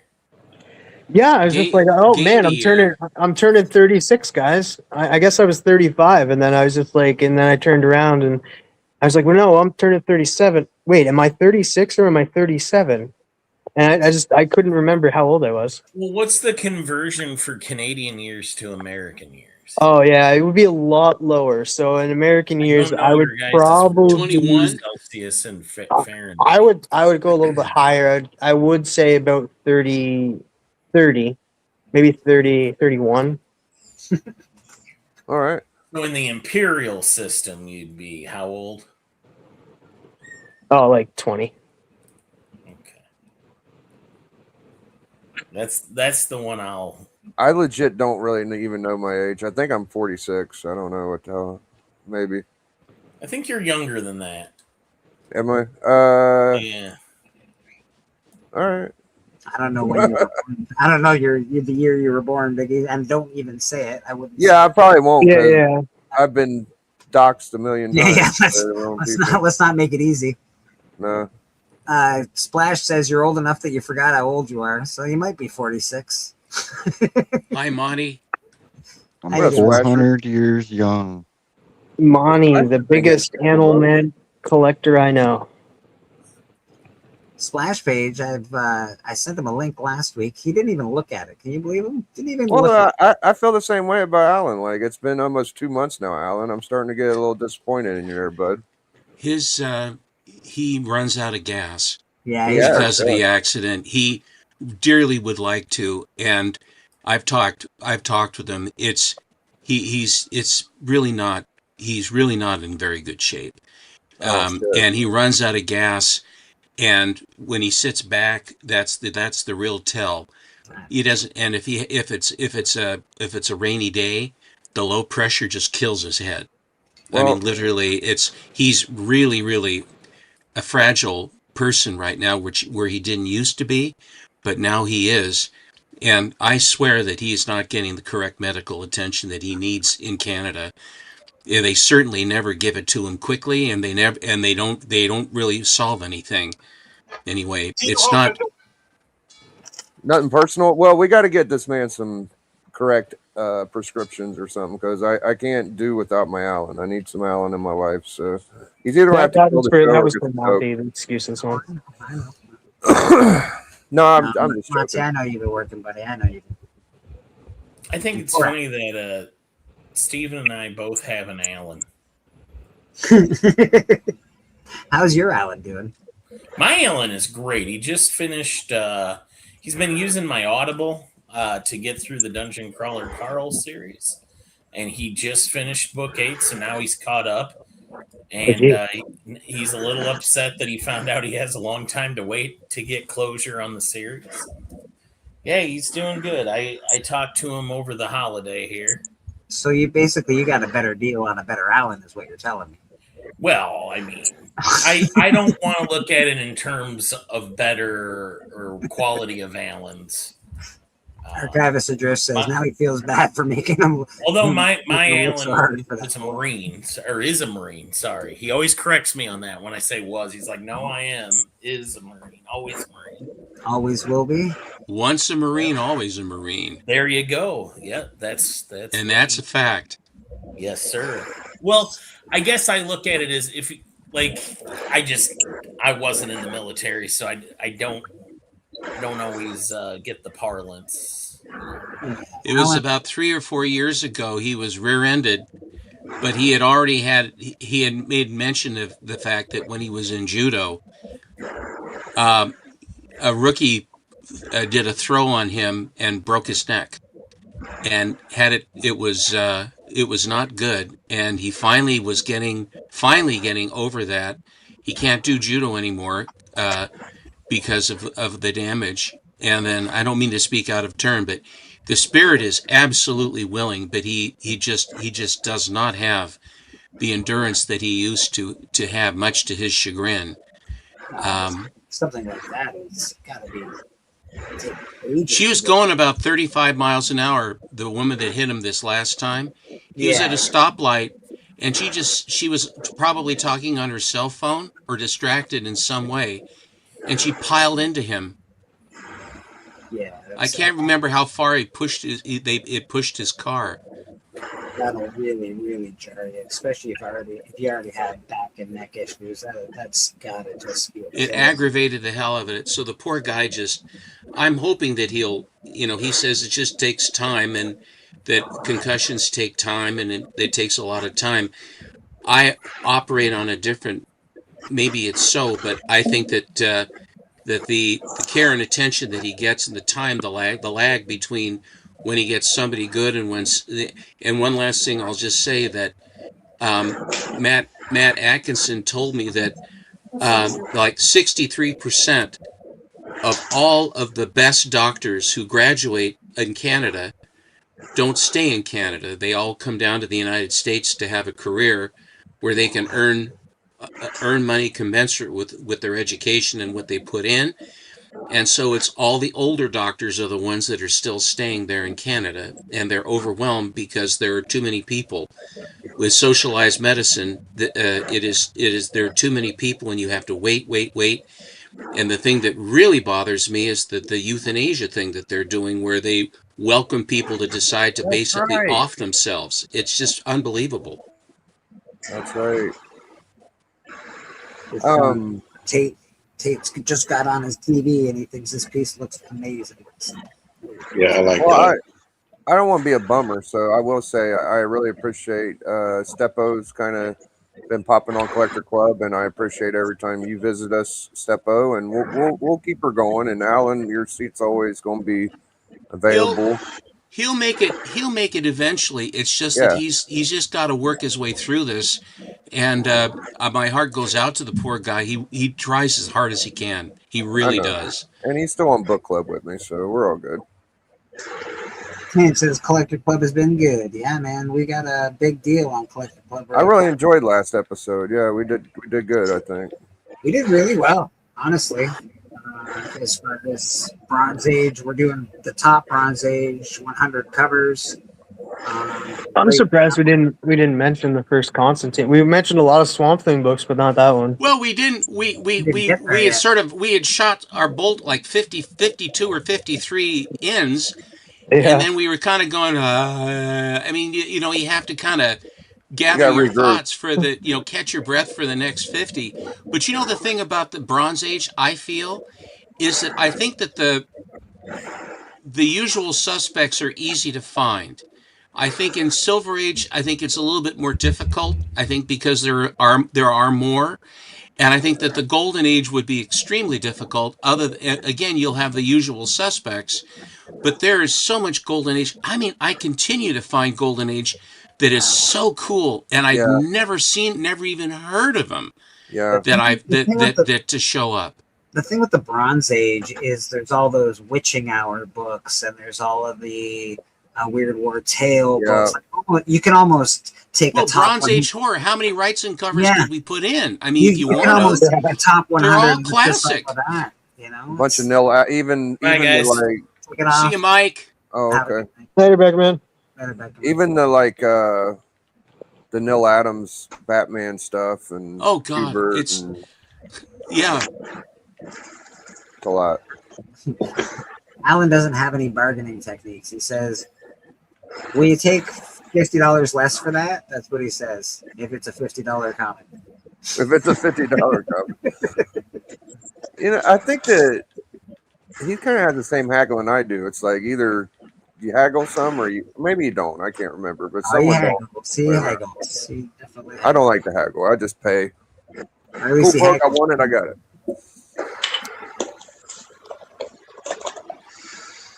A friend of mine that I took under my wing, who was collecting G.I. Joe, and I can't remember what else he was collecting as a young man. This was in the 80s. And I opened his eyes to Action Comics. Oh. And he fell in love with it, and he has an enormous Action Comics run now. And I was telling him my process when you try to do a deal, when you go into the haggle, as far as what you do. And he studied me, and so he was buying a book, and he basically did a good job with this seller. And the seller says, "Man, you really know how to get your way around here. How did you figure this out?" He said, "A friend of mine named Steve Gentner." He goes, "Oh, Gentner." Mm-hmm. And I'm going, "What?"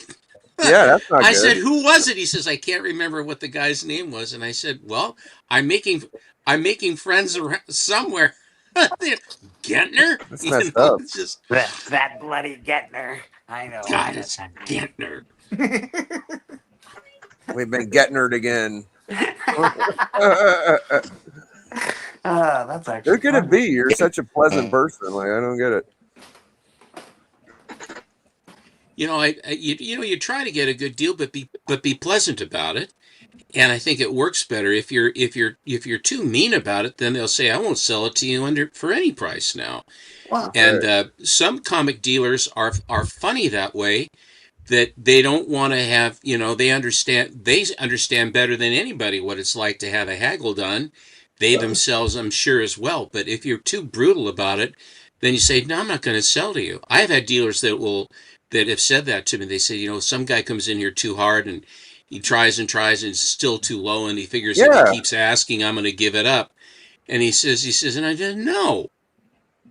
Dude, Well, there's that's what also- happens to me. I'll try to get some money discounted off a book, and and then a book will just disappear. It'll be like, "Oh, I'm not even going to sell it online no more." I'm like, "It's shit. What the?" I've had it there's happen also more people than that- not. Yeah, I want a book and I want a deal, but like if you're a real jerk about me wanting a deal, like I'll go find it somewhere else. The That's last book it. I got a You deal vote on with was your feet. True. And hell, I'll pay more for it just to be just out of spite. I got a I've deal on done that that. Satana. Yeah. That was the last one. And the only reason I think I got a deal on that is because it wasn't like a hot book. It was just I it wasn't a million of them selling. So I was like, I'll ask for a discount, and I actually got it. So that was one of the last ones. Gentner someone? He's Uh-oh. gonna- He's gonna bring the 84 Overstreet when he wants to get near someone. That's great. I'm pretty sure that's when you were are you still an advisor to the guide, Stephen? I am indeed. I'm in the current guide. Yeah. I've been in the guide since '95. That's pretty great. That's pretty great. What's Bobby showing down there? Alfred E. Newman's head exploding. Yeah. Madman, man. Yeah. I'm having some internet troubles, man. So yeah, I was getting mad. So here, I got some mad books to show off. Yeah. You got your Rocky Balboa gloves on. Yeah, man. You know, Ready this to is the fight new. some internet bullies. I like it.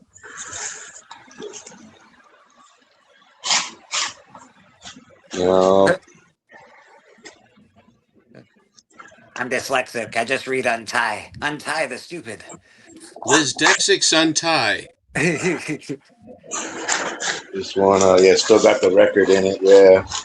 Lisdexics of the world untie.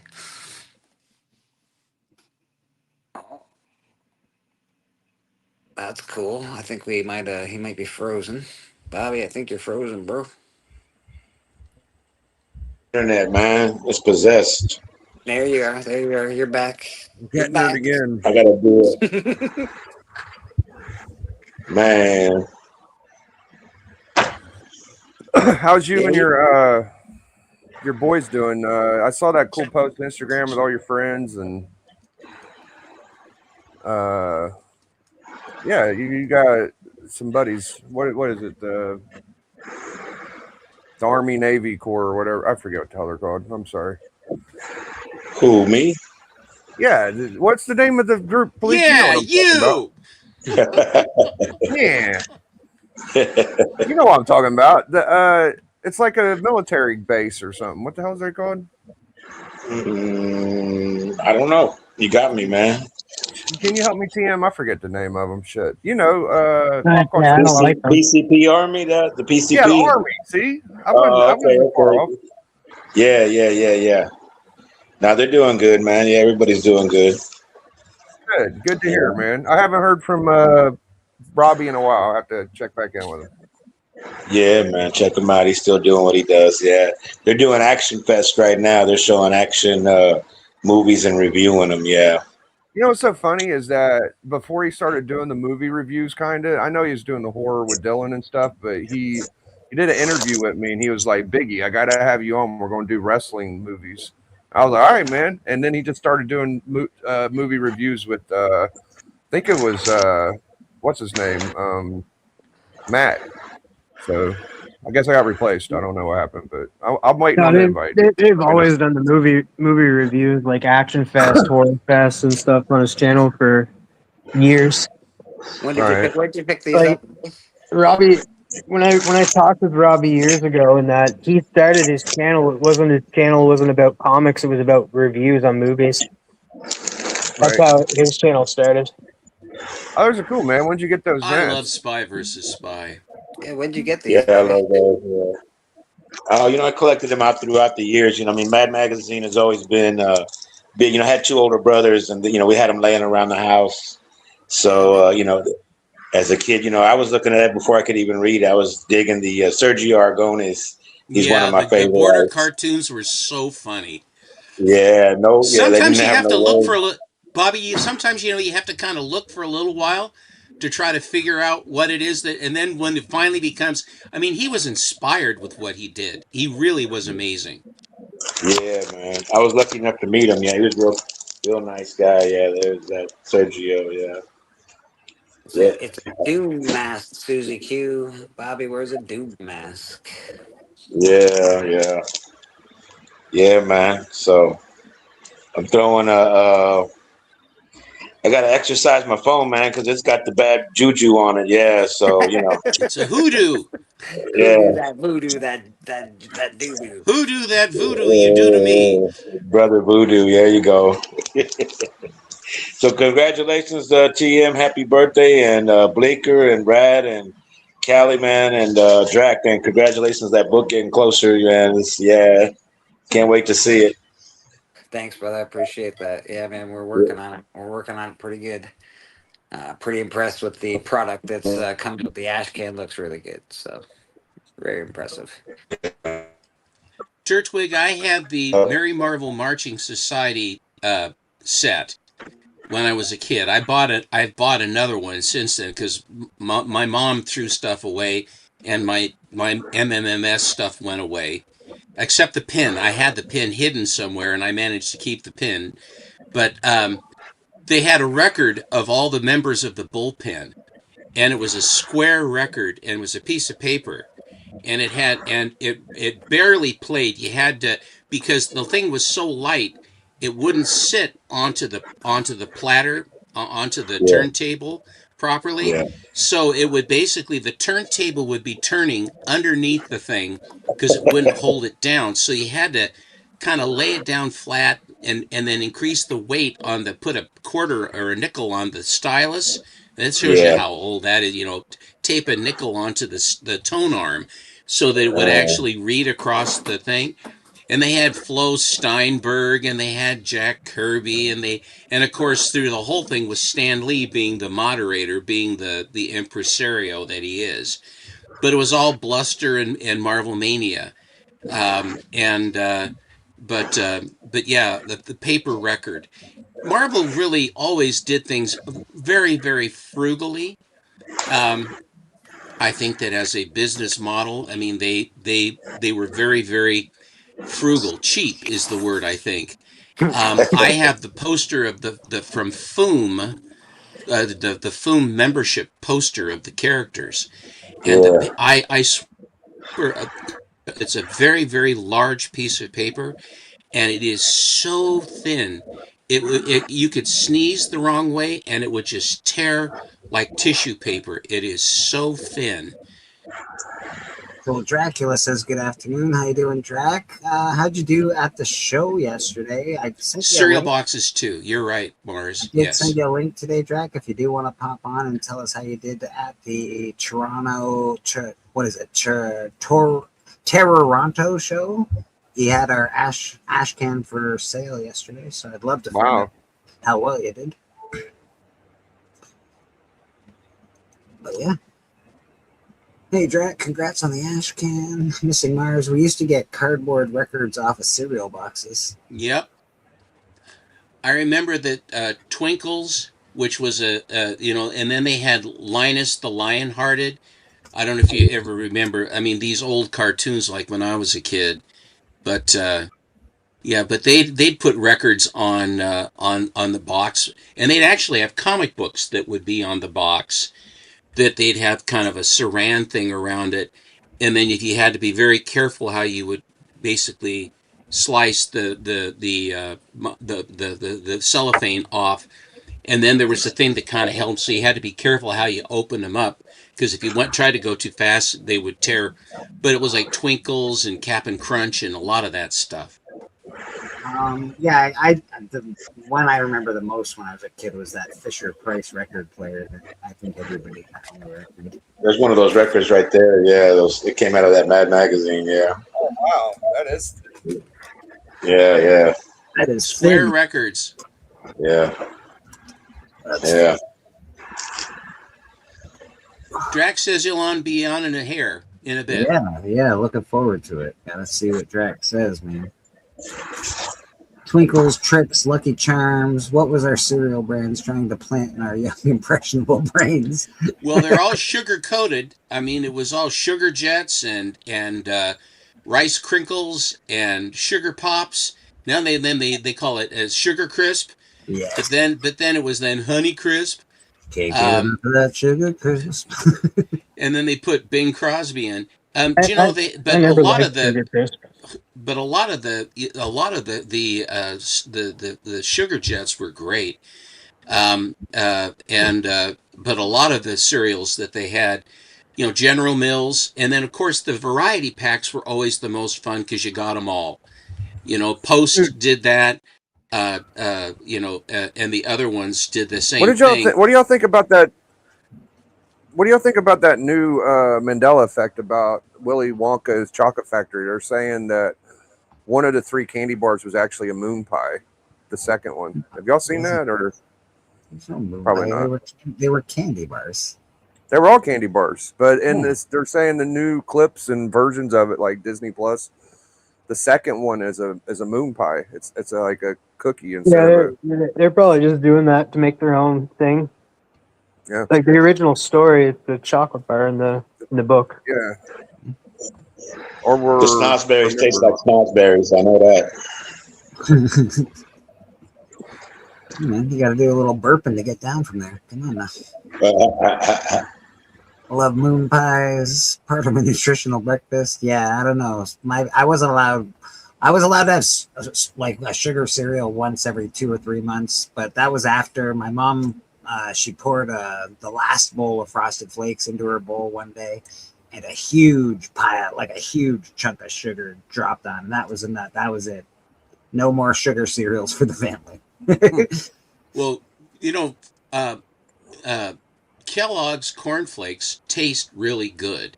They have a very good flavor and consistency to them, and they had a hell of a time getting the flakes the right way. There was a real process to get them right.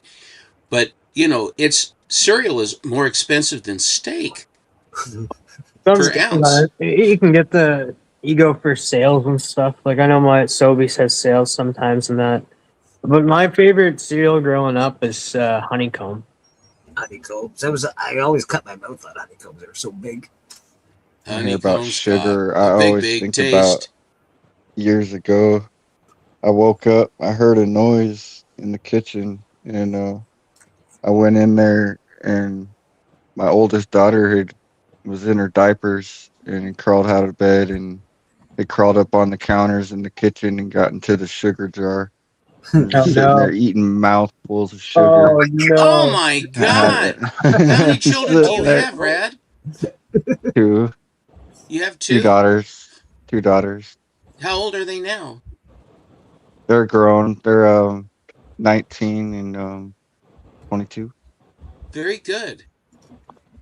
The Rolling Stones did a commercial for Rice Krispies. It's great. I do like, there are those cereals that you were allowed when you were a kid to put sugar on. Rice Krispies was one of them. You were yes. Love Rice a Krispies. little bit of sugar on there. Same with Corn Flakes. If it was, It wasn't frosted, yeah.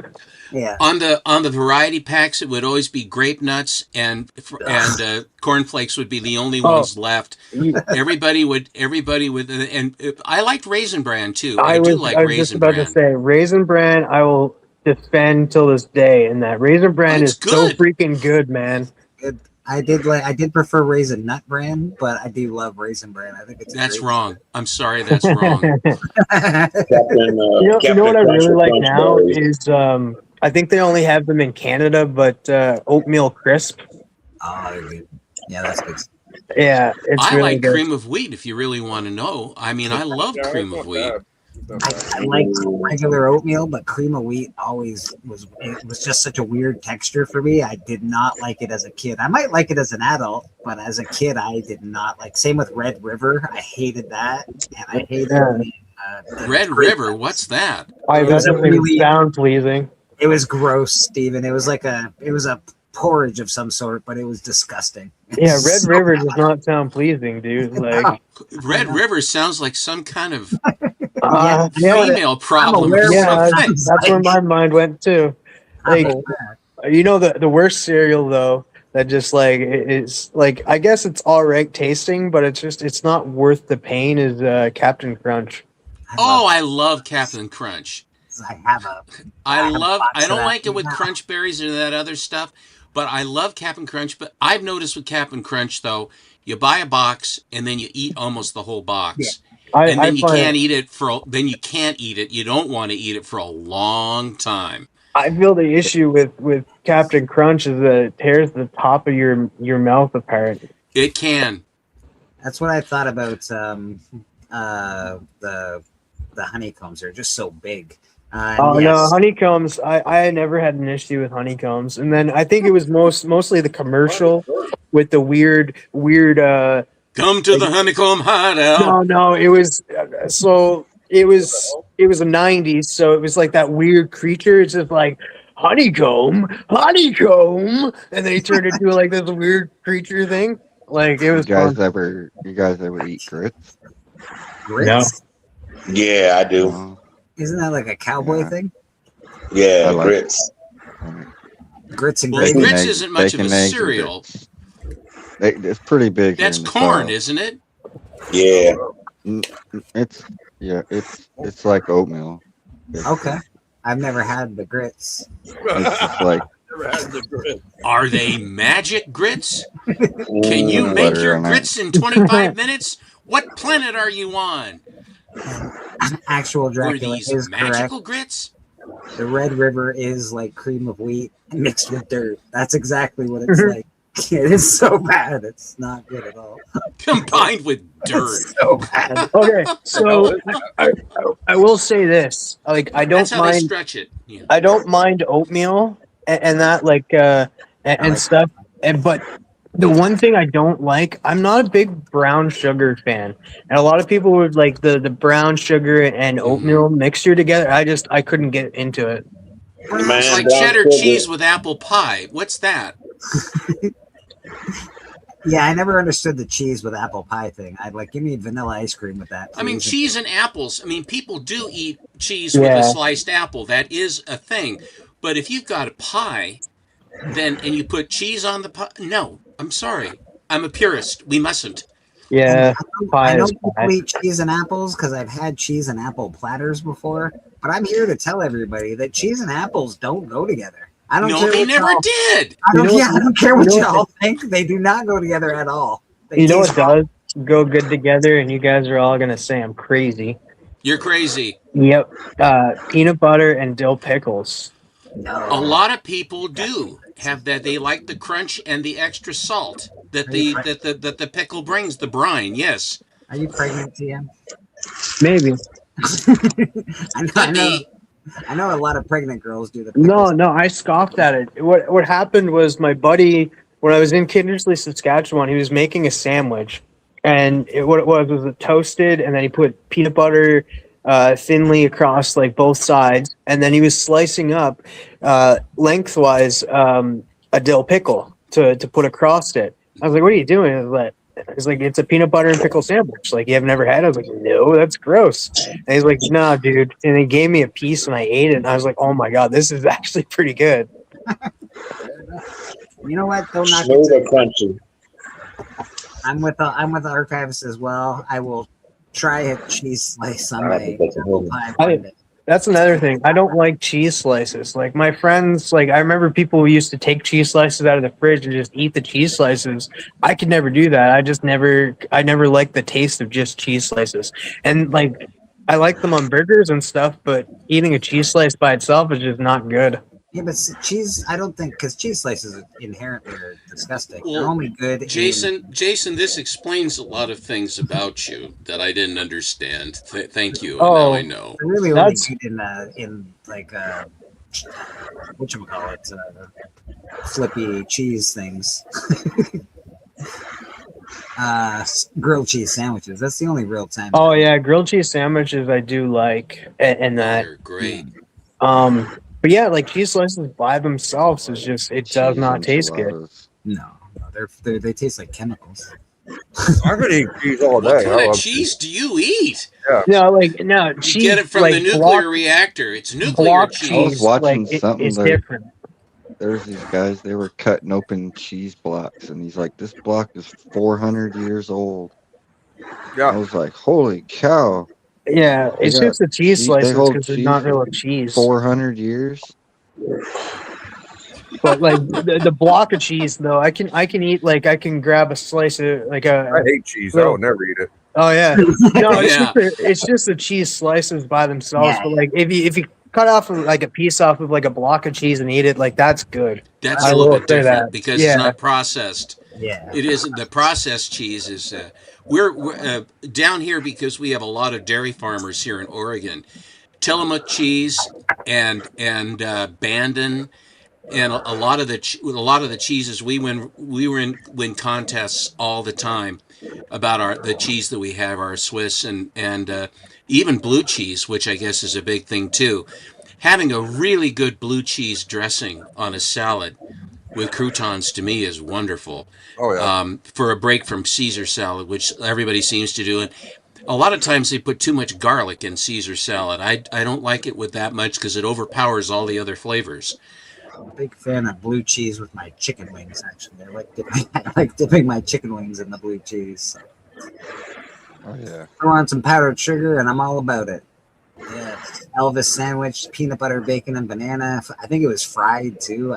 I'm pretty sure he fried that thing. I'll tell you a good breakfast that don't like have a bad reaction later is like some like creatine drinks. You know, you get like a vanilla or a chocolate malt.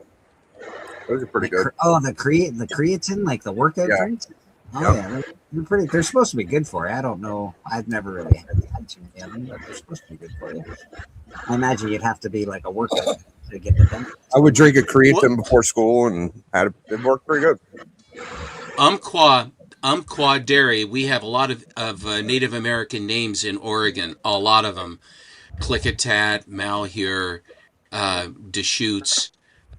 All of these different Clatsop, all those things. We have all those. But Umpqua, the Umpqua Indians, there is an Umpqua dairy that is one of the very, very best dairies we have here. And their ice cream, because we would try to find ice cream that was really good for the hotels. And so I was driving down one of the back highways to go somewhere, and there was a stand that had Umpqua ice cream. And so I stopped. I said, ice cream, I'm for it. So I stopped. It tasted so good. I followed up, and we ended up serving Umpqua ice cream in the hotels because it was so good. And what they do differently than most dairies is that when they separate the milk from the cream instantly then goes over into ice cream production. They don't store it. They basically separate it, and then instantly it goes into, and then they make the ice cream. And that's why, and it's really, really fresh and creamy. It's amazing, actually. And their flavor, the way they mix their flavors is really good. That's another local one that we have here. Monte Cristo sandwich, ham and cheese inside of French toast with powdered sugar on top. Jeez Louise, that sounds decadent. I sort of want that though, because I don't know if you know this about me, but I love the Count of Monte Cristo. It's one of my favorite stories. I've watched every movie ever that's called The Count of Monte Cristo. I watched the new TV series that came out a few years ago, The Count of Monte Cristo. I don't know what it is. I don't know what the hell you're talking about. Monte Cristo, huh? Caviezel did a really good job on that, and the guy that was in the time machine was the villain guy. Yeah, and the characterizations and how evil they were, and his little sidekick that basically he didn't kill him when he was playing the pirate. Mm-hmm. I just thought that movie was really, really good, and then thinking that they were going to cut the kid's finger off, and then he wheedle his way back in, and it turns out it's his boy. What was the Caviezel version of that was really, really good, I thought. I just remember as kids when me and my buddies would we just like saying Monte Cristo as kids. It was just it's always Monte Cristo. Absolutely. Yeah, I love the story. I loved it since I was a little kid, I think. Yeah, my dad read a few stories to me, and my stepdad read a few stories to me and my brother when we used to camp out in the backyard in a tent. He read us the Sword in the Stone story, and then he also read us that's for the Count of Monte Cristo as well. So, very cool. They called me at one point loaf of toast because I would make cinnamon. I see cinnamon toast here. I would eat cinnamon toast till, a lot. I love little. Mom called me loaf of toast. Wow. I was a loaf of toast. I turned into a loaf of toast. You were a little bigger back then. Those were your cinnamon toast days, I guess. Those were my cinnamon toast days. Totally. Powdered Toast Man. Yeah, he's a good one. I actually have Powdered Toast Man #1 around here somewhere. I like That's a good one. Yeah, it's a cool kind. Yeah. My brother and I used to have a contest where we would name candy bars, and we go back and forth as far as to see who would end up like musical chairs to how many candy bars could you name. And it really got pretty oblique at it.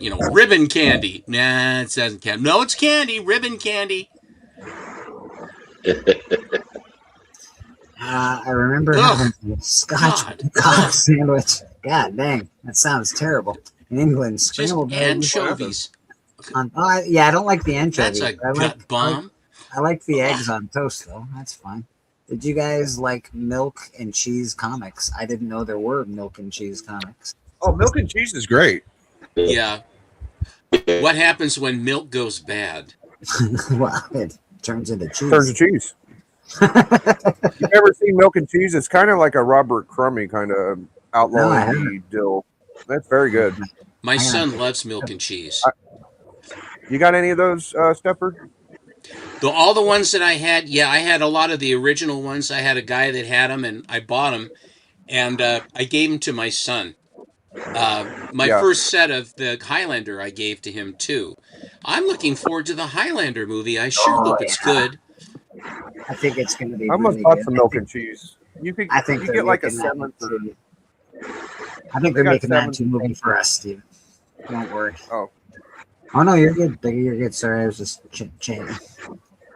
No, the milk and cheese books, like you could get like extra printings, so you get them for like cover if you still want them. I almost bought some, but I got some. Most of that stuff that I get from that age, it's really expensive to get those books now. It's like to get the Robert Crumb stuff. Everything's like $100 or more. It's like, come on, guys. Yeah, the milk and cheese. If you get a first print, that's like $100 or $200 book. It's not cheap. That's why I knew about it, because I was like, if I ever run across this, I'll get it. You know. Well, there's some aliens again. God, no, I hope not. I don't think so. But with that fabulous actor Mario Van Peebles, is a new low for the Highlander franchise. The first one is just the best. I mean, it really was. I think with the cast they have, they're looking at a hit movie. If they do it for adults, if they don't make it for kids, if they stop worrying about selling toys, I think they got a hit on it. It's like Highlanders, well, Batista as the Kurgan, Russell Crowe as the Englishman, Scotsman. There you go. There's milk and cheese right there. That's my lunchbox. Yeah, my milk and cheese lunchbox. Yeah. You never seen that before, Bleak? You never seen that kind of art? No, I haven't seen this before. That's so weird. I thought I showed you on my channel, but okay. I may have. Yeah, I may have. Yeah. Just didn't register. That's pretty cool, Bobito. Yeah, man. They did those. They came out with some old. They did the old style, but they're newer. Yeah, Madman. There's Madman. Yeah. Mike Allred. Dave Stevens did some Batman too, you know.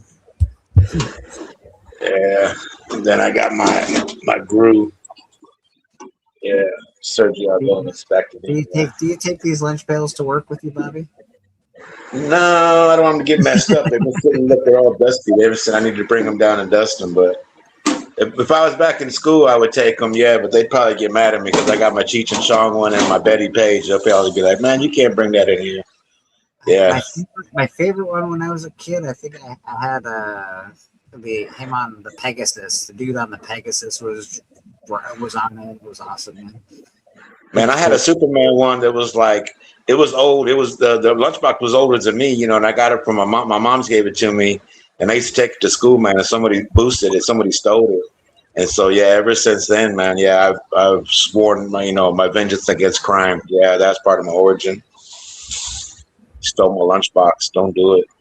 It's not great. It's not great. No, I know it, man. Someone stole my first copy of Guns N' Roses album.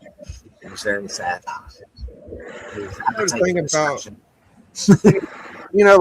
like Steppo and his original collection got vamoosed, and the same happened with my toys as a kid. Like I had a bunch of toys and they magically disappeared and stuff. But that's just part of life. So would we have been driven enough to replace those things, or would we have been happy with our original stuff? And it kind of made us where we are now. I would like to think we would still have the same collection if we would have never lost our childhood stuff. But sometimes that drives you to. How many of it? Because I've got my childhood stuff ripped right. I came home and it was all on the front lawn in the garden. Maybe that's why you got 50,000 comics now. You know, I don't know. That's a good point. That's what I mean. Steppo's collection. I think his mom threw it out. His first collection. Yeah. Bobby, how about you? How about did anything bad ever happen to you in collecting land? Like, No, not too bad. There was a few things that like I sold or just lost, you know what I mean, due to negligence. But yeah, for the most part, I still got a lot of my roll stuff. Yeah.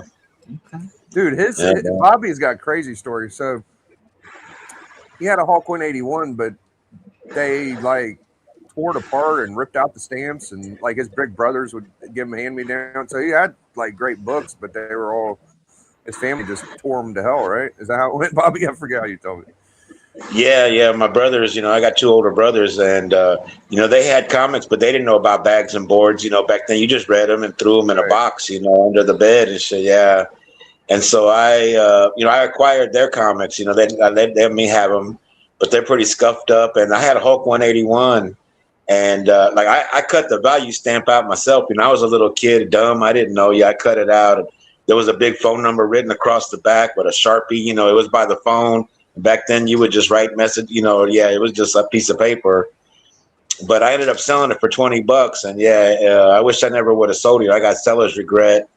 Yeah. So that one hurt. Yeah. The guy came back. Hey, this doesn't have a stamp. I said, well, you want your $20 back? He was like, nah, he kept it. You know what I mean? Yeah. That's so stupid. Here's your $20, bro. Take it back. Yeah, for real, man. Wow. I don't know. I think I collect because I wasn't allowed to have much of a childhood, so I think it does play a big part. It does, dude. My adult collecting. Yeah, whenever my toys, I had a nice collection as a kid. Voltron, G1, He-Man, all of them gone. I had a few left, and I was like, I'm gonna get more than I ever had. I was like, I'm just going to collect, and that's what I did, and it definitely spurred me to do that. I think so. Yeah. See over there, there's a whole whack of Star Wars toys. We're all just mentally sick, honestly. Like, if you want to get my true opinion, we're all. Well, speak for yourself. I know I am. I am completely sane and with it, my friend. I am so sane it hurts. It's the first step to getting better, recovery. How about you, Rad? Did anything terrible happen to your beginning of your, did you lose it in a relationship? Did your parents throw it out? What happened to you? Yeah, both. Both? Jesus. It's everybody's went through it, it seems like. Oh. Yeah. Oh, yeah, his internet's is being, he's got ghosts in the machine today. The other thing is I think what happened with mine, I used to blame it on drugs and my stepdad being a jerk, but honestly, it was probably because I had little cousins. I think the little cousins got the hand-me-downs, or, family members have kids, and they're like, oh, yeah, my kid's almost 10. We can give them their stuff. So. I also, though, I remember having comic books as a little kid, and I didn't treat them well. Like, the first comic book I ever got from myself, I didn't bag and board them and put them in a box and, don't touch those. They're supposed to be. Well, back then, nobody hardly did that, though. Right? It was you fold them, put in your back pocket, and ride down your bike, or put your card in the back of your tire spokes. 100%. I think I probably lost a ton of rookie cards in my bicycle spokes. 100%. Sure. So yeah, I don't know, and I think that's why now everybody pretty much knows to keep them bagged and boarded. There are people that don't, but most people know to keep their comics in relative good condition. So it doesn't make for as much of a collectible as it used to, because they're, back in the day, they weren't collectible. They were throwaway things. They were 10 cents. You gave them to your kid tore them up, and that's the way it went. And hence they're very collectible. And obviously the nostalgia is great. The history is great. I don't know if comics, because we keep them in such pristine condition, and there's thousands of copies in pristine condition, I don't know how well that's going to bode for our future in comic books as far as value is concerned. They don't hurt, because the old ones are the one that matters. That's true. That is true. Susie's definitely not crazy at all. Does the Comics 40 have the Joker in the book, or is he only on the cover? are you talking about? I think that's a Steven question. Steven, does Detective Comics 40 have Joker in the book, or is he just on the cover? I honestly don't know. I haven't. I would have to try and find it online to read it. Yeah, I have never read Detective Comics 40, to be fair. I got some books to show. Yeah, I can't think of that one off the top of my head. Hold on, I'm going to show Bobby real quick while he dangles this hottie lunch that he Damn. Yeah. I would have took that to school when I was a kid. Yeah, if I was 10 years old again, like TM, I'd take those to school. Yeah. People always try to get box.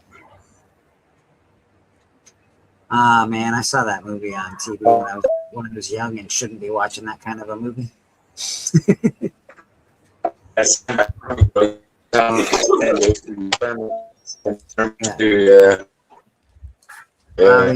You're cracking up, ma'am. So I'm gonna put Biggie on. You're frozen at the moment.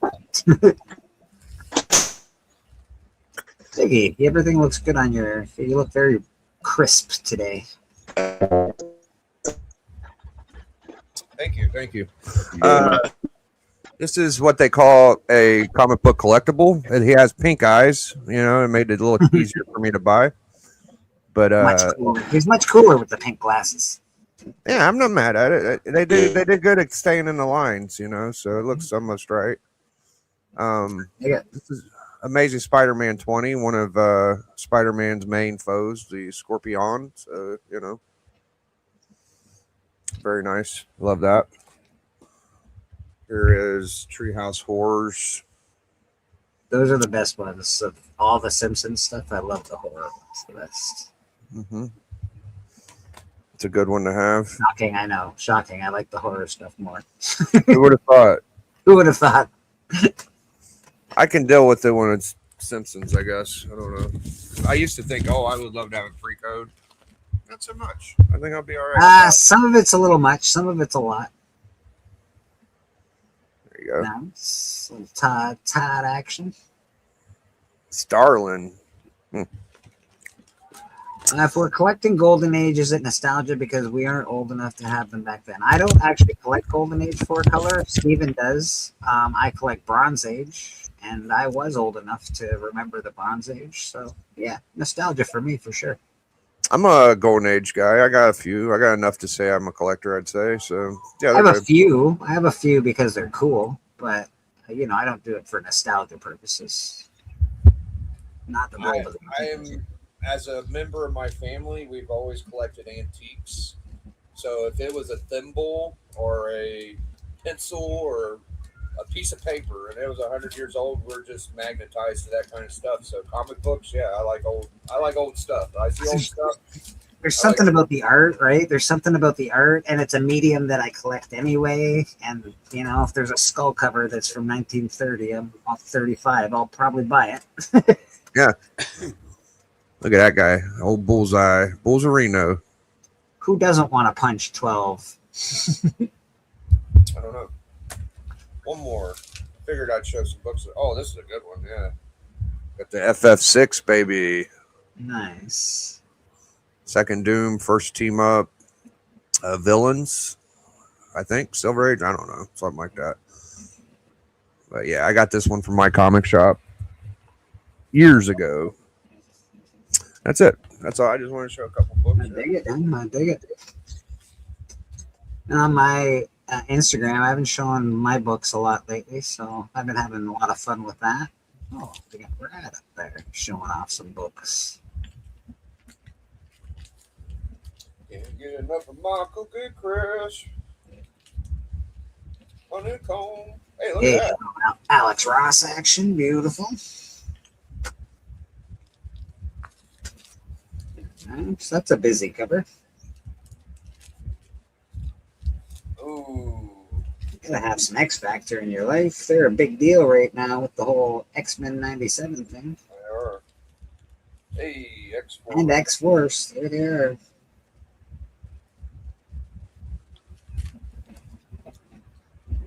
Oh, the first X-Force right there. I need one of them. The last book in the run as well, I believe. Yeah, yeah. It is. It's a good one. Oh, I feel like that's a key too for some reason. Busted out some very topical comic books. Brad was a fan before the spec hit, so yeah, good for him. There's Havoc. Gotta have Havoc on the cover. Well, where's Mr. Sinister? He's coming. That looks like Jim Lee or something. Probably wrong. These are great covers, though. Great run, great part of the story. What's going on? Oh, I got this Fear Itself. Yeah, I stuff. think I got that one too. That's I think cool. I have this stuff. I don't have that cover though. I might. Hellions. Bunch of heathens and hellions. That's a crowded cover. Sinners. X-Men. Psylocke. Thylock, please. Psylocke. She might put you in the clam lock. Cable. I could use a little thigh lock in my life. Oh. Don't call her. Never mind. I'll stop here. So I think TM's got a pretty good point on this. Do we all think it's Gambit in the casket? Do we think it's Gambit in the casket? I would assume that seems like the way to. I don't go against TM Spectre. He's usually spot on, dude. He's usually pretty good. So Right. I know if you're watching the X-Men, there's a casket, and they're bringing a casket, and they haven't opened the casket yet. So Well, hopefully it ain't Professor X. I'll just say that. Never know. I think, and TM honestly thinks that it's going to be they're bringing Gambit to make him one of the Apocalypse Horsemen. I think is what they're going to do to us. Well, I think I got that one. You know what's weird is we haven't heard from Professor X or Magneto lately. It's like, okay, man, we're just going. They were in the third episode. Oh, were they? Oh, no, that's right. Professor X and Magneto was. Yeah. Yeah. Shit, Magneto was really close with En Sabinor for a stint. Yeah, it's cool to see him as teammate. How did they get thrown back in past, TM? Do you know why they got sent back to the past? Did they go themselves? Yeah. It was what was it? Episode.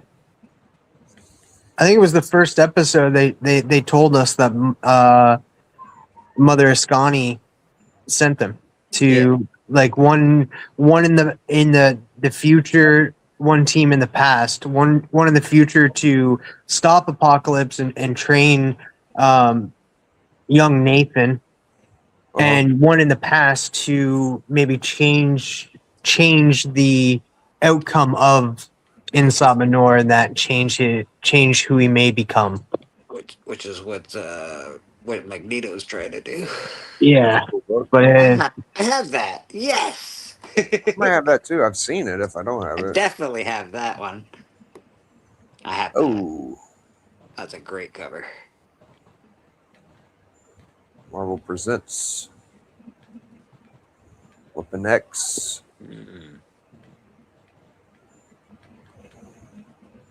Pretty cool. I always feel like your books are all art studies, Rad. Mm. Many are. It's like, that's a cool cover. I'll buy that.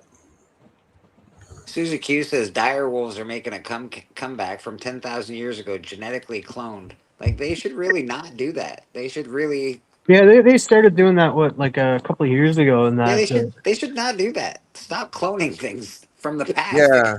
They could kill us all. Be great. Oh, that's a great looking one. They spared no expense. Yeah, Well, exactly, right? It stops being a conspiracy when you can buy clones, you know. This Like, is a great cover. This is a great cover. that is cool.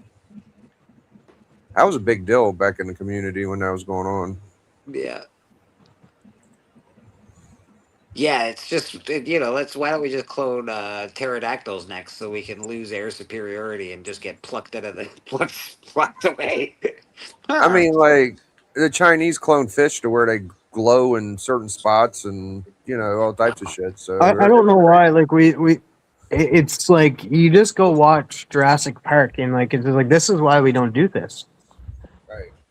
Like it's just like we're gonna bring back animals. Like just try to bring back the dodo bird. Like I don't know whose quote this is from, but I think it's a very apt quote. Your scientists were so preoccupied with whether or not they could that they didn't stop to think whether or not they should. oh yeah, that was Jeff Goldblum's character in Jurassic Park. Ah, very good, very good. Celebrities will buy a dire wolf, probably. Probably. Nature will find a way. Another Jurassic Park quote. Oh, that's a good book right there. Hey, we got Dracula in the back. Let's bring him on in. Boom. Hey, Drac, how you doing, buddy? Hey, how's it going? Good, good. Do we get to lay our eyes upon the fabled ashcan now? Is that what's going on? Yeah, I think I think we do get to lay our eyes on the fabled ashcan.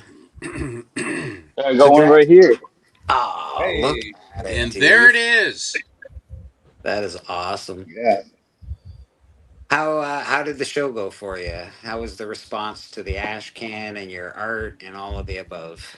Yeah, the show was really good. I've done a couple of these shows now, Terroronto. So they're kind of like horror art focused. But it's a little bit of everything. And this was at a bigger venue than the past ones, so there was a lot of people, like steady stream of people all night long. Went from like 4 to midnight. That's great. And like there was still people coming in around midnight. It honestly could have gone on later. That's great. So, That's really yeah. good to hear. Yeah. Now, were you selling them, Drac, or giving them away? So I was selling them, and I did sell a few on their own. But for the most part, what I was doing is if somebody bought something, I'd give them a copy. So that's how I distributed most of them. Was if it didn't matter if somebody bought a print, a sticker, whatever, I'd give them a copy of the ashcan. How many did you run off? So I printed off 50, and I haven't counted how many went out last night, but I want to say probably at least 30. Good. And then I'm doing another. The same show is going to be in like 2 weeks, but it's part of like a bigger street festival. So can definitely get the rest out then. That's awesome. The world. Yeah. How many did you send to Bleecker? 50. 50. Yeah. Fair enough. So we've got 100 printed so far, correct? Yes, sir. And That's rare. There will be 100 more printed, 50 for Callie and 50 for Brad. And so I think altogether we'll have about 200 prints of the ashcans. Yeah, cool. I may end up printing some more for the show in 2 weeks. Yeah, that's fair. Yeah. Yeah. Yeah, no, it's a good idea. It's an ashcan, get it out there. If you got another show, why not? Where did you get but them yeah, there printed? was a local printer I use for a lot of my art prints and stickers, and the quality of their stuff's really good. May I ask what it costs to run off a couple hundred of them? Let's see. So it was. Let me do some. About $198. 198 Canadian is what I spent for 50 with shipping. So each copy for me was probably about $350, and I was selling them for $5. But again, I was giving away a lot. But if somebody was buying something, okay, here's something for free that cost me $3 maybe. So I don't mind. It's getting the word out. Yeah. Excellent. It's almost advertising, like it is advertising. Yeah. And there's definitely, if someone wants to put on an ash can like this, There's obviously, more cost-effective routes. I mean, you could just print it yourself or photocopy it, but I wanted this to look really nice, and I think it looks It looks amazing. great. It really looks Yeah, good. and it caught a lot of people were drawn to this, and yeah, I mean, quite a few people were coming to the table and just looking at this. So Did you sign any? didn't sign any. No, they didn't know who I am. Yeah, but it's Yeah. your thing. Maybe once the book if they, comes out. anyway. No, they have to pay. They got to pay extra for that. Yeah. Aggressively, are you the Loch Ness monster, Drake? Because aggressively seems to think you might be the Loch Ness, trying to trick him. It's on to me. I knew it. Yeah. Yeah, man, I'm really proud. I'm glad you came on. I wanted to sort of see what the response was a little bit. It's good to talk about it live as well. We are trying to book pretty soon. Can't wait till the final product gets out. That'll be awesome. This ash can looks amazing. So yeah, man, really. Yeah, and initial response is, I think, really positive. I mean, just based on people seeing the book, flipping through it, got a lot of compliments on the art. Yeah, but just on the book itself, like it looks really good. So I think you were smart to do it the way that you did. I think it was smart to spend a little to make a better impression on the front end, because that augurs well for the final product, instead of if you have something that just is really flyaway trash, rather than have something that you actually took a little time to make it look right. I think it's great. Yeah, I mean, in the long run, it's like, okay, I spend $3.50 on a copy instead of $1.50. It's like, it's not like I'm printing 5,000 copies, so it's not, at the end of the day, I think it's worth it to make just something that I think is a better looking product. Yeah, and, make something. Could you hold it up one more time, please? I just think it looks beautiful. It's a great representation. Honestly, it's a really it's a good product. And, Let's put that. Yeah, pages are. Oh boy, that looks good. There is a Kickstarter link, Tate. Murder King. There is a Notify Me. There's Aaron's page right there. That's one of my favorite pieces. Top Aaron who? Mr. Rad Art and Comics himself. Yeah. I also love that as well. Where this is good. This is good. Like very good. Yeah, that was just a sketch I threw in there, and I got a couple of other 2 pages of sketches. The sketches are fantastic. Yeah. There's TM Nerdy with the Kickstarter. Thanks, TM, brother. I appreciate it. So I'm proud of it. I'm really happy with it, and it's gotten me really stoked to finish off this issue, which is nice. And honestly, especially just getting these pages to a point where I was really happy with them. It's like I know I have an even better vision of what every page kind of looks like in my head now. So now it's just nose to the grindstone and putting it on putting it down on paper, digital paper, whatever. Well, you did awesome. I'm very impressed. Excellent. Really good. Good step. Good. Good. Put your foot forward or face forward. You put a really good face on it. It looks great. Yeah, thank you. Yeah, so let's share this one time before we get out of here. I think I got a screen. We're going to laugh again? No, we're not going to laugh again, actually. We're going to do this here. We're going to do that there. We're going to come back here. This is so complicated now.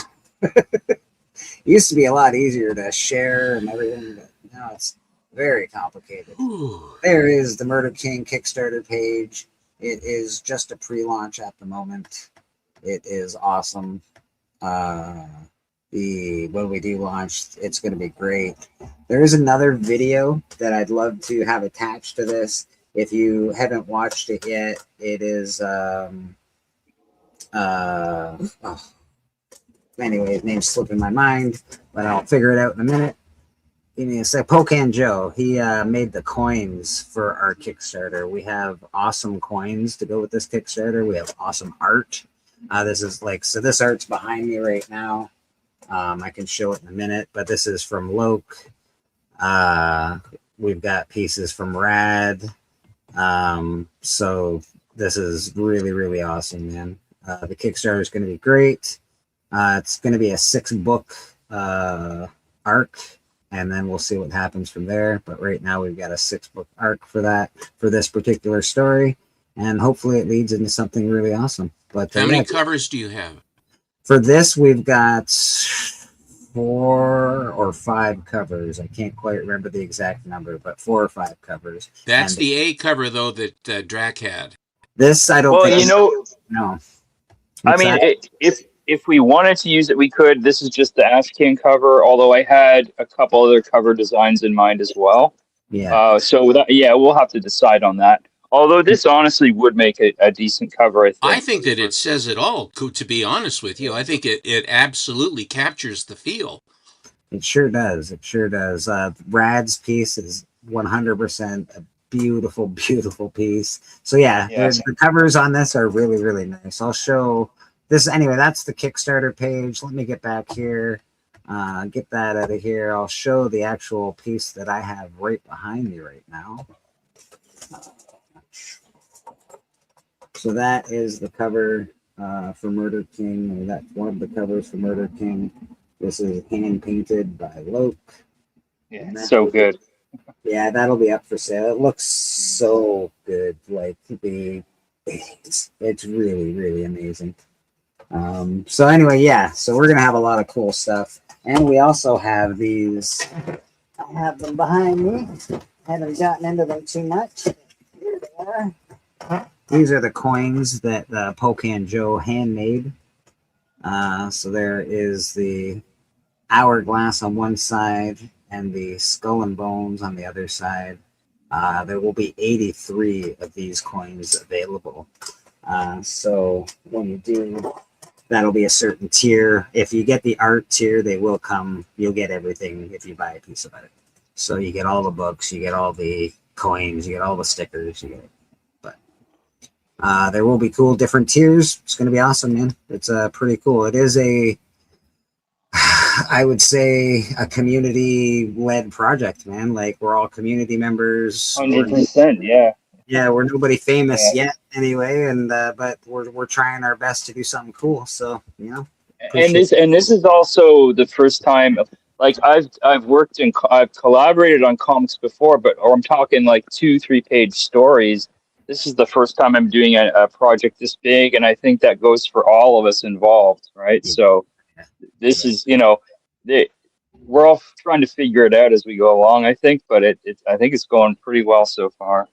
Not too bad, man. So yeah, that is what we're working on, and I appreciate everybody that really does support and help and follow and all that stuff. It's pretty cool. Now we can go around the horn and see what everybody's doing with their lives this week. Mr. Steven, what do you got going on with yourself, sir? Well, tomorrow I will be doing the Monday special with Alan. We are doing some Silver Age just to break the chain with the Golden Age, which we have focused on for quite some time. And it's nice to be able to visit the Silver Age because I grew up in it, and I put together some very nice runs that are, that were the ones that meant the most to me. In the thing, the last time, our last show, I showed Flash, which is my #1 Silver Age title. I cut my teeth on Adventure with the Legion, and then I went to Flash, but then Batman, and then things then started sort of cascaded into a lot of other things. And then on Friday, it'll be another hangout, and then it will be Sunday church, and then Mr. Atkinson next week will then have the Super Show again, and I believe that I will be showing my Hawkman run on that. I don't know what I'm going to show. I'm thinking I might show either Strange Tales or Tales to Astonish for Monday. That the ones that I put together, many of the copies I got, I built these back in the 90s, early 90s, when I basically rebuilt after everything went away in 88. So anyway, but I think that's what I will be doing. That's awesome, Stephen. And yes, you did promise your Hawkman to Matt. I'm looking forward to seeing that, actually. Very, very cool. Mr. Rad Art and Comics up here drawing some amazing art. Just giving it to you guys every Sunday. Look at this piece. Awesome. He might be stepped away, but he's on Murder King. He's wicked. We love Rad. Get some art. He is up for commissions. If you do need something drawn, if you're looking for a good piece of art, Rad's always doing commissions. He does 11 by 17s as well as blank covers. So check him out, man. TM Nerdy, you there? Yep. What do you got going on with yourself, sir? Not too much.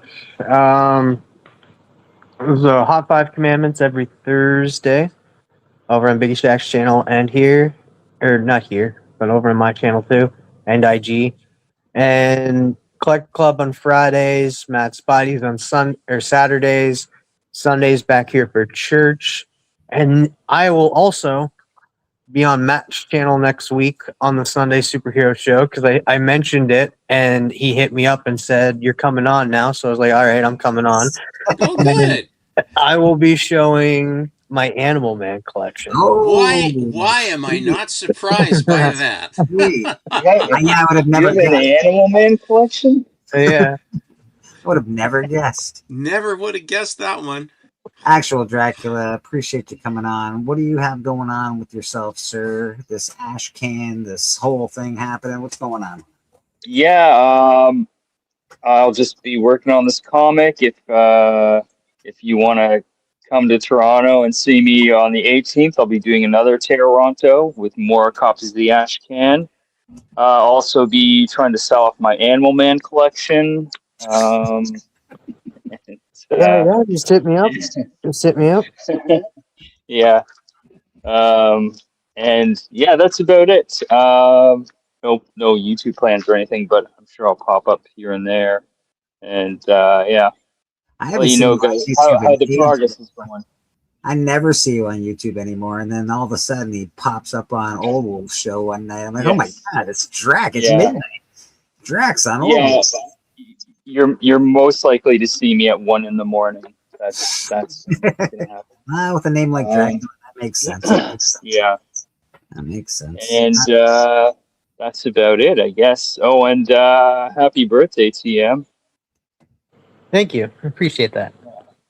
I've seen few ash cans. Yours is the best I've ever seen. We appreciate that, Susan. Oh, thank you. Biggie Shack, you got something going on with your life these days? Nah, just living, man. I just want to try to see another day. Shit. No, just chilling, man. Take me on the network, dude. We're doing big things. Man. We're going stuff, so, and the Hot 5 Commandments for you and TM Nerdy. And shout out to y'all, man. You guys are magnificent individual beings. That's what I got. Appreciate you, Biggie. Appreciate Thank you. Myself, every Sunday, we're here at Comic Book Church. We try to make it for everybody. If you ever want to pop on, you're more than welcome. Just hit me up. I will send you a link on Instagram, or one of the panel members will send you a link. Looking forward to the Murder King book coming out, so go hit up that Murder King page on Kickstarter. Hit that remind me button. We'd appreciate it. Looking forward to that. Very looking forward. I think I should have these copies of this ash can in my hands tomorrow. That's the hubbub anyway. So hopefully that happens. And if that happens, I'll do a quick little stream of me grabbing them and opening them up and seeing what's going on there. I think that's pretty much it, man. I'm always here, there, and everywhere. Catch us all on the YouTubes. Bobby, what do you got going on with yourself? Nothing, man. Just hard work and perseverance, man. That's it. Hard work. Yep. All right, brother. Let's get out of here. Let's leave these people with something fun. Happy birthday, TM. Happy birthday. Happy birthday. Thank you. Thank you. Here's a little comic book prayer for y'all. Jack Kirby, who art in heaven. Stanley be thy name. Our kingdom come, Games will be done. On Earth, as it is in comics. Give us this day our weekly pull and